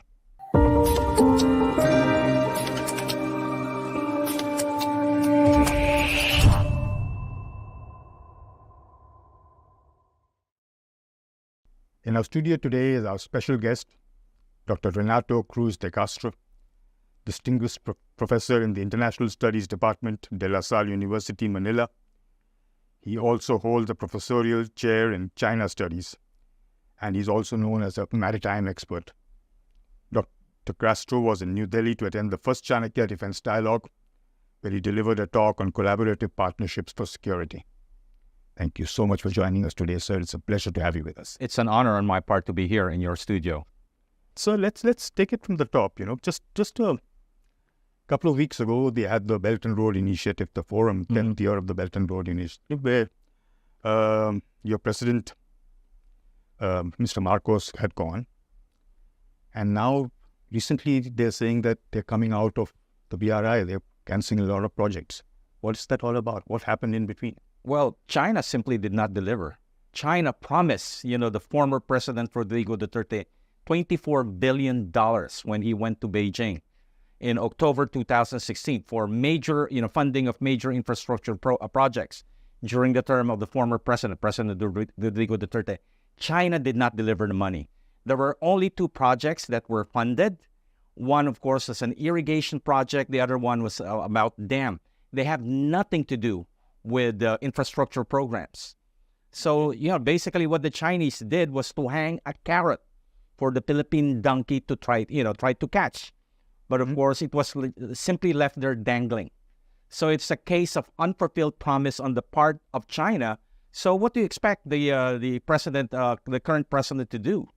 He simply is trying to send a message to China, fool me once, shame on you, fool me twice, shame on us Filipinos. So that's why he decided to make the smart move. Basically announce to the world, we're leaving the Belt and Road Initiative of China, which of course was very much detrimental to Philippine national interests. Sir, could you tell us a bit more about the Sierra Madre, the World War II ship that was sort of deliberately put on a shoal and somewhere in the Spratly Islands for Philippines to sort of... Okay, let me give you a background. This was, of course, after the Philippines discovered that China has already occupied Mischief Reef. This was, of course, in 1996. Right. So Philippines was taken aback by suddenly you have the Chinese there occupying a reef, an inhabited reef, which could not even sustain life. And at that time, the Chinese were telling us, this is just shelter for our fisher folks. And you can even have your fisher folks coming here because it will provide shelter to all fisher folks of all countries. But eventually we know for a fact China was, of course, pulling our leg. Right. Later on, we see China starting to build antennas, trying to transform those wooden huts into concrete bunkers. Oh. So, and then we realize what was basically the Chinese game plan. The Chinese game plan is to occupy uninhabited islands, then of course, or land features. I have to emphasize land features. Shoals, rifts, then later on they would transform them to artificial islands. But of course, it was also already concerned by 1997, 1998. So at that time, the Secretary of National Defense, Orlando Mercado, approached President Estrada and said, the Chinese are trying to control those uninhabited land features. We have to do something. Or they would surround our, the land feature that we occupied called Kitu or Pag-asa Island. So the decision then was, of course, beach a old landing ship tank, that was built during the Second World War. So the initial statement of the Philippines was it was an accident. But of course, right now, the Philippine government is openly saying it is a deliberate action to prevent China's creeping occupation that was happening in the mid-1990s. And China did not bother us for a very long time. We maintained a very small garrison of Marines that had been supplied. But of course, things had changed. Since 2014, China already showed that we have the capacity to impose. And of course, the government, the Philippine government, the armed forces of the Philippines are very careful in using this term, blockade. So the first time they did this blockade was in 2014, but we were able to get through the resupply by using a wooden ship that has, of course, been commissioned. Not a ship of the Philippine Navy, but a commissioned ship of the Philippine Navy. Okay. So that resupply operation has been ongoing. Then suddenly, of course, China started to tighten the screw around the blockade. So since last year, they've started harassing the convoy. You have, of course, 2 commissioned ships, wooden ships by the Philippine Navy, protected by the Philippine Coast Guard, just to basically indicate. So the Chinese are using their Coast Guard, their maritime militia, and recently we have also witnessed just on the background, the presence of the People's Liberation Army's Navy, the gray ships. And so they're becoming more tense than ever. As an analyst, I have this gut feeling that sooner or later, of course, China might use force. The last operation was, of course, marred by collisions. That's right. The Chinese are basically sending us a message. We're starting to really tighten the screw. Sooner or later, you might have, of course, the gray ships of the People's Liberation Army's Navy, conducting an effective blockade. But even the Coast Guard ships are far larger than any other. Yes, of course, and they're armed. Our Coast Guard ships are not armed because they were given to us by Japan. Right. The Japanese are very strict pacifist constitution that they could only provide, of course, unarmed multi-purpose patrol ships. And earlier they used to use those water cannons and stuff. They stopped using the water cannon, but now, of course, they're starting to be more daring by effecting collisions. Very gentle collision at this point in time. Sooner or later, I guess, the collisions will be harder. Then sooner or later, again, this is my gut feeling. You might have gunfire coming from the, People's Liberation Army's Navy ship, or even probably from their Coast Guard vessels. Wow, that's quite a frightening thought. But do you think this recent sort of escalation has anything to do with the sort of distraction now in the Mideast with the Americans? Yes, but they started to tighten the screw this year when the current administration effected a major change in Philippine foreign policy and defense policy.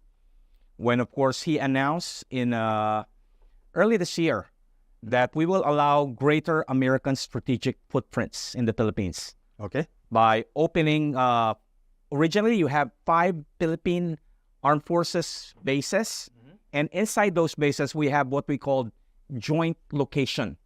Okay. Facilities of the Armed Forces of the Philippines where the Americans could, of course, improve or build, but they're still owned by the Armed Forces of the Philippines. Okay. So therefore joint use. They are not American bases.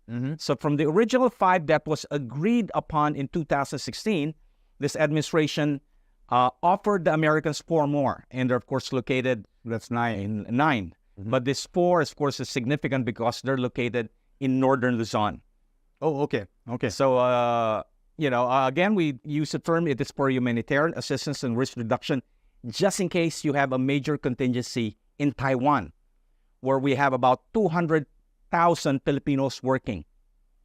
So, but of course, if push comes to shove, they could be used by both sides. But of course, if they will be used by the Americans, they will be only allowed upon the permission of the Philippines. They're not American bases.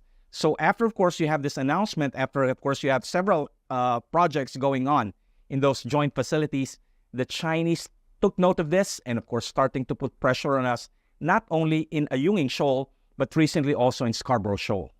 Oh, okay. And that also turned violent in some ways? Did that also turn violent, or was that just pressure? Pressure, but, expect the worst from the Chinese, especially once they really get angry at you. So, prior, of course, to President Marcos' declaration that we are leaving the Belt and Road Initiative, there were actually 3 major projects that the Chinese promised to fund. 3 big-ticket railroad projects. Right. One connecting southern part of the Philippines to the southernmost portion in the Bicol area. Then you have a rail system around Mindanao. Then another rail system that would link the former two former U.S. bases, Clark Air Base in Angeles City. Then the other one, of course, is the Naval Base, Subic Naval Base, to Olongapo. The Chinese showed that they're not interested in funding it. So that was, of course, the signal that it's time for the Philippines to leave the Belt and Road Initiative, because those 3 big ticket items were not being funded by the Chinese, despite an earlier promise that they're committed to fund those projects. Are there other people stepping in to sort of fund similar projects now? Hopefully, it will be the Japanese, the South Koreans, or even the South Koreans, Japanese, and probably the Europeans. Okay. India might be interested. But I would have thought that strategically it would have made sense for the Chinese to at least fund those, symbolically, the 2 bases Yeah, there are also other issues related to that.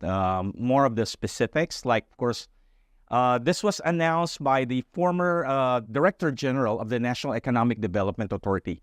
The Philippines has simply gotten used or spoiled by the Japanese and the South Koreans when it comes to infrastructure development. The Japanese would give you money, but then the Japanese or the South Koreans will tell you, this is the money, but you have to choose Japanese companies. Okay. So at least the money leaves Tokyo, enters the Philippine economy, and of course, even if it's it's a Japanese corporation or a South Korean corporation that will be doing that infrastructure project, you have them employing Filipinos. Right. The Chinese have a different way of playing it. Of course. They bring their own people. They bring their own people. Money never leaves Beijing. It just changed pocket in Beijing. So they do not generate employment, and at the end of the day, you end up in the debt trap like what happened in Sri Lanka. I hope all the people who are borrowing money from the Chinese hear this. Yeah. That's the thing. There was also this, I think President Marcos is trying to strengthen the military in some ways. I mean, he's ordered some BrahMos missiles from India. Yes. And I think there's some other ways of trying to strengthen the forces. What are the other steps that are being taken to strengthen the forces? And are those symbolic or are they actually... Well, the plan of the armed forces of the Philippines is to engage China in a asymmetric, just in case it pushes on shove. Hopefully, it will not come to this situation. Is to prepare for possible asymmetric conflict with China by simply relying on anti-access area denial. Okay. So we develop limited naval and air capabilities, then of course acquisition of BrahMos, then of course strengthening the Philippine Navy, so that at least we could force the Chinese to think twice or even thrice if they would have to use force against us. Okay. But of course, this buildup is also linked with our alliance with the United States. We have the mutual defense treaty with the United States. And the Americans, no less than President Joe Biden announced, any attack on Philippine public vessel, Philippine Coast Guard, or Armed Forces of the Philippines would trigger the 1951 Mutual Defense Treaty with the United States. Okay, but so far that's just a warning. That's why we're also allowing the Americans to have greater strategic footprint. So just this November, you'll have a major military exercise. Have about 4 U.S. allies. Okay. Japan, South Korea, the Philippines, and of course the United States. This will be an exercise by their respective Marines. Of course, Japan does not have a Marine, so they're sending their ground self-defense force. But this is something significant. Oh, it's very significant and it will be held off the Philippine coast. In Luzon, and the United Kingdom will be sending an observer. Oh, okay. So the UK is also showing much interest in what's happening in the Philippines. But you had, the Japanese Prime Minister Kishida was just recently in Manila. I think he even addressed your parliament, and he also talked about a mutual defense pact or something. The reciprocal access agreement. What does that mean? That's similar to what we have with the United States and Australia status of force agreement. Okay. So Japanese forces will be coming to the Philippines upon our invitation. So they should not be considered as occupiers. Right. So that's a message there. And they will be provided legal guarantees. Just in case they commit crimes, there are specific provisions on how these issues will be handled. Okay. So we have the same arrangement with the Americans. We call it the Visiting Force Agreement. We have the same arrangement with the Australians. We call it Status of Force Agreement. And of course, with the Japanese, the Reciprocal Access Agreement.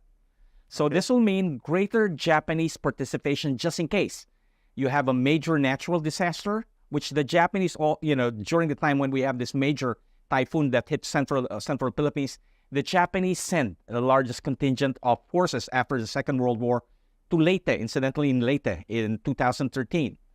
So there's no more need for us to sign a temporary terms of reference on how those forces will be treated, because we have now the Reciprocal Access Agreement. And I think the Philippine Senate indicated that you're basically telling the executive that we would concur to this agreement if the executive would sign it. So there's already strong support coming from our legislator. Is that similar to the sort of logistical agreement called LEMOA or something that we have with India, the Americans, similar to that? Yeah, we have the mutual logistic support, which is, it's really more of, you have, let's say, a Japanese plane that needs to be refueled, then there will be refueled. And of course, if a Philippine plane would go to Japan, then it would be refueled. Right. This is also significant because, especially, when we talk about Japan, we have the status of force agreement with Australia, but Australia is far. Yeah. We have the visiting force agreement with the United States. But again, Guam is not very far, but Hawaii and continental USA is kind of far. It's different with Japan. Japan is very close to the Philippines. So it will be easier for us to send our Navy, our Army, our Marines, our Air Force to conduct joint military exercises with the Japanese, because Japan is not very far. If it will be conducted in Japan. But most probably, most of the time, you'll have the Japanese Maritime Self-Defense Force, Ground Self-Defense Force, even the Air Self-Defense Force, conducting joint training, not only with the Philippines, but possibly also with the Americans. So this also raises the prospect of a trilateral security cooperation. Right. Philippines, Japan, and the United States, and the Australians are also showing their interest.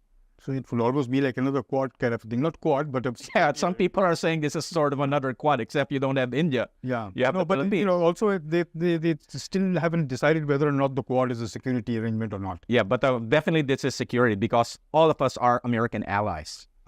But we have a security partnership with India. We considered India as a security partner. Yeah, I'll come back to that. But there was also talk of some non-aggression pact that was supposed to be signed between China and the countries in that region. That's been pending for a while, and I believe recently they said it'll take 3 more years for it to be done. Why is it up? This reminds me of non-aggression pact between Germany and the Soviet Union before the Second World War. Okay. So every time you have that term, it reminds me of this the Ribbentrop-Molotov Pact of Steel, which of course amounted to Germany eventually attacking. So I don't know what would resonate within Southeast Asia, especially the term non-aggression pact. This is a type of agreement that was signed by the communist countries, by the Soviet Union and China. Right. And basically what happened is that they break it. Of course. Of course. No, what you're talking about probably was a code of conduct that has been frozen there. The idea for code of conduct came out after the Philippines and the ASEAN country, China and the ASEAN countries signed the declaration on the code of conduct, indicating that they have an interest in coming out with a code of conduct. That was in 2002. It's now 2023. That's right. Nothing has happened. So where is it stuck? I'll just tell you what happened. So this has been basically in the limbo from 2002 to around 2017. Then suddenly China said, we're interested in a code of conduct. Okay. But this was a year after our Arbitral Tribunal on the United Nations Law of the Sea came out with the ruling that China's expansive claim in the South China Sea simply doesn't have any legal nor historical basis.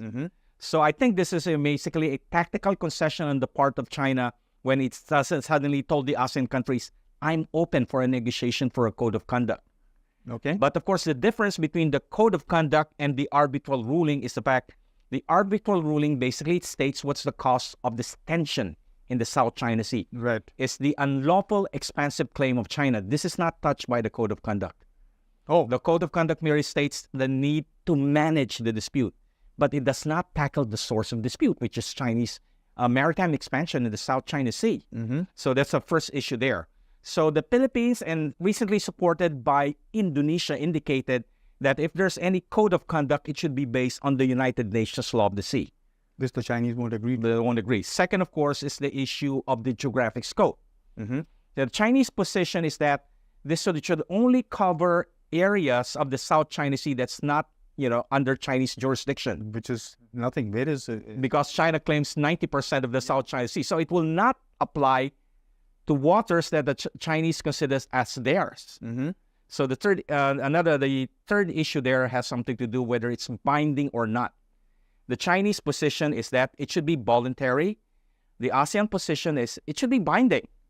There's no point making it voluntary then. And the fourth, of course, is we know for a fact that this is a Chinese ploy. It's a Chinese gambit because the Chinese is asking a concession from the member states of ASEAN.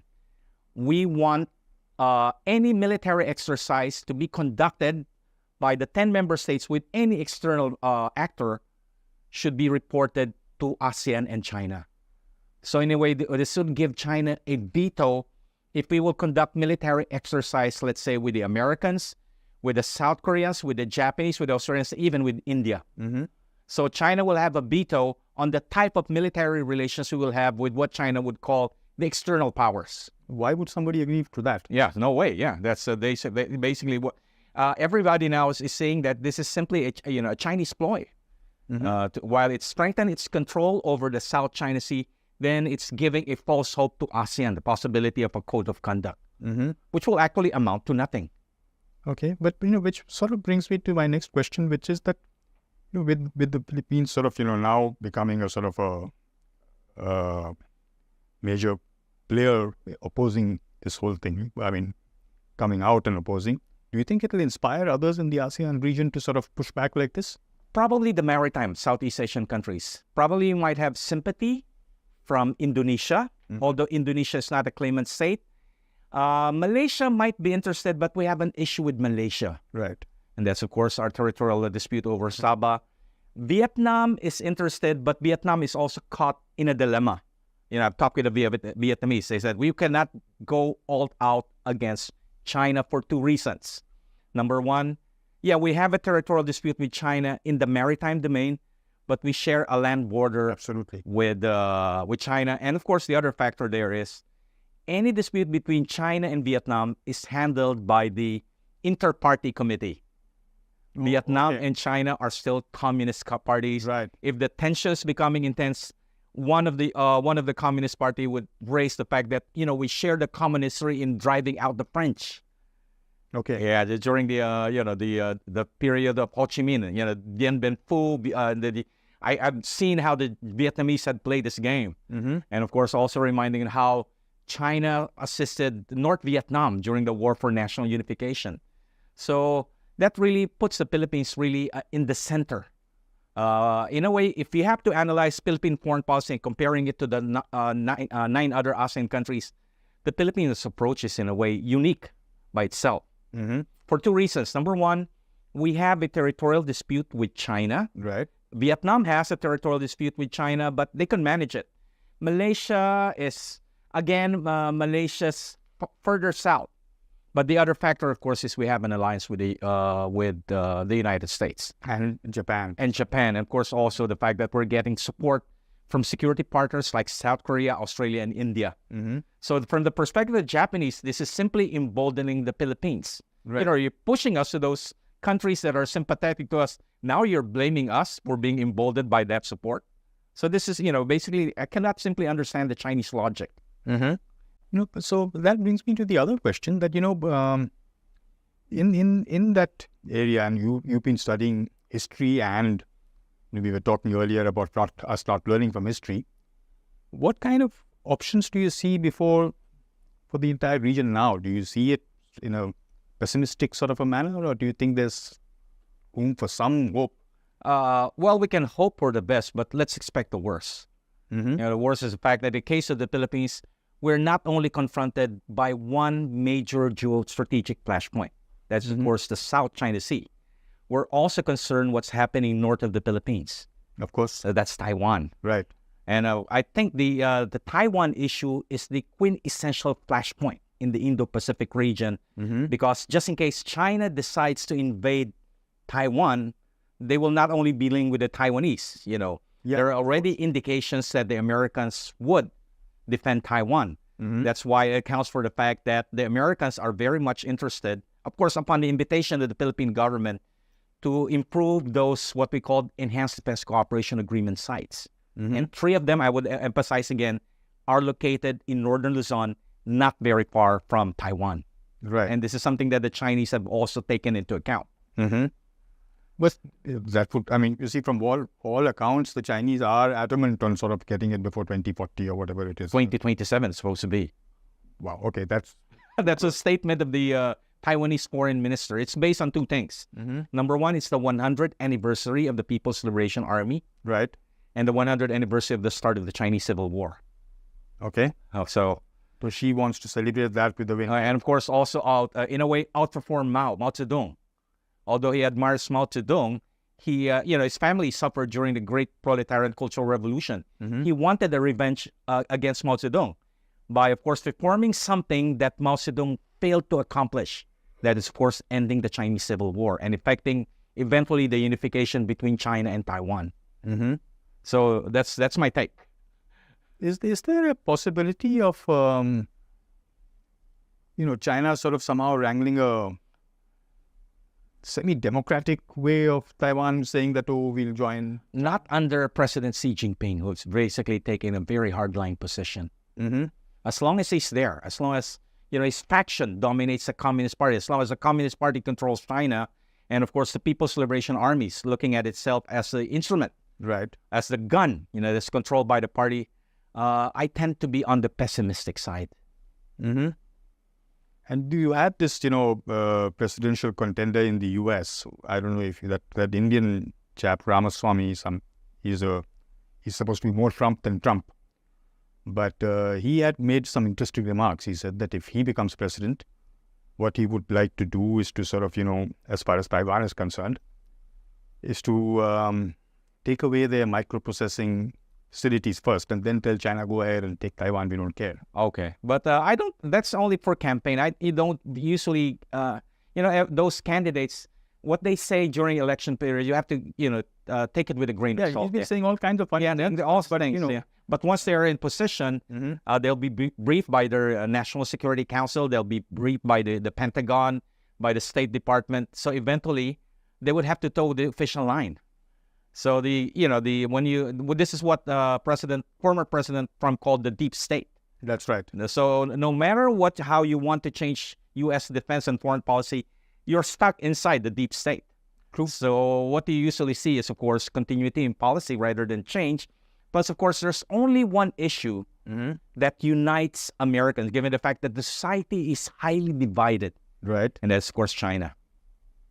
Right now, yes, but they could modify it to something else. Yeah, we can. Let's see. I'm not discounting that possibility. And where do you see Russia in this whole game? Where do you see Russia in this whole game? India is so much concerned. I'm sorry, Russia is so much concerned with Ukraine. It's also concerned with NATO, especially, have a buildup in NATO forces. You have Finland joining NATO, and of course, eventually you have Sweden. So Russia's focus is primarily still Europe. Traditionally, Russia and even the Soviet Union had always focused on Europe. That's true. But, I was talking to a Japanese diplomat a few days back, and he said that they were worried about, about Russians coming down from that other side, from the, what do you call it? From the Alaska. Koreans. Vladivostok side. When China sort of decides to relax, so they have to prepare for that kind of... Yeah, sure. Yeah. And then North Korea as well. Okay, yes. I don't discount this possibility, but what could Russia bring coming from there? The resources, their attention are still focused on Ukraine. They might. I'm not discounting that possibility. That's a legitimate concern of the Japanese. And they also said that, we are still undecided on whether, in case Taiwan is invaded, whether or not we are going to get involved unless Japan too is invaded. While the possible growing presence and interest of Japan to sign a reciprocal access agreement is giving the Japanese an option. Absolutely. Yes. Absolutely. So, when they make decisions like this, they're not yet sure what to do, but at least at this point in time, they're looking at options. They're looking at opportunities, because at the end of the day, it's political willingness that would matter. Absolutely. That's what they said, that, that we'll have to talk to the people to see whether they're okay with suddenly taking on China in that sense. So I'll ask you the last question, which relates to India. Is India doing enough in that region, or should it do enough? Should it do more? I'm looking at it, based on my assessment, India, of course, has a more urgent homework, and that is to consolidate South Asia. Absolutely. We have a land border with China as well. So one way, of course, for you to consolidate it is to keep China busy in our part of the world.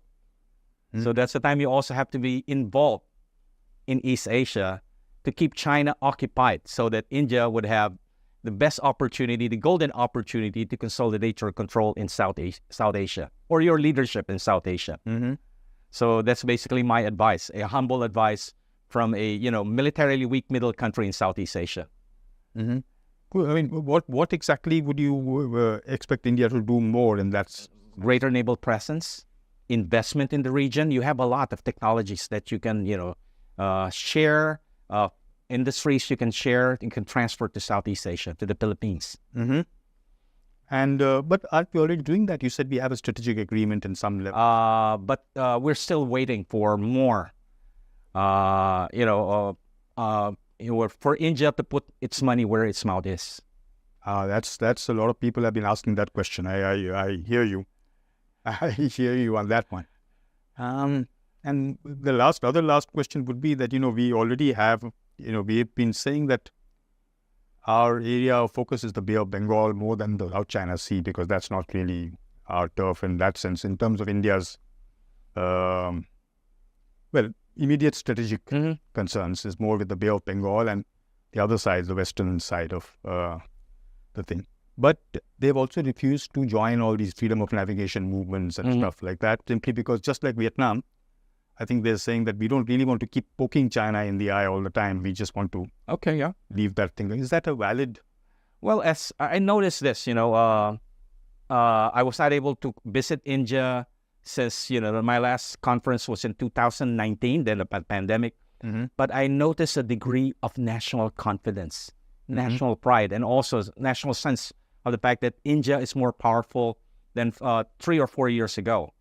So I think the capabilities, the opportunities are there. Again, it's a matter of India's willingness. Do you want to get involved in what's happening in East Asia so that it would distract China from basically preventing you from consolidating your leadership in South Asia? Oh, absolutely. Of course. That makes a lot of sense. Thank you so very much. Thank you very much again for the honor. I really enjoyed it. I learned so much in just this conversation myself. That was Professor Renato Cruz de Castro talking to us about the situation in the South China Sea, and he brought in so many various aspects which a lot of us don't really know about. So I think anybody who's interested in the region should listen to this particular video. I do hope you enjoyed it, and don't forget to like, share, and subscribe at the end of it. Till we meet again, this is Ramananda Sengupta signing off. For the latest in strategic affairs, subscribe to our YouTube channel. Click the bell icon for updates. Hello and welcome to The Gist on StratNews Global.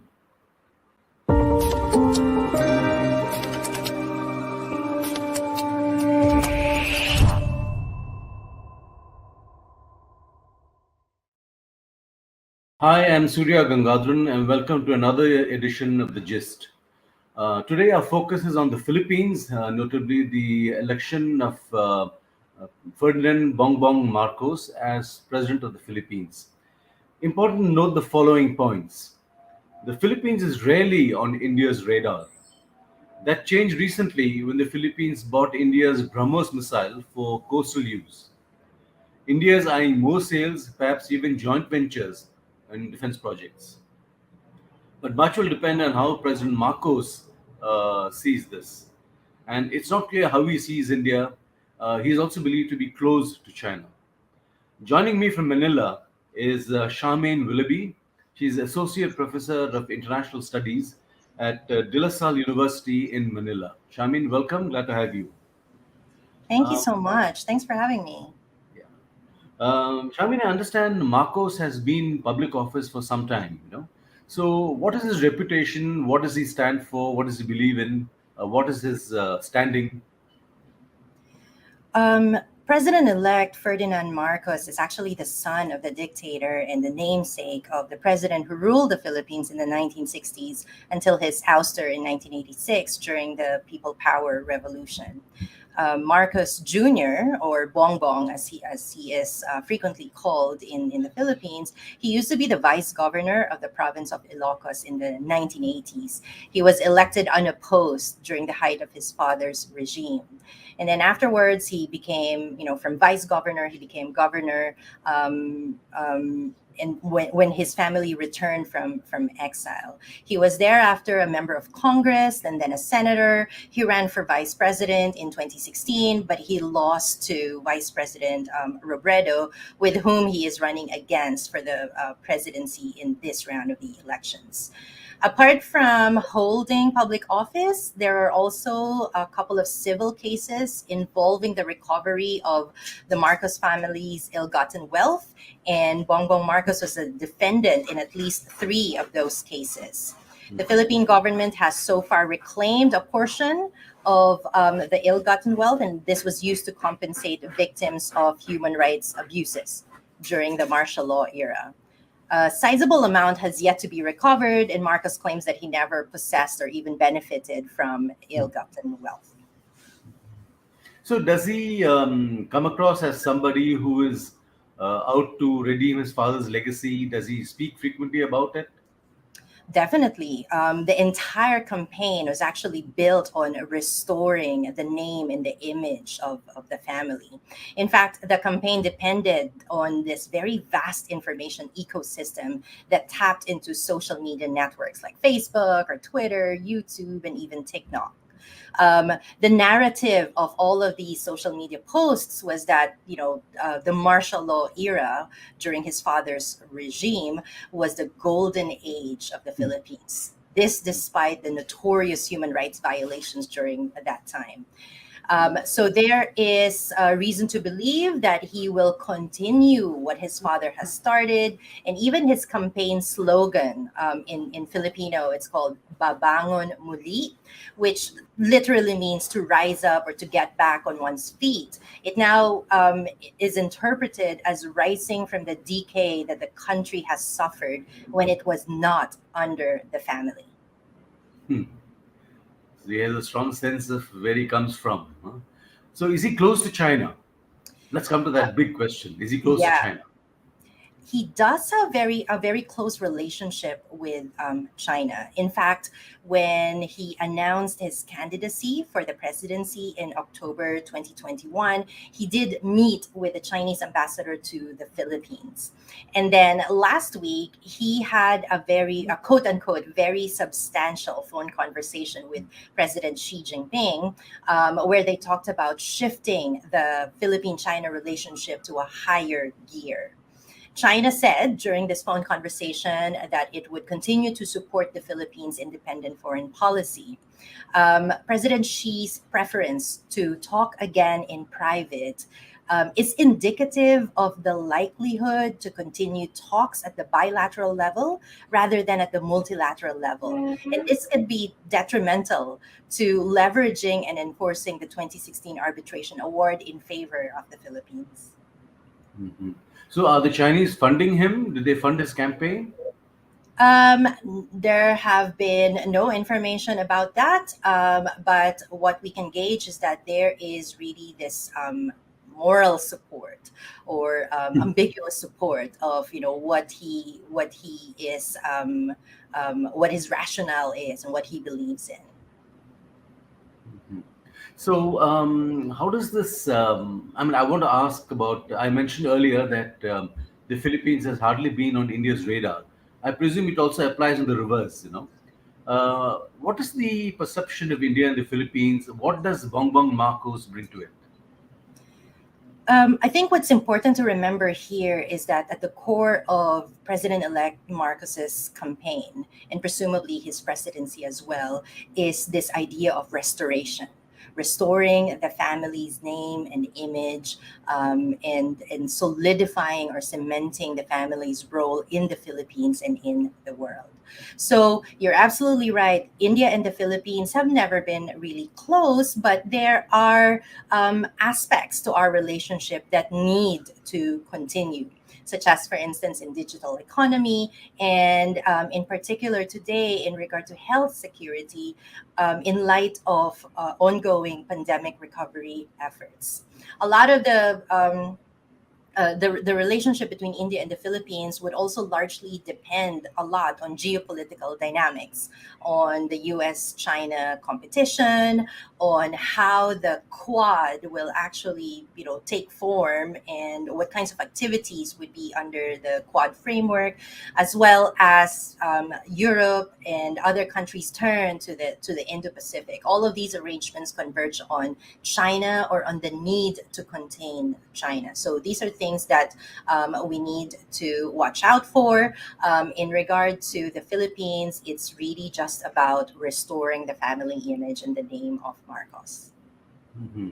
So I recall there was an item on Twitter about the Indian ambassador meeting the president-elect, and there was a reference to his seeking India's help in digital governance, etc. Is India's footprint in the Philippines, has it kind of increased since the agreement on the missile sales? Yes, absolutely, and this especially played a more crucial role during the pandemic. I see. So logically, one would presume that he would like this to continue. Absolutely. Okay. So is he and Duterte, are they very similar in their approach to China?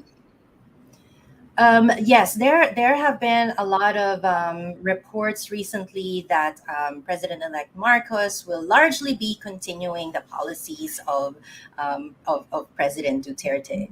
So this is in regard to, number one, the pursuit of an independent foreign policy, also in regard to the war on drugs, although President-elect Marcos did say that it wouldn't be as notorious, as violent as President Duterte's war on drugs.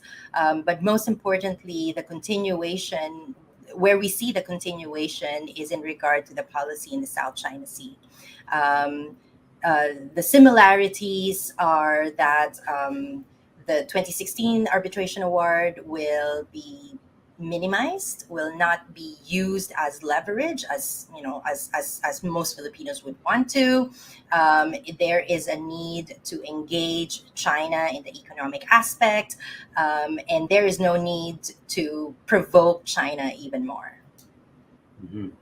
But I do recall that President Duterte's outreach to China was a little disappointing in terms of its economic dimension.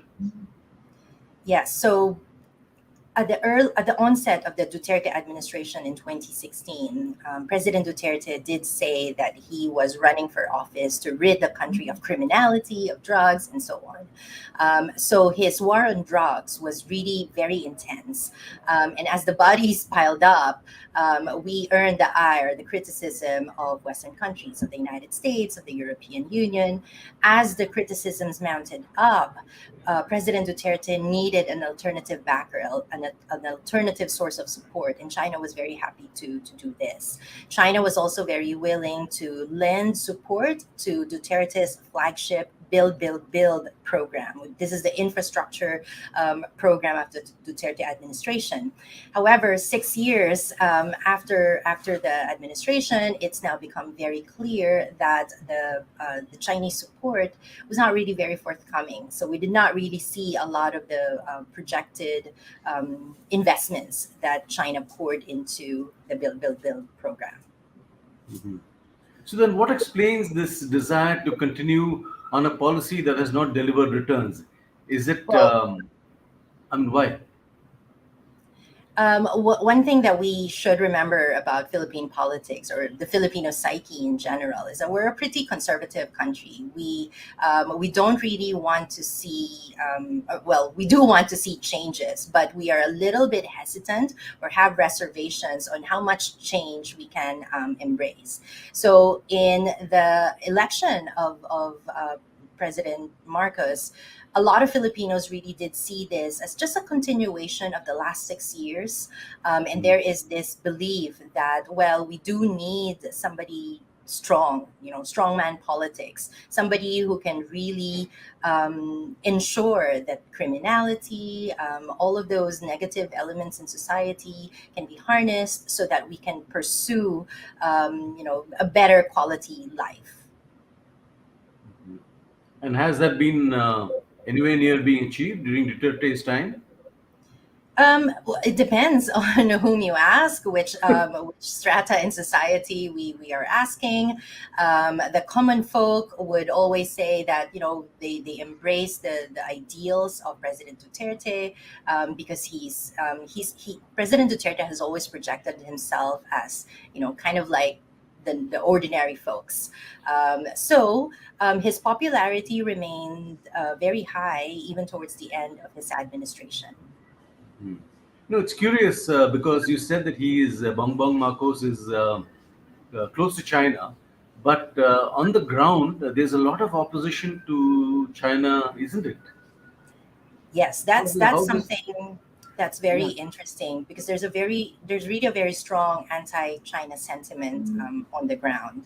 A couple of years ago, shortly before the pandemic started, I conducted, and along with a couple of colleagues, we conducted a study on Philippine perceptions about our partners. We conducted a survey and asked members of the Filipino strategic community. And interestingly, the study found that a lot of Filipinos really still prefer the traditional partners like the United States, Australia, Japan. China is way down in the list, and Russia is also way down in the list. So this tells us that that there is still that very strong anti-China sentiment. This is also largely because there's a lack of transparency of what China really wants to achieve. There have been a lot of discussions about the BRI and the debt trap that is part and parcel of being involved in the Belt and Road Initiative. So yes, there's a very strong anti-China sentiment on the ground. So it's now going to be up to President-elect Marcos to balance the interests of the great powers, whether it's with China or the United States, and balance those against the interests of Filipinos on the ground. Has the Philippines signed on to the BRI? As far as I know, not completely, and this is also why President Duterte was really interested in the investment opportunities that China wanted to give via his Build program. You think the president-elect could pursue that? Well, certainly there are benefits that can be gained from continued or even intensified economic relations with China, but that aspect of the relationship really needs to be tempered with the sovereignty and territorial claims of the Philippines in the South China Sea. Now, you mentioned that you will be balancing the external interests plus the sentiments within the country. Given that there is so much domestic opposition to China, as an elected leader, shouldn't he respect that sentiment? Or does he see a need to, I'm just trying to understand what how does this work? Yes, this is precisely the challenge that President-elect Marcos now faces, because on one hand, he really would like to get the recognition that is due him, so that he can continue and to restore and solidify the Marcos family name in the Philippines and in the world. But at the same time, he also realizes that in order for him to continue to enjoy the support of a large number of Filipinos, he also needs to balance those interests with the man on the street. And there are a lot of talks going on right now in regard to who's going to be in his cabinet, who's going to run the finance department, who's going to be in these key positions. And it's still some names are now being announced as to who would be the key members of the cabinet, but the official list will actually be towards the end of June during his inauguration. Do you expect the China factor to play a role in the relationship with India?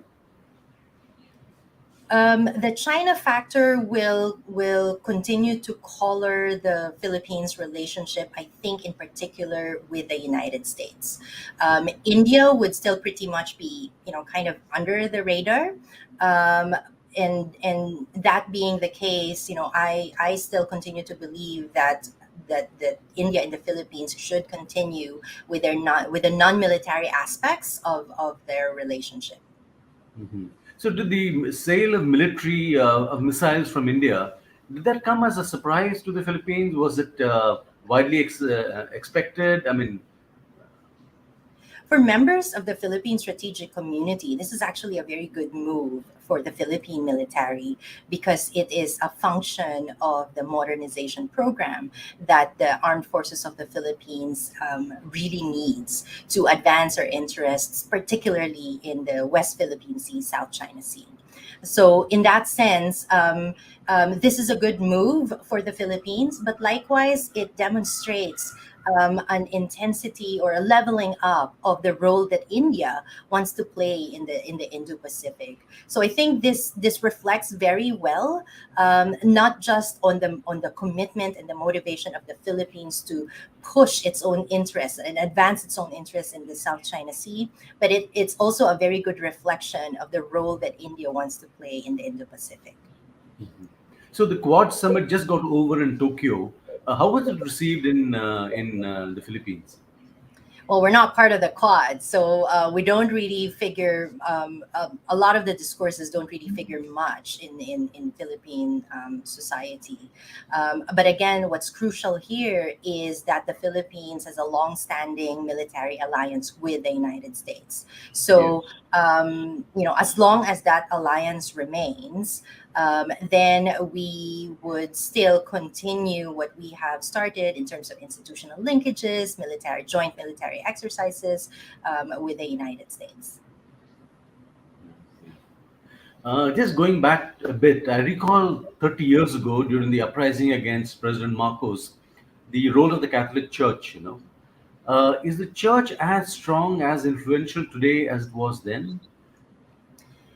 Like I said, Filipinos are a rather conservative people, so a lot of us still look to the church, and the church continues to enjoy a central role in Philippine society. But there are also different facets, different aspects, different groups, different religious groups, really, and they provide support to different candidates. So, for instance, a religious sect, a religious grouping, we call it Iglesia ni Cristo, openly supported President Marcos' candidacy and told all of its followers to vote for President Marcos. So that being the case, the church still does play a very significant role, a central role in Philippine society. Whether or not the church will play or initiate being, the opposition and openly criticize the government, as it did in the 1980s to oust Marcos the father, that remains to be seen today. So last question. Again, I'm coming back to the India-Philippines thing. What is it that you would expect to see on this relationship? Sorry, again? On the India-Philippines relationship going forward, what is it that you would like to see?